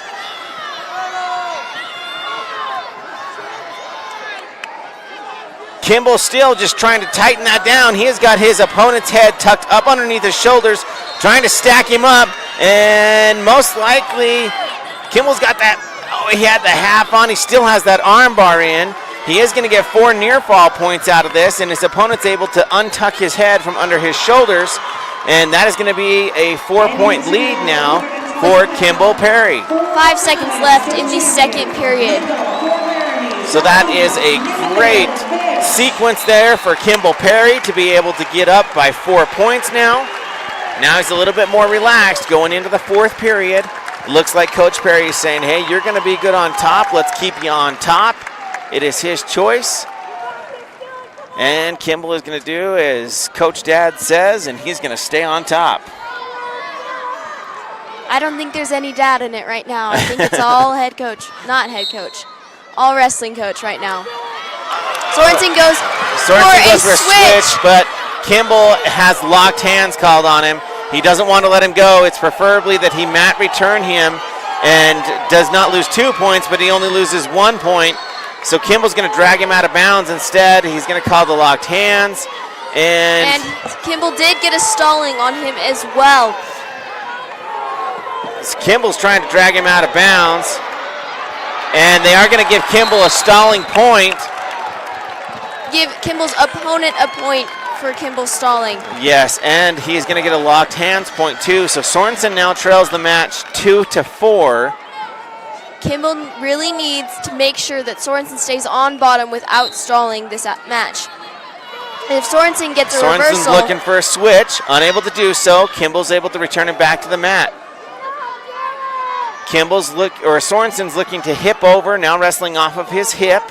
Looking for a leg off of Kimball. Kimball's able to trap that knee.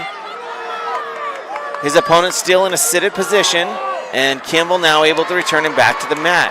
Sorensen's been doing a great job. He doesn't flatten out. He wrestles off of his hip, and if Kimball can pendulum that weight, he's got a tight waist on him. And Sorensen is doing a good job of keeping his weight into Kimball. He now has Kimball's knee. He's going to release that. But Kimball's still working off of bottom there. We got 35 seconds left in the match. And Kimball is still working to neutralize him. Sorensen has got hand control underneath. 26 seconds left in the match. Sorensen looking for a roll. Perry not allowing that. Sorensen rolls again. Perry able to neutralize that again. He's now got the legs laced.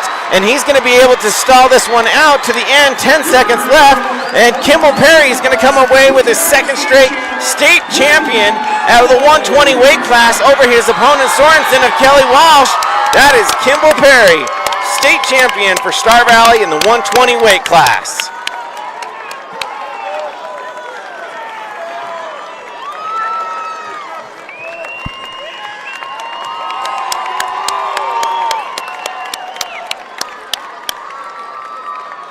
That is a great match. So we got Perry number 1 done, and now let's get Perry number 2 in just a few matches. Two-time state champion, Kimball Perry. Some good sportsmanship by Sorensen. Coming off the mat, obviously a little upset about the loss. Missed the coaches, came back after being down the alleyway just a little bit to shake hands with our coaches and congratulate Kimball. So good sportsmanship by Kelly Walsh there. Now we're going to move over to the 115 weight class for the girls, and for the boys, we're going to be in the 126 weight class. Hold on, wrestlers. We will go through awards here for 130. But we are going to do the awards ceremony now for the 110 for the girls and the 120, 105 for the girls and the 113 for the boys. 105-pounders for the girls. In 6th place, it's Isabella Hetzel of Thermopolis. 5th place, Kenna Merritt of Star Valley. Kenna Merritt with a 5th place finish. Arnold of Shoshone. 3rd place, Mackenzie Mortensen of Pinedale. In 2nd place, it's Molly Bornhoft of Wind River. And from Rock Springs, your 105-pound champion, Rylan Plant. And your 2A 113-pound medal winners. In 6th place from Wright, Tal Duke. And in 5th place from Moorcroft, Marcus Reynolds. In 4th place from Lingo, Fort Laramie, Southeast, Caden Hill. In 3rd place from Big Piney, Caleb Brown. In 2nd place from Kemmer, Abel Jimenez. And your champion from Thermopolis, Dylan Myers. In 3A at 113 pounds, in 6th place from Moreland, Killer Dimmel. In 5th place from Buffalo, T. Duncan. In 4th place from Burns Pine Bluffs, Rutley Hinson. In 3rd place from Moreland, Keith Garcia. In 2nd place from Powell, Wyatt Nicholson. And your state champion from Wheatland, Grady Bowlander. Here are those medalists in Class 4A 113, finishing 6th from Thunder Basin, Jaden Kubo. In 5th place from Kelowalch, Maverick Gallup. In 4th place from Natrona County, Michael Brody Key. Finishing 3rd from Green River, Taven Vendetti. In 2nd place, the runner-up from Cheyenne East, Isaiah McDonald. And the champ from Thunder Basin, first place winner, Rylan McCormick. And now, for real this time, on mat 1, our girls All right, so now we're back down to the mats here. On the girls' mat, we have a Camo wrestler wrestling against a Powell Panther. From Kemmer, it's Lainey Walker. 126-pound weight class from Moorcroft, Dane Hughes. And from Wind River, Landon Ryan. On mat number 3 at 126 pounds, from Cody William Wood. And on Pinedale's Ryan Nutt, 2-time state champ. So we have Ryan Nutt from Pinedale over on the 3A mat. He's going to be going for his 3rd state championship. Bracken Henry. And on the 4A mat, once again, we have a Thunder Basin wrestler going against a Cheyenne East wrestler. To the podium area, we need our 110-pounders for females, placing 6th through 1st, and for the boys, to the podium area, our 120 Walker from Kemmer. 6 through first. Shoulder to shoulder with her opponent from Powell. Powell has a headlock on, trying to hip over and throw that down. They are both currently down on their knees as Kemmer actually is able to peel that off. Now looking, she has got a 2-on-1 locked up, looking for a, now she's got a headlock on, and Walker from Kemmer is now getting near fall points on her opponent from Powell. She is high though, so her opponent from Powell is looking to pull her head out from underneath and clear those arms. So no more back points being issued currently.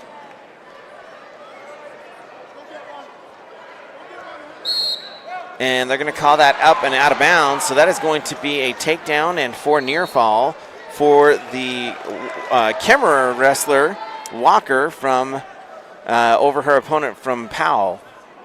Makes the score 7-0.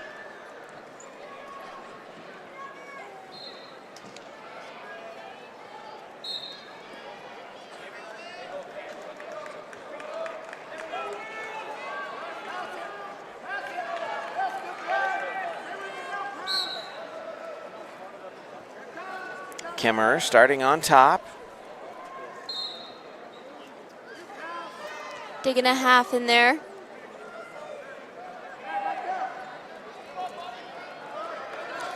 Powell tries to hip out. Kemmerer able to stay with her. Powell is now in on a leg. Laney Walker has got the front headlock in, trying to grab that far leg and circle around for near cradle. Her opponent ducks out and goes for a leg, and Kemmerer catches her in it, puts her straight to her back in a reverse headlock, in a reverse half, and is going to get the pin. So Laney Walker of Kemmerer is going to walk away as the state champion in the 115 weight class for the Kemmerer Rangers.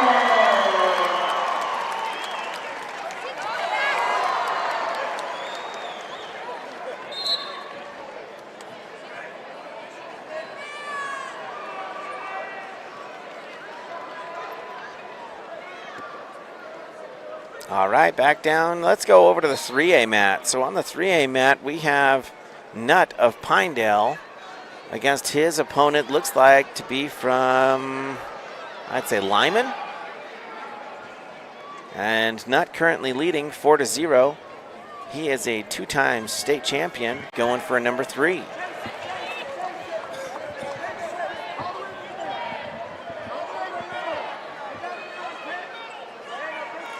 Down on the 4A mat, still a 0-0 score in the second period, about a minute left between Thunder Basin and Cheyenne East.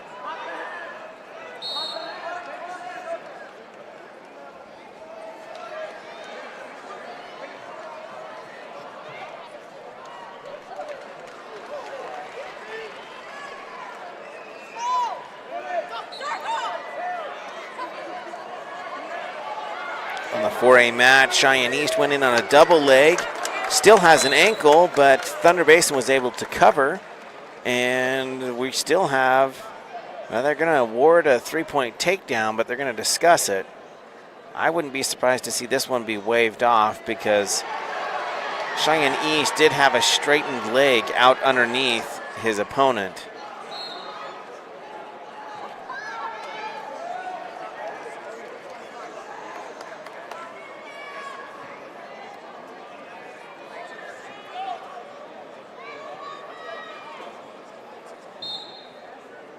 They actually are going to keep the score as a takedown, so it's going to be 4-0 in favor of the Thunder Basin wrestler currently on the 4A mat.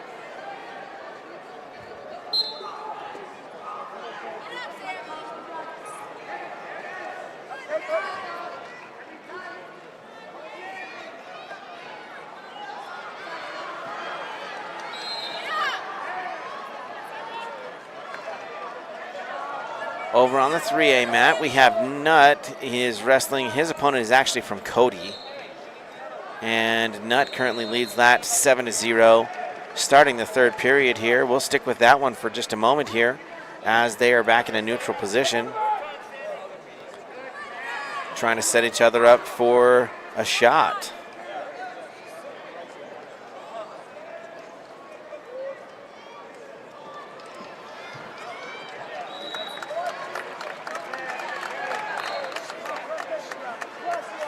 Not too much action going on the 3A mat. There we go. Cody's in on a single leg, and Pinedale swims over the top and grabs an ankle. That's going to neutralize that. That will most likely end in a stalemate, which it does. Minute and 17 seconds left on the 3A mat.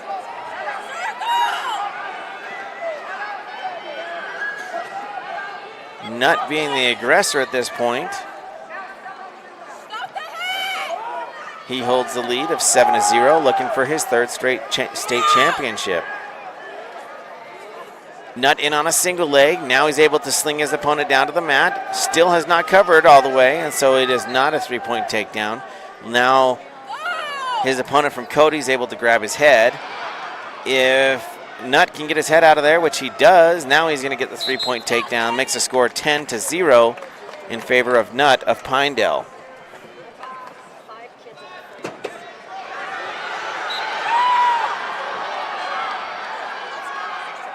Nutt of Pinedale doing a roll through. Cody able to get out of the lock that he was in. 20 seconds left. Cody's going to have to do some type of a roll through. He's going to go for an alligator roll, and Nutt saw that one coming. Able to neutralize that, get around back behind, and Nutt is going to come away with his third straight state championship from Pinedale. What an accomplishment by the Pinedale wrestler as they finish up this match. And that'll do it. Down on the 4A mat, we've got 30 seconds left, and we have the Thunder Basin wrestler. Let's see here. Actually, the Cheyenne wrestler is down by 4 points, so Thunder Basin is leading, but they are going to award a three-point takedown now to Cheyenne East. Cheyenne is immediately going to say, no, let's go back to a neutral basis. It's 3-5. Cheyenne East is now looking for a takedown to try and win this. He does get a leg. He's got an ankle now. He's getting back behind, and he did not get there. Thunder Basin did a great job of rolling through there. No control, and it looks like East is going to come away 2 points shy of a state championship, and Thunder Basin is going to walk away with a state champion in the 126 weight class.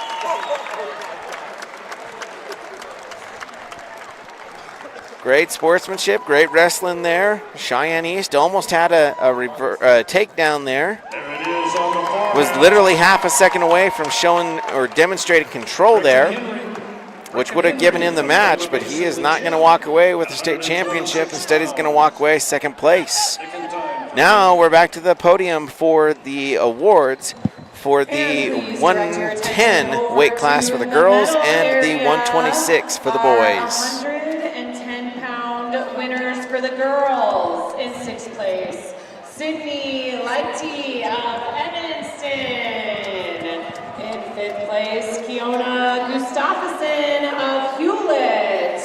Fourth place is Sawyer Arnold of Shoshone. Third place, Abby Vroman of Cheyenne Central. Second place, it's Allison LeBlanc of Powell. And your two-time Wyoming state champion at 110 pounds, wrestling for Pinedale, Kaylia Mortensen.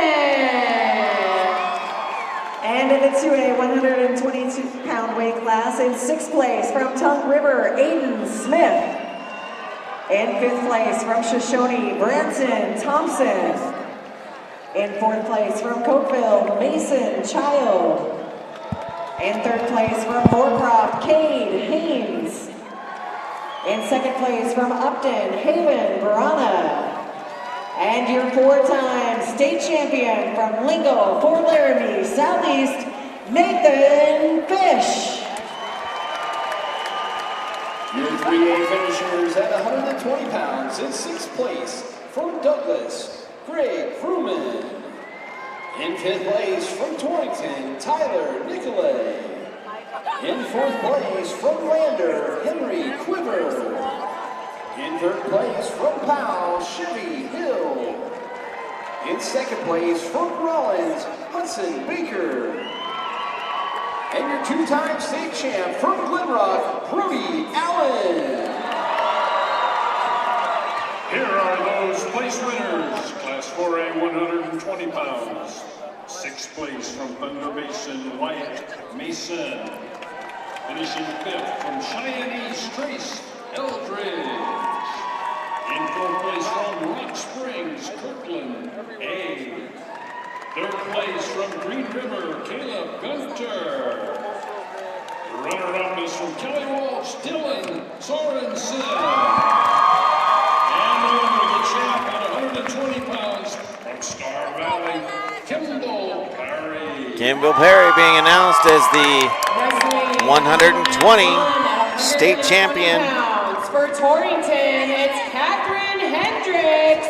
And going for her second championship for Thermopolis, it's Lily Quinta. All right, so now we're going to move on to the 120 weight class for the girls and the 132 weight class for the boys. We do not have a Star Valley wrestler in either of these classes, boys or girls. So we will just follow the mats. We do have a wrestler on the 4A mat from Rock Springs wrestling against a wrestler from Cheyenne East. 132 pounders from Cheyenne East, Cozad Porter. From Rock Springs, Lincoln Young. They're up on mat 4, 132 pounders.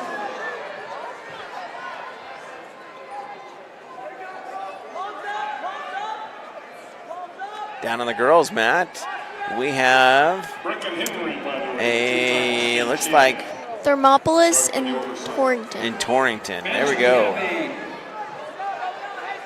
Down on the 4A mat, Rock Springs finds himself on bottom underneath Cheyenne East. His feet were very close to being out of the arena, but he does have his opponent on his back.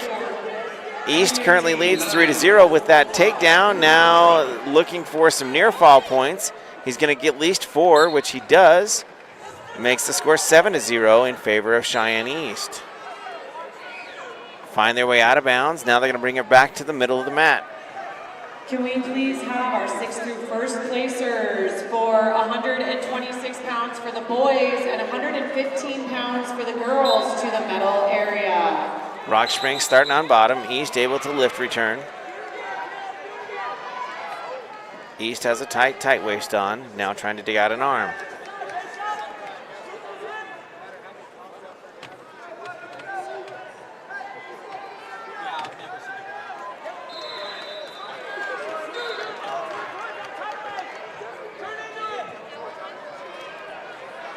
Down on the girls' mat, we've got the Torrington on top, rolling through. That's going to give her a 3-point takedown.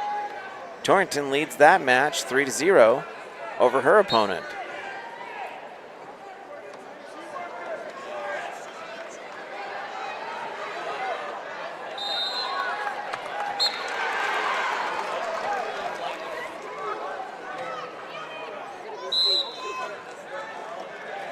On the 4A mat, Rock Springs and the East wrestler are now going to go into the second period. Score of 0-7 in favor of East. Rock Springs will start on top. Down on the girls' mat, Torrington wrestler went for a throw. Her opponent able to stop her and goes back directly for a lift return. Put her opponent's feet way above her head. As she returned her back to the mat, it's going to be a 3-point takedown. The mat is now tied on the girls' match of 3-3. Working their way out of bounds and back to the center of the girls' mat.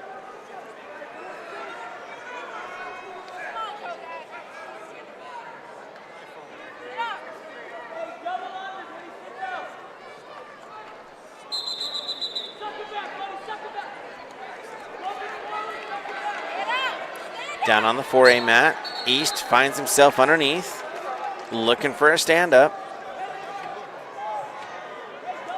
East currently leads this match 3-8. He's got a leg hooked underneath, able to get around for the switch, and now returns his opponent back down to the mat. That makes the score 3-10 in favor of Cheyenne East. On the girls' mat, Torrington is able to get an escape off from bottom with 1 minute left in the second period.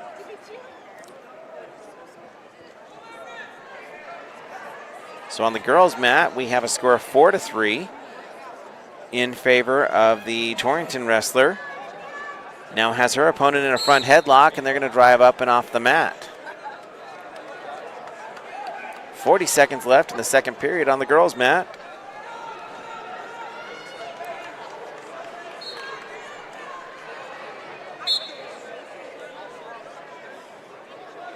On the 4A mat, we do have some blood time. They're cleaning up. Over on the 3A mat, we do have another wrestler from Pinedale. And it looks like his opponent is from Cody. And currently, Pinedale is leading that match 1-0. Back down to the girls' mat. A lot of good wrestling back and forth. Both wrestlers being very aggressive, worked their way out of bounds. Still same score of 4-3 in favor of Torrington. Back to the center of the mat.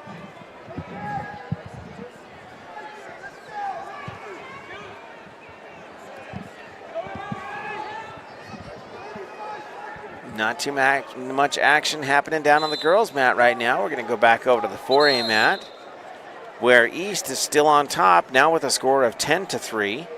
24 seconds left in the second period.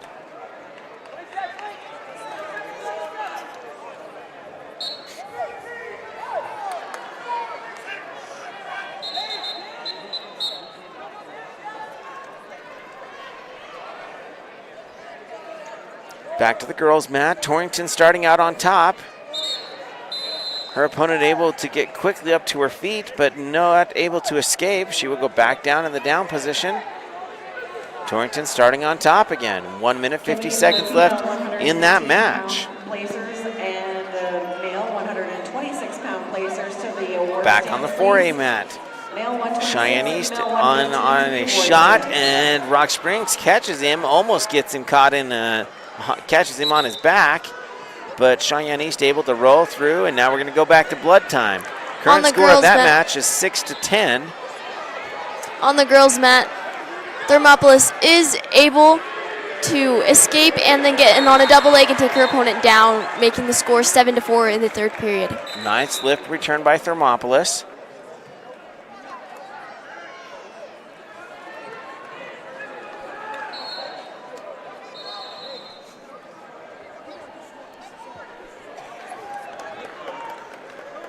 Torrington finds her way up to her feet and is going to work her way out of bounds, but her opponent's going to get a stalling call for pushing her out of bounds instead of allowing the stand-up.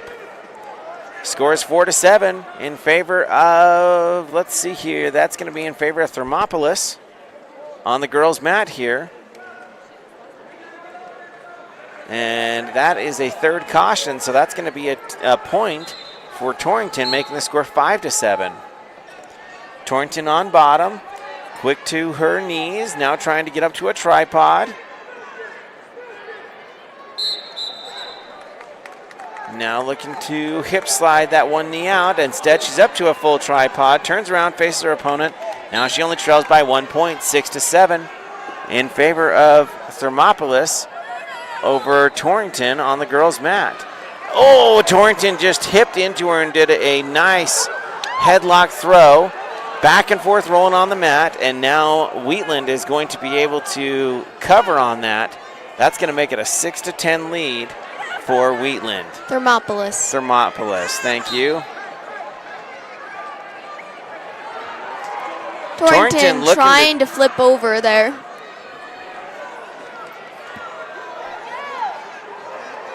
But Thermopolis finds herself on top. And 10 seconds left. She's going to come away with a win in the 120 weight class for the girls in the state championship. Back down to the 4A mat. We still have Cheyenne East is leading 12-9 over his opponent from Rock Springs. And it's getting mighty vigorous out here. Cheyenne East able to secure a second takedown there. Wrestling Makes the score 15-9. Lily Quintanilla. And that should all but lock it up for Cheyenne East, barring a major reversal pin here. But Rock Springs does look like he is pretty much gassed, and that is all she wrote for that 4A mat. That's going to be in the 132 weight class. Cheyenne East will walk away with the state championship. Hey, a good handshake and a hug there for the boys. That's not something you see too often on the mat, so respect both ways.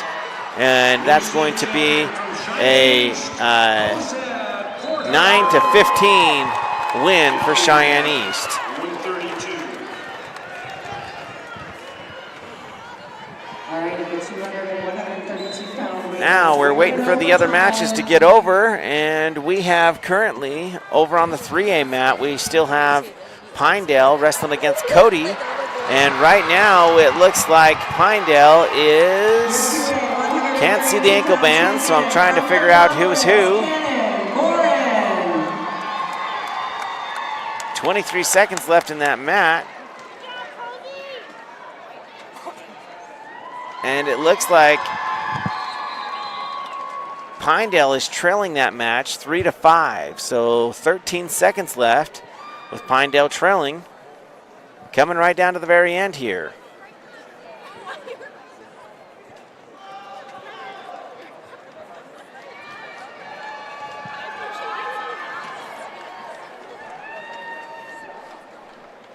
After this round of awards, we do have Tel Perry coming in onto the mat for the 132 weight class for the championship match. Tel Perry going for his third straight state championship. Back to the Pinedale Cody match. Pinedale's on top. Cody fighting to get off bottom. No score change, so it looks like Cody is going to come away. Well, let's see here. Maybe I had the ankle bands mixed up. I did, unfortunately. So that is actually going to be Pinedale, who's going to come away with a state championship win over their opponent from Cody. Two-time state champ from Pinedale, Wiley Wilson. And in the medal area, our girls. All right, we're going to turn it over to the PA announcer for the medals announcements. 113. In sixth place, we have Cam Hyman of Douglas. In fifth place, it's Elena McNeese of HEM. In fourth place, Tegan Rastikis of Cody.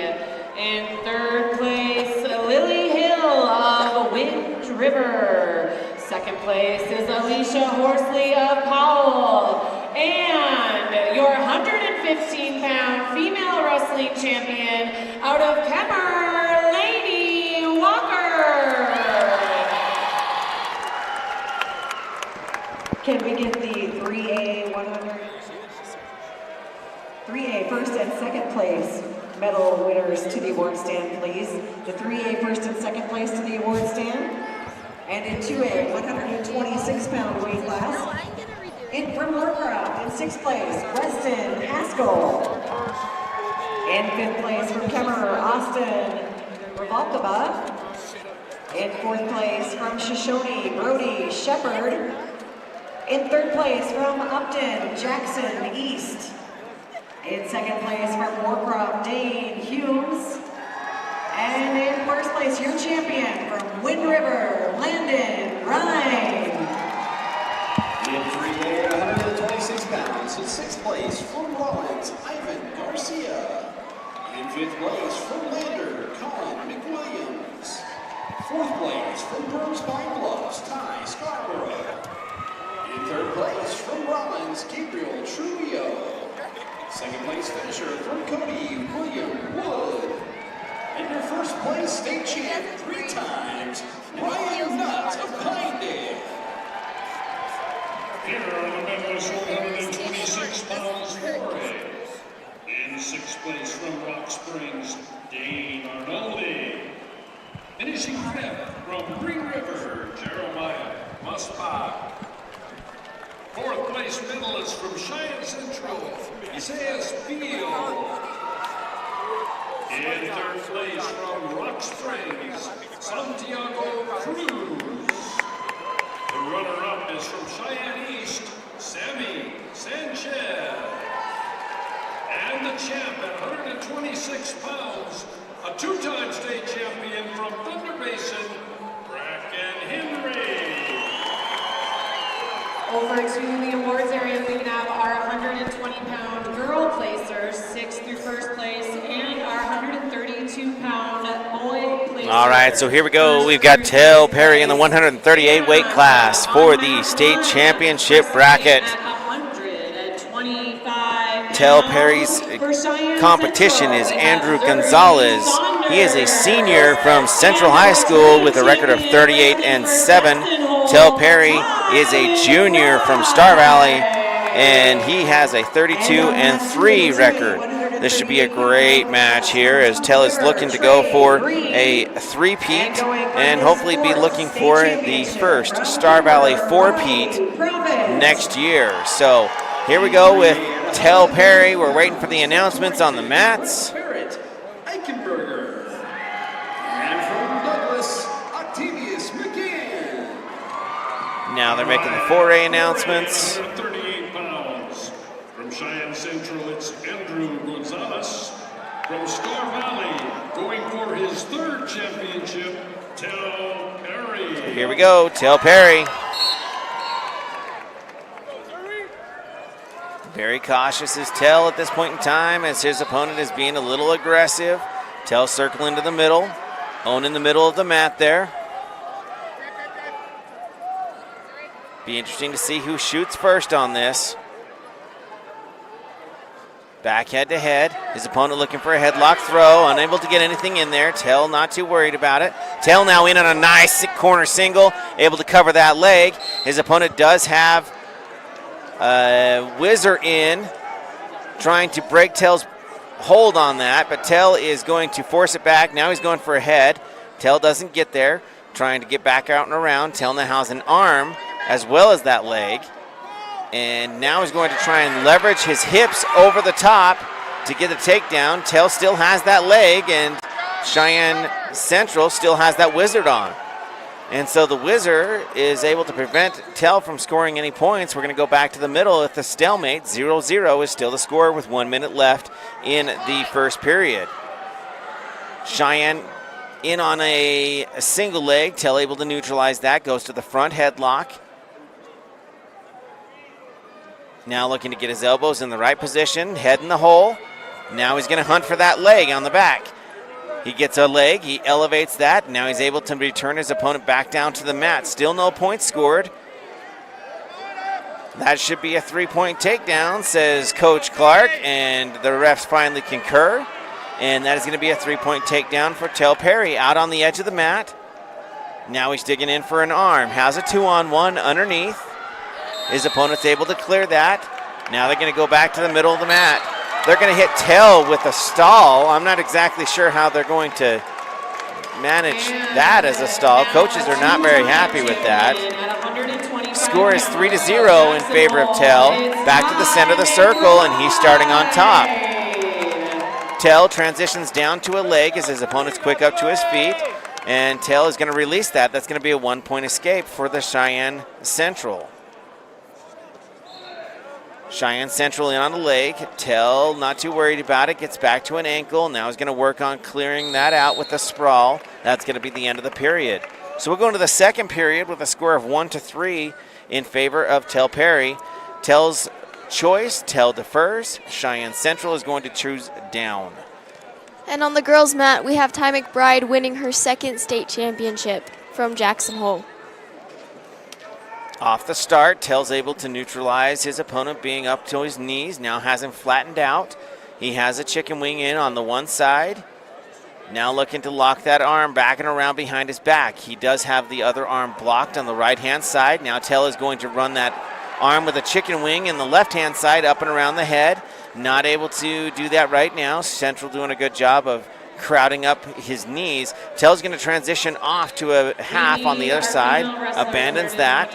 Now back to digging out the wrists underneath. And our male wrestlers, 132-pounders, to go to the podium area. Central up to his knees. Now up to a tripod. Tel off to a leg. And Central doing a great job getting back up to his feet. That's going to make the score 2-3 in favor of Tell. Now Tell catches him in the cow catcher. And now has him back to a head-to-head there. Now Tell looking for that cow catcher again. Transitions back to the front headlock. Now looking for that back leg. Trying to get the head in the hole. Not able to do so yet, but he does actually get the hips covered now. That's going to be another 3-point takedown for Terrell Perry. Now leads 2-6. Able to flatten his opponent back out. Now back to work is Perry, trying to dig out his hands out from underneath.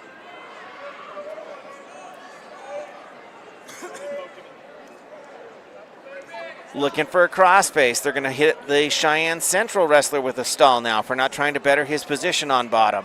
Tell has the hand posted up behind the knee. He's got a crossface on. Now looking for a cradle. He abandons that. Now parallel is Tell. Looking to roll those wrists back up underneath. The Tell tappers out, meaning we have less than 10 seconds here. Tell does have an arm bar in. 5 seconds left. Looking to run that up around the top, and Tell takes a quick look at the clock, and he's going to finish out that period. Now we're going to go into the third period. Perry leading 2-6 over his opponent from Cheyenne Central. And Perry's choice, he is going to take down. Let's see where Tell goes from here. Here we go. That's going to be caution on Cheyenne Central as he placed his hand on the elbow and then adjusted. So we'll have a restart here.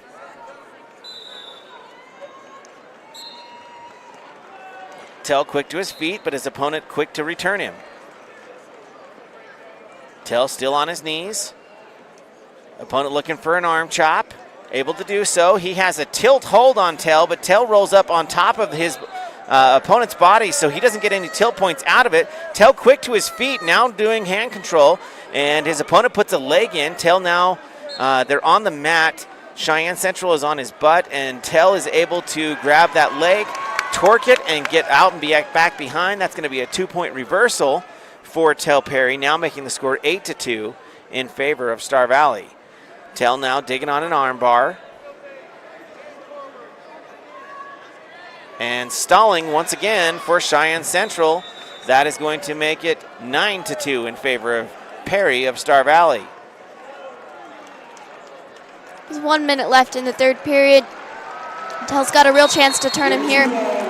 Does get a stall call. 4-time state champion from Canberra, Rony Profit. So Rony Profit just won his 4th straight. That is a 4-time state championship. That has not happened very often. We've had 2 tonight, possible of 3 later on. They're going to call tie for Tell for a locked hands. And so he wants to try and return him back to the mat, and then they will stop the match and award that penalty point to Cheyenne Central for a locked hands. That will make the score 3-9. 4-9. 4-9, excuse me. Now Perry will cover. 45 seconds left in the match. They're going to call a caution on Perry as he didn't have permission to cover yet. If anything, they should be cautioning the bottom. His leg is not where it needs to be. Now Coach Clark is out saying, hey, why are you cautioning my guy when the other guy is not putting his feet where they should be?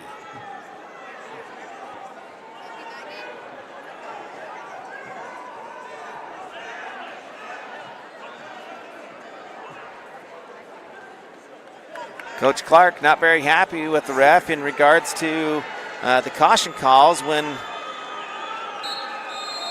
All right, back at it. Here we go. Tell on top in the referee's position, driving forward, trying to flatten out his opponent. Now he's going to lock up the cradle. And on the 3A mat. Does not get that. He's going to abandon that. Now he's going to go back to the crossface. His opponent up to his feet. Tell now looking for a mat return. Able to do so. 18 seconds left in the match. Spectators, just a note.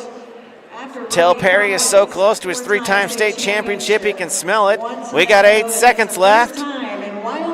Cheyenne Central. Have a 4-time state championship. And Cheyenne's up to his feet, but he's not going to get the escape.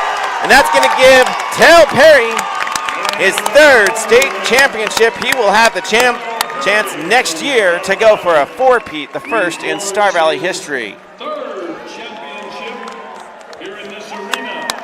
Cal Perry, 138-pound champ. And on the Pretty awesome thing for Tel Perry. Like I said, that's a three-time state championship.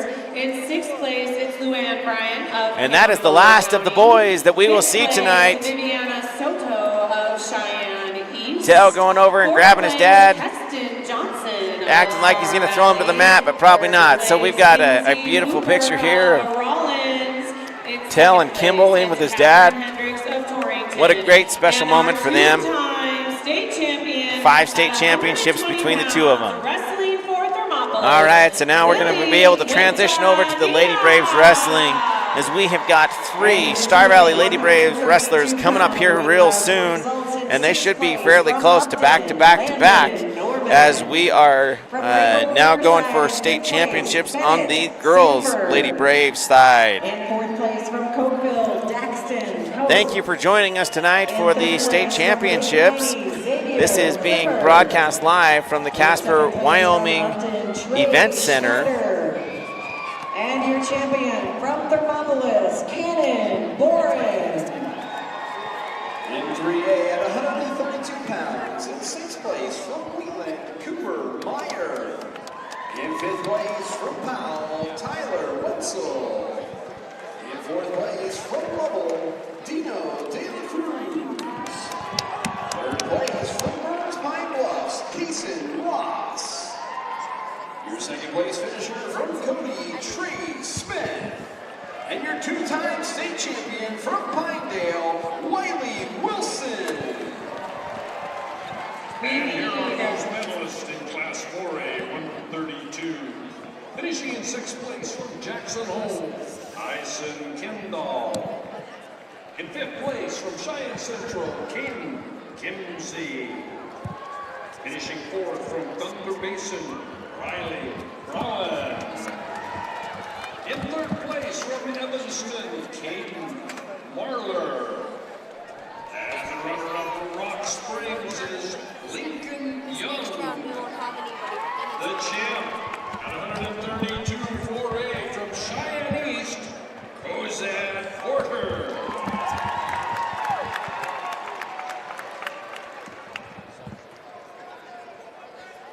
We need our girl 125 placers 6th through 1st to the podium area, and our boys 138 pounders 6th through 1st place to the podium area. All right, now we're going to move forward in the 144 weight class for the boys, and in the girls weight class, we're going to go into the 130. Currently in the team scores, which probably will not show too much change in the positioning of these teams. For the 4A, now with Star Valley being done with their wrestlers, it looks like Thunder Basin is most likely going to run away. Well, not most likely, they're going to run away with this.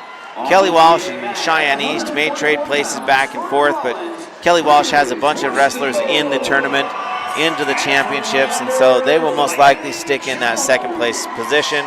Cheyenne East is in 3rd at 178.5 points, and Star Valley firmly at the 165, with Natrona a good 30 points behind. So Star Valley is going to come away with a 4th place finish here at the state tournament on the boys side, and then on the girls side it is a different story, as we have got many placers, and Star Valley is running away with the girls side of the tournament.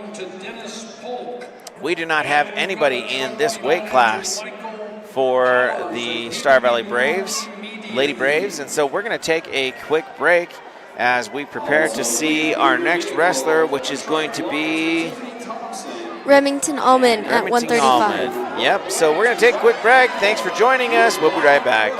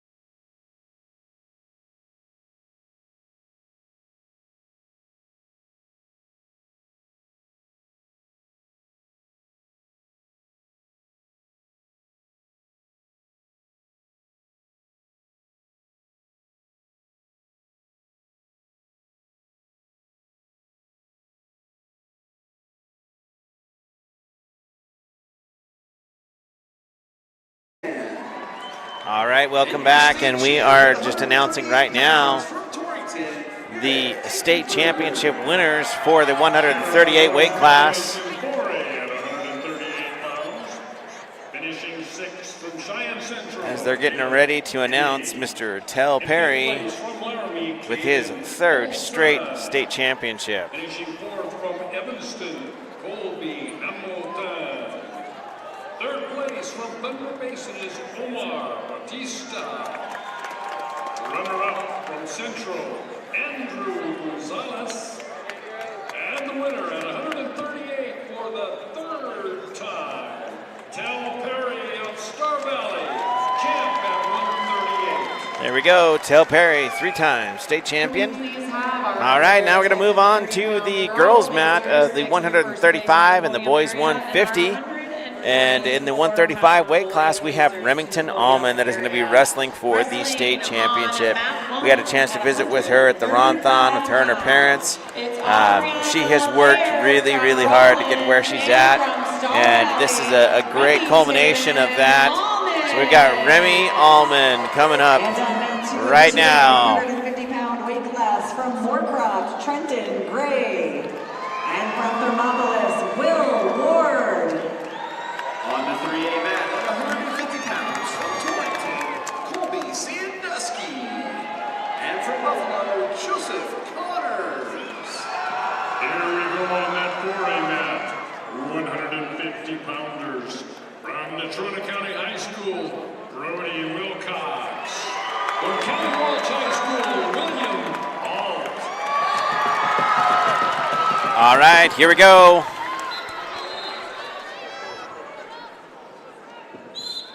Remy head-to-head with her opponent. Her opponent is Aubriana Liard. She's a senior from Rollins, brings a record of 41-7 into this match. Remington Allman of Star Valley being a junior, bringing a record of 23-4 into this match. Remy looking for a headlock, not able to get it. Slips out, but her opponent not able to maintain position back behind her. Remy's able to get a leg, and now has that elevated, is going to mat return straight to her back. That's going to be a 3-point takedown by Remy. Remy finds herself on top, now looking for the crossface.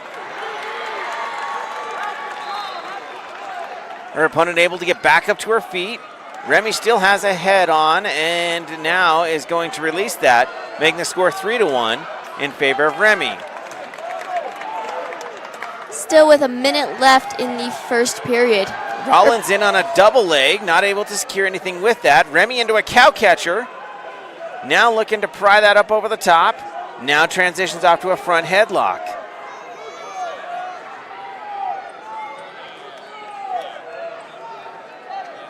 Remy's got that front headlock in tight. Her opponent is pulling down on the elbow, which is the defense for a front headlock if you can do it properly. Looks like her opponent gets back onto her feet. What Remy's going to want to do now is Remy has let go of the front headlock. She's got an under overhook here. Seems to be looking for a lateral drop.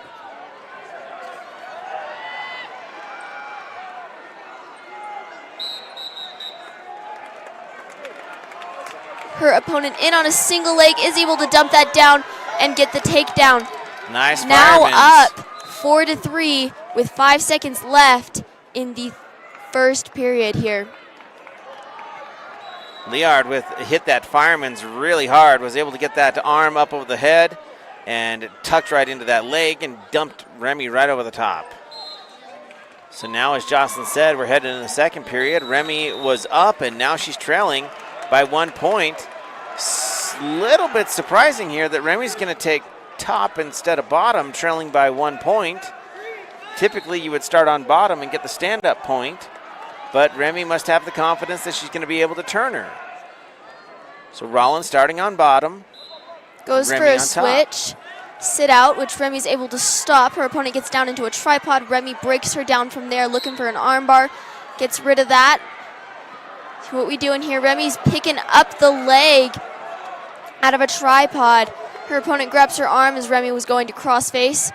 She brings that to the outside. Remy finds herself out of position, and now her opponent's up to her feet, but Remy drives her right back down to the mat, and it's going to be out of bounds.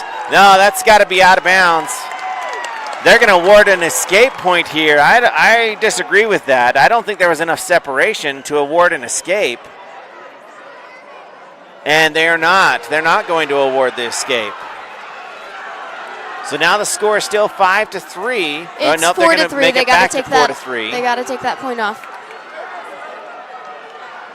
A nice little flurry from Remy and Liard of Rollins. Remy starting back on top. Her opponent immediately back up to her feet. Remy transitioning down to a leg. Now has her opponent elevated. Now finds her opponent on her hip. And now bellied out. Remy fighting on top here. Remy has a very unique wrestling style that you don't often see, especially among girls. And so sometimes when she's wrestling, you just never know what's going to happen next, what move she's going to throw. We do have some blood time on Remy. It looks like Remy's got a bloody nose here. The roar that we're hearing right now is over on the 3A mat.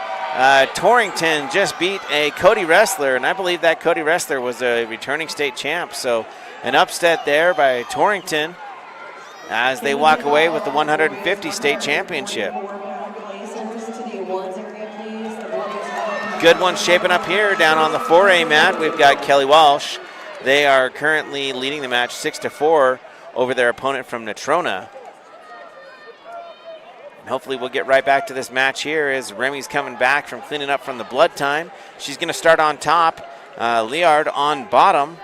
Remy currently trails by 1 point. Second period, about a minute left in the period. Liard quick to her feet, hooks the head of Remy.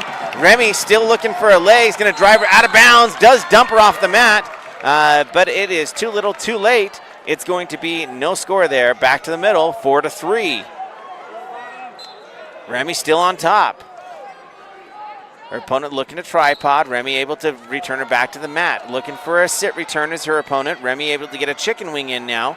Now she's going to block that arm, and she's going to run that up and over the head of her opponent. Still working on that. Her opponent basically doing the splits on the floor there, trying to keep Remy from getting the leverage to go over the top. Remy is still pulling on that arm for that arm bar. No near fall points yet. 25 seconds left in the match. In the second period. In the second period, excuse me. Remy still has that leverage, trying to drive over the top. She loses the leverage. So no near fall points there. We're still at a score of 4-3. 10 seconds left. Now Remy's got the arm bar again. Going to try and run it back up over the head. God, these girls are just so flexible. She can't get that leverage to go up over the top. And that's going to end the second period. We'll go into the third period with Remy trailing by 1 point. It is Remy's choice. Remy defers. It's Remy's opponent's choice. Oh, her opponent chose. And she chooses neutral. Okay, here we go.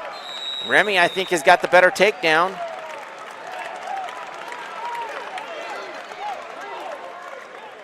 Back to the center of the circle, head to head.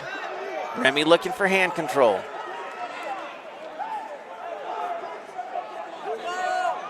Remy looking for a throw. She gets a headlock in.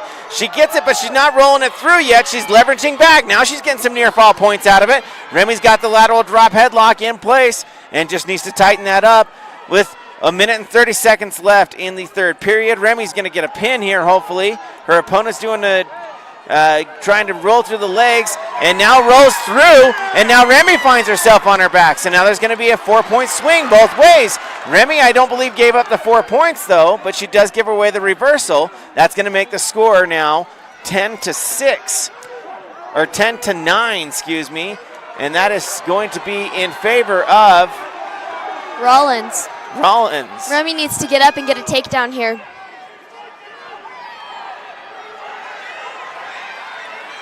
.54 seconds left in the match. We need Remy to get up off the mat here to at least force an overtime. Rollins in on a half, and she grabs the headgear, and that's going to be a penalty point against Rollins, and making the score 9-9 or 10-10. So Rollins went for a half, missed the neck, and grabbed Remy's headgear, and that makes it a penalty point. Now ties the match up at 10-10. Remy's got to be careful here. She does not need to go through for a headlock throw. All she needs is a takedown. We had the ankle bands messed up. Remy is green, which means she is ahead by 3 points. 2 points. 2 points. So it's 9-11 now.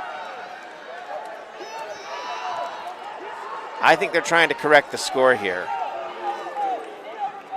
Oh, it is 9-12. It's 9-12 in favor of Remy. So Remy just needs to stave off a takedown for 41 seconds. It would be better if Remy will go for a takedown here.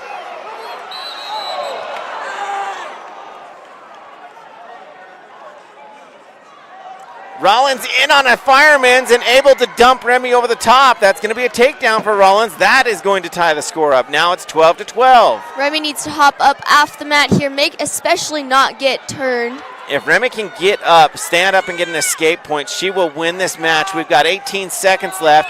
She's fighting for hand control. She's up to her knees, now up to a tripod, now back down to her hip.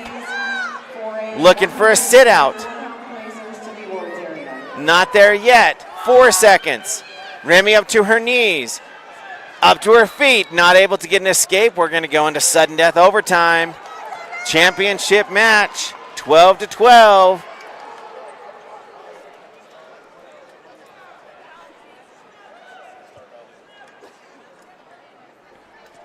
So for those that don't know, sudden death overtime, well, in wrestling, if you go all 3 periods and you have a tie at the end, you go into, I believe it's 30-second burst, or It's a 1 minute overtime. 1 minute overtime. First takedown wins. And then if that does not work, they go into a 4th overtime in which one wrestler will start down. And if there is a 4th overtime, there's always a 5th overtime. So here we go. Remy's got to be aggressive. We know that Rollins can shoot for a takedown. And Rollins goes in on a fireman's. Remy able to block it out and has trapped those hands. She's going for a cow catcher's throw. She does have the cow catchers. She's going to get some near fall points out of this. She steps over the top, and Remy Allman is going to come away with the state championship in the 135 weight class. As a junior, she gets the pin. So Remy, in first overtime. what a great win by Remy Allman. State champion, 135 weight class.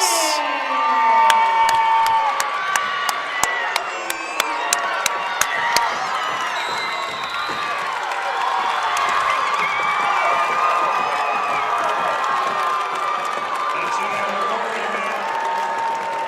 150 pounds, new state champ from Keller Walsh, William Alt.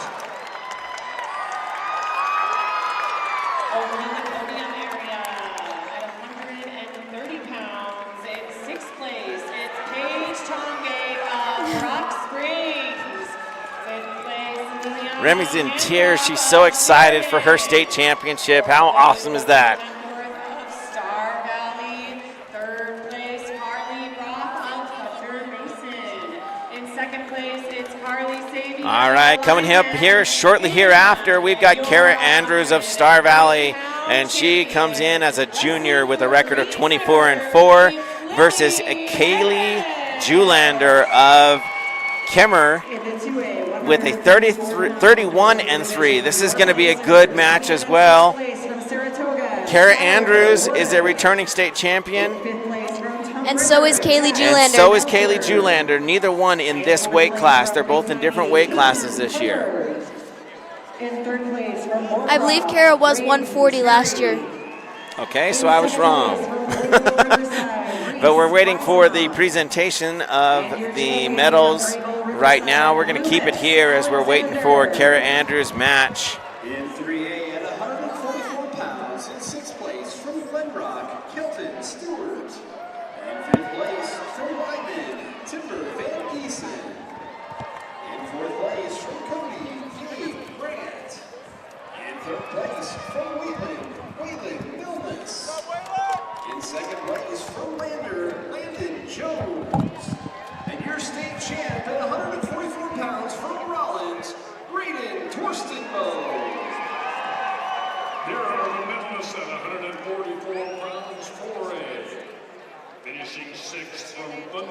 Jameson Christian Bailey.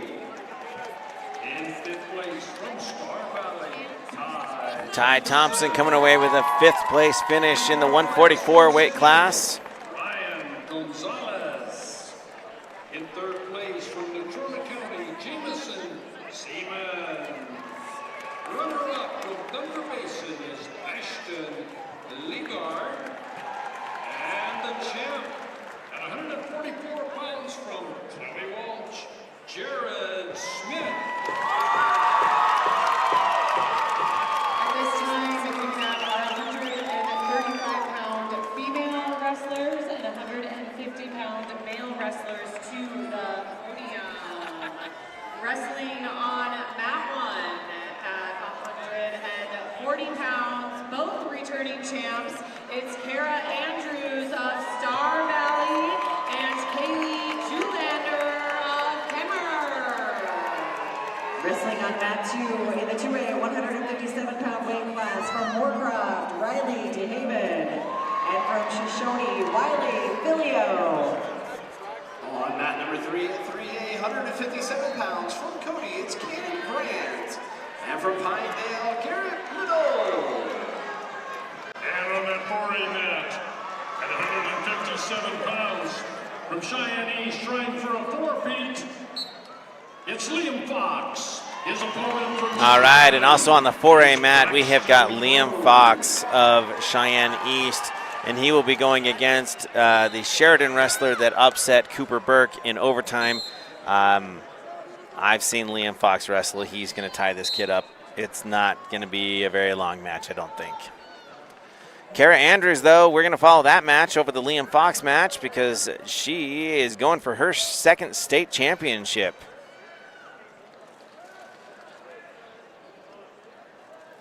They're head-to-head at the center of the mat right now. Kara has a 2-on-1. She's going to abandon that. Now they're fighting for head position as well as hands. Julander in on a double leg blast, but doesn't hold on to anything, so Kara just rolls through it, and Kara's going to end up on top, and now Julander able to make her way to the top position, and ultimately it's going to end in a 3-point takedown for Julander over Kara Andrews. Julander working on top, trying to roll those wrists underneath. Kara up to a base. Now looking for a knee slide. Good knee slide there. Julander has a tight waist on and able to maintain position.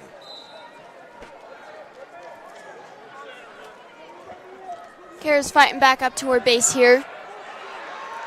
Looks like Julander has dug a 2-on-1 and sucked it under Kara's body here. Kara's doing a good job of building up her base and getting that hand control. She has fought that 2-on-1 off. And Julander here is trying to break Kara off of her base. And Kara's doing a great job of maintaining a wide, steady base here that she can build off of. Julander does have a wrist underneath. Now looking for a 2-on-1. Not able to get there. Now trying to pry out the bar. Does get the bar pried out. 18 seconds left in the period. Julander maintaining position. Kara able to get her arm back. Now Julander trying to roll wrists back underneath, and 8 seconds left in this match. They are going to hit, looks like Kara with a stalling call. Julander just whips her back over the top. That was a really quick pin call. Boy, I don't know about that one. That was a really quick call, but Kara is gracious about it. She is going to walk away with a second place finish here. Julander had a quick whip there that put Andrews right to her back. Looked like it was momentary and maybe a quick fast, but Julander from Kemmer going to walk away with a state championship, and Kara Andrews being very, very gracious in her loss. Smiles, of course she would have liked the win, but in good spirits as she walks away with a second place state championship. Girls 135, boys 150 to Neighborhoods area.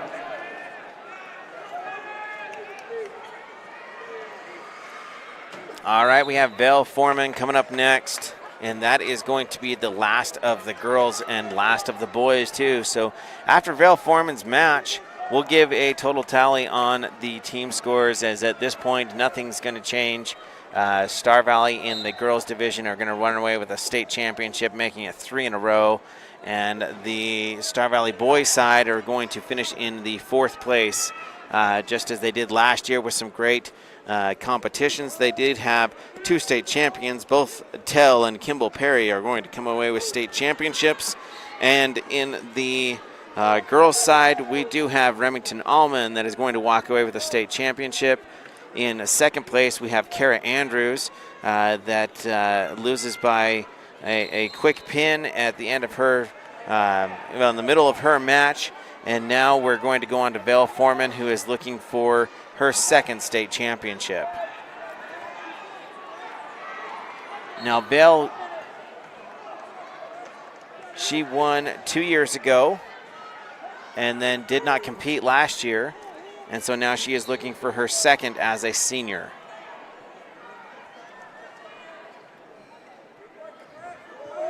Looks like her opponent is going to be from Lander Valley. She is a sophomore with a very similar record to Vale. Her record is a 35-4, and Vale's record is a 32-0.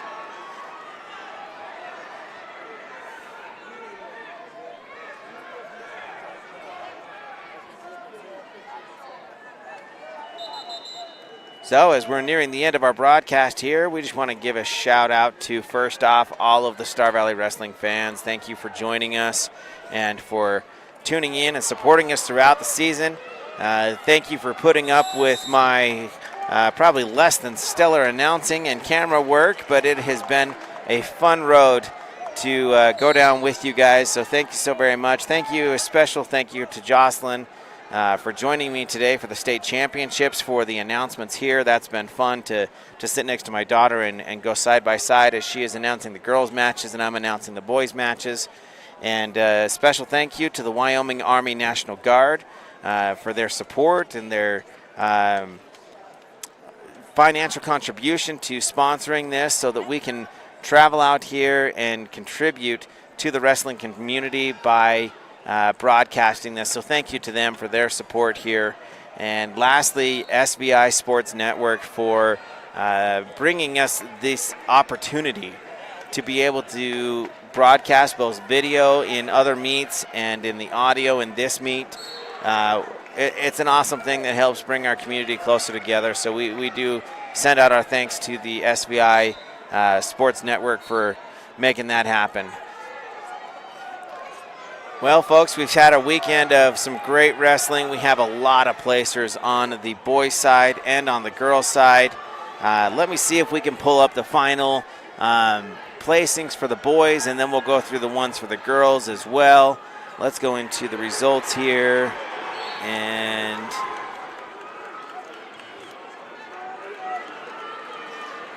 let's see if we can get Star Valley alone, and let's see where we end up finishing here. All right, so we have Tommy Hoops, who did not place but did score some team points. Same with Nolan Hyde in the 113. Kimball Perry in the 120 weight class wins his bracket. And then we have Maxwell Girac in the 132 weight class, who did not place. Tell Perry winning his bracket in the 138 weight class. Kaysen Mizraini did not place. Ty Thompson taking 5th place in the 144 weight bracket. Colby Merritt not placing at this point in time. Hazen Hess did not place either, but did score some team points. In the 150 weight class, Daryl Hunting did not place. Cooper Burke came away with 3rd place finish. Liam Fox, I'm sorry to interrupt that. Liam Fox walks away with his 4-time state champion, and that is a standing ovation from the Wyoming Casper Event Center, as that is a rare feat to walk away with a 4-peat. So congratulations to Liam Fox of Cheyenne East on a stellar career as a high school wrestler with 4 state championships. All right, back to the Star Valley team. We have Cameron Mickelson in the 165 weight class, did not place but did score some team points. Damian Burgess coming away with a 5th place finish in the 175 weight class, 11 team points for him. Ryan Talbot walks away with a 4th place finish in the 190 weight class. He is a junior, so he'll have a chance again next year. Elijah Matatia coming away with a 4th place finish in the 215 weight class. He is an underclassman as well and will have the opportunity to come back next year. Grant Thompson walking away with a 4th place win, and that is going to put him, he's a senior, so it's nice of him to be able to have a good showing this week. And overall, the Star Valley Braves, the boys team is going to walk away with a 4th place finish, but a well-fought, great competition here this week. We do have Val Foreman that is coming up here. And after that, we will go into the girls' individual finishing, and then we will cut the broadcast at that point in time. So here we go. Val Foreman, just as soon as they finish up with the medal presentations for the prior weight class.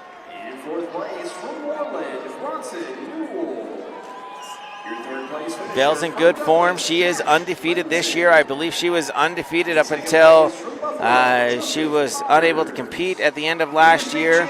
And as a sophomore, she was undefeated in the girls division. As a freshman, she competed in the boys division. And not sure what her record was in the boys division, but did well. At very least here, we're going on 2.5 years. Depending on how you count it, of undefeated wrestling by Val Foreman. Thunder Basin, Lance Skyfall. 3rd place from Giant Central, Trip the Hill. A runner-up from Natrona County is Brody Wilcox. All right, now with Val Foreman in the 145 weight class, her opponent is Andy Gibson of Lander Valley. She is only a sophomore, so looking good as a sophomore already with a record of 35-4. Val Foreman is a senior, as we mentioned earlier, coming in with a record of 32-0, undefeated this season, looking for her 2nd state championship. For Lander Valley, we have Andy Gibson, and returning champ wrestling for Star Valley, Val Foreman. And on mat 2 of the 2A 165-pound weight class from Thermopolis, Samuel Skeleton. And from Kemper, Grayson Kelly. On mat number 3, 3A, 165 pounds from Powell, Mikhail Foley. And from Pinedale, Landon Fortenstrom. And here we are on that 4A match. 165-pounders from Sheridan, Keegan Rager. Jocelyn, who won that last match? Do you know the 4A? Oh, it was Liam Fox. He didn't have much of a time tying up Thornhill, I'm assuming. Oh, no, that was the guy that upset Cooper Burke that he wrestled. So here we go with Val Foreman down in the 145 weight class. Last match of the night for Star Valley. Center of the mat, both up to their feet, fighting for head control there. A teal iPhone 14.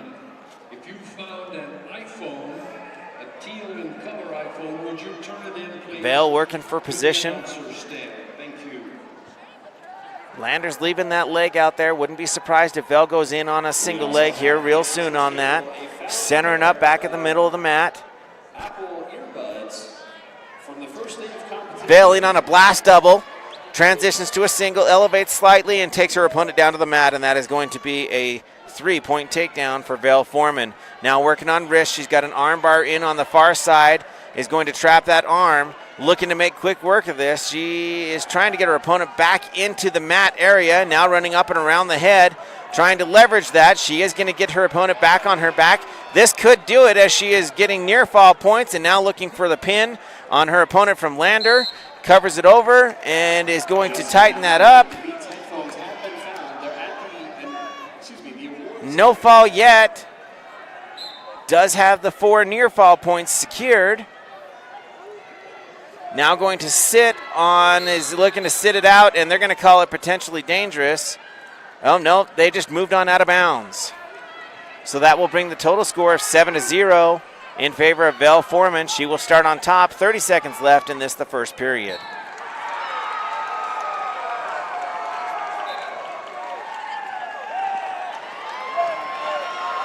Val quick to neutralize any approach from her lander opponent.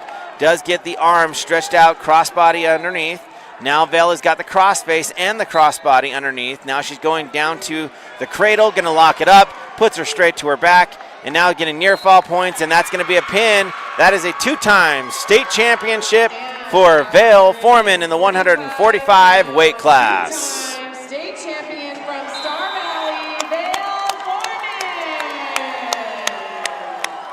Great finish tonight for Val Foreman, and overall the Star Valley Braves, Lady Braves, great weekend. We're going to run down the the individual placings of the team really quick before we end the broadcast today. As like I said, the team results are not going to change. Star Valley is going to run away with the girls bracket, making it their third straight, and the boys will be in fourth place for their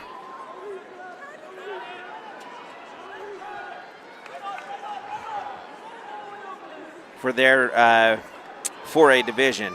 Now we're going to go down to the individual results or placings for the Star Valley Lady Braves. We have Carly Andrews in the 100 weight class, or Angel, excuse me. Carly Angel in the 100 weight class, placing 6th and scoring some team points for the Lady Braves. Kenna Merritt in the 105 weight class with a 5th place finish. Hallie Robertson did not finish but did score, or did not place but did score some team points for the team. In the 120 weight class, Keston Johnson did not play, or no, she placed 4th place. Excuse me, sorry about that, Keston. 4th place finish for Keston Johnson in 120. Paisley Harbaugh did not place, but did score some team points in the 125 weight class. Oakley Hepworth with a 4th place finish, scoring 17.5 points in the 130 weight class. Remington Allman in the 135 weight class. What an exciting match and tournament for Remington, as she is going to walk away with a state championship. Kara Andrews has a heartbreaker in the championship match, and she will come away with a 2nd place finish for her match. Val Foreman in the 145 weight class comes away with an undefeated season as a 2-time state champion and wins her bracket. In the 155, we have Lillian Anderson that took 4th place, scoring some team points as well. Brooke Schwab in the 170 weight class taking 5th place. Stella Lind, it did not place, however, did score some team points. And Cashley Hepworth running away with a 4th place finish for the Star Valley Lady Braves. What a great weekend. Thank you, everybody, for joining in and in the excitement. And hopefully we've been able to portray that to you well enough that you can understand at least what is going on. Thank you for the opportunity of being able to broadcast to you, and especially today to have my daughter alongside with me to help out. It's been fun. We're going to sign off for the 2025 Wyoming wrestling season, and we will be back with you for 2026. Thank you for tuning in, and this is the SVI Sports Network. Have a good night.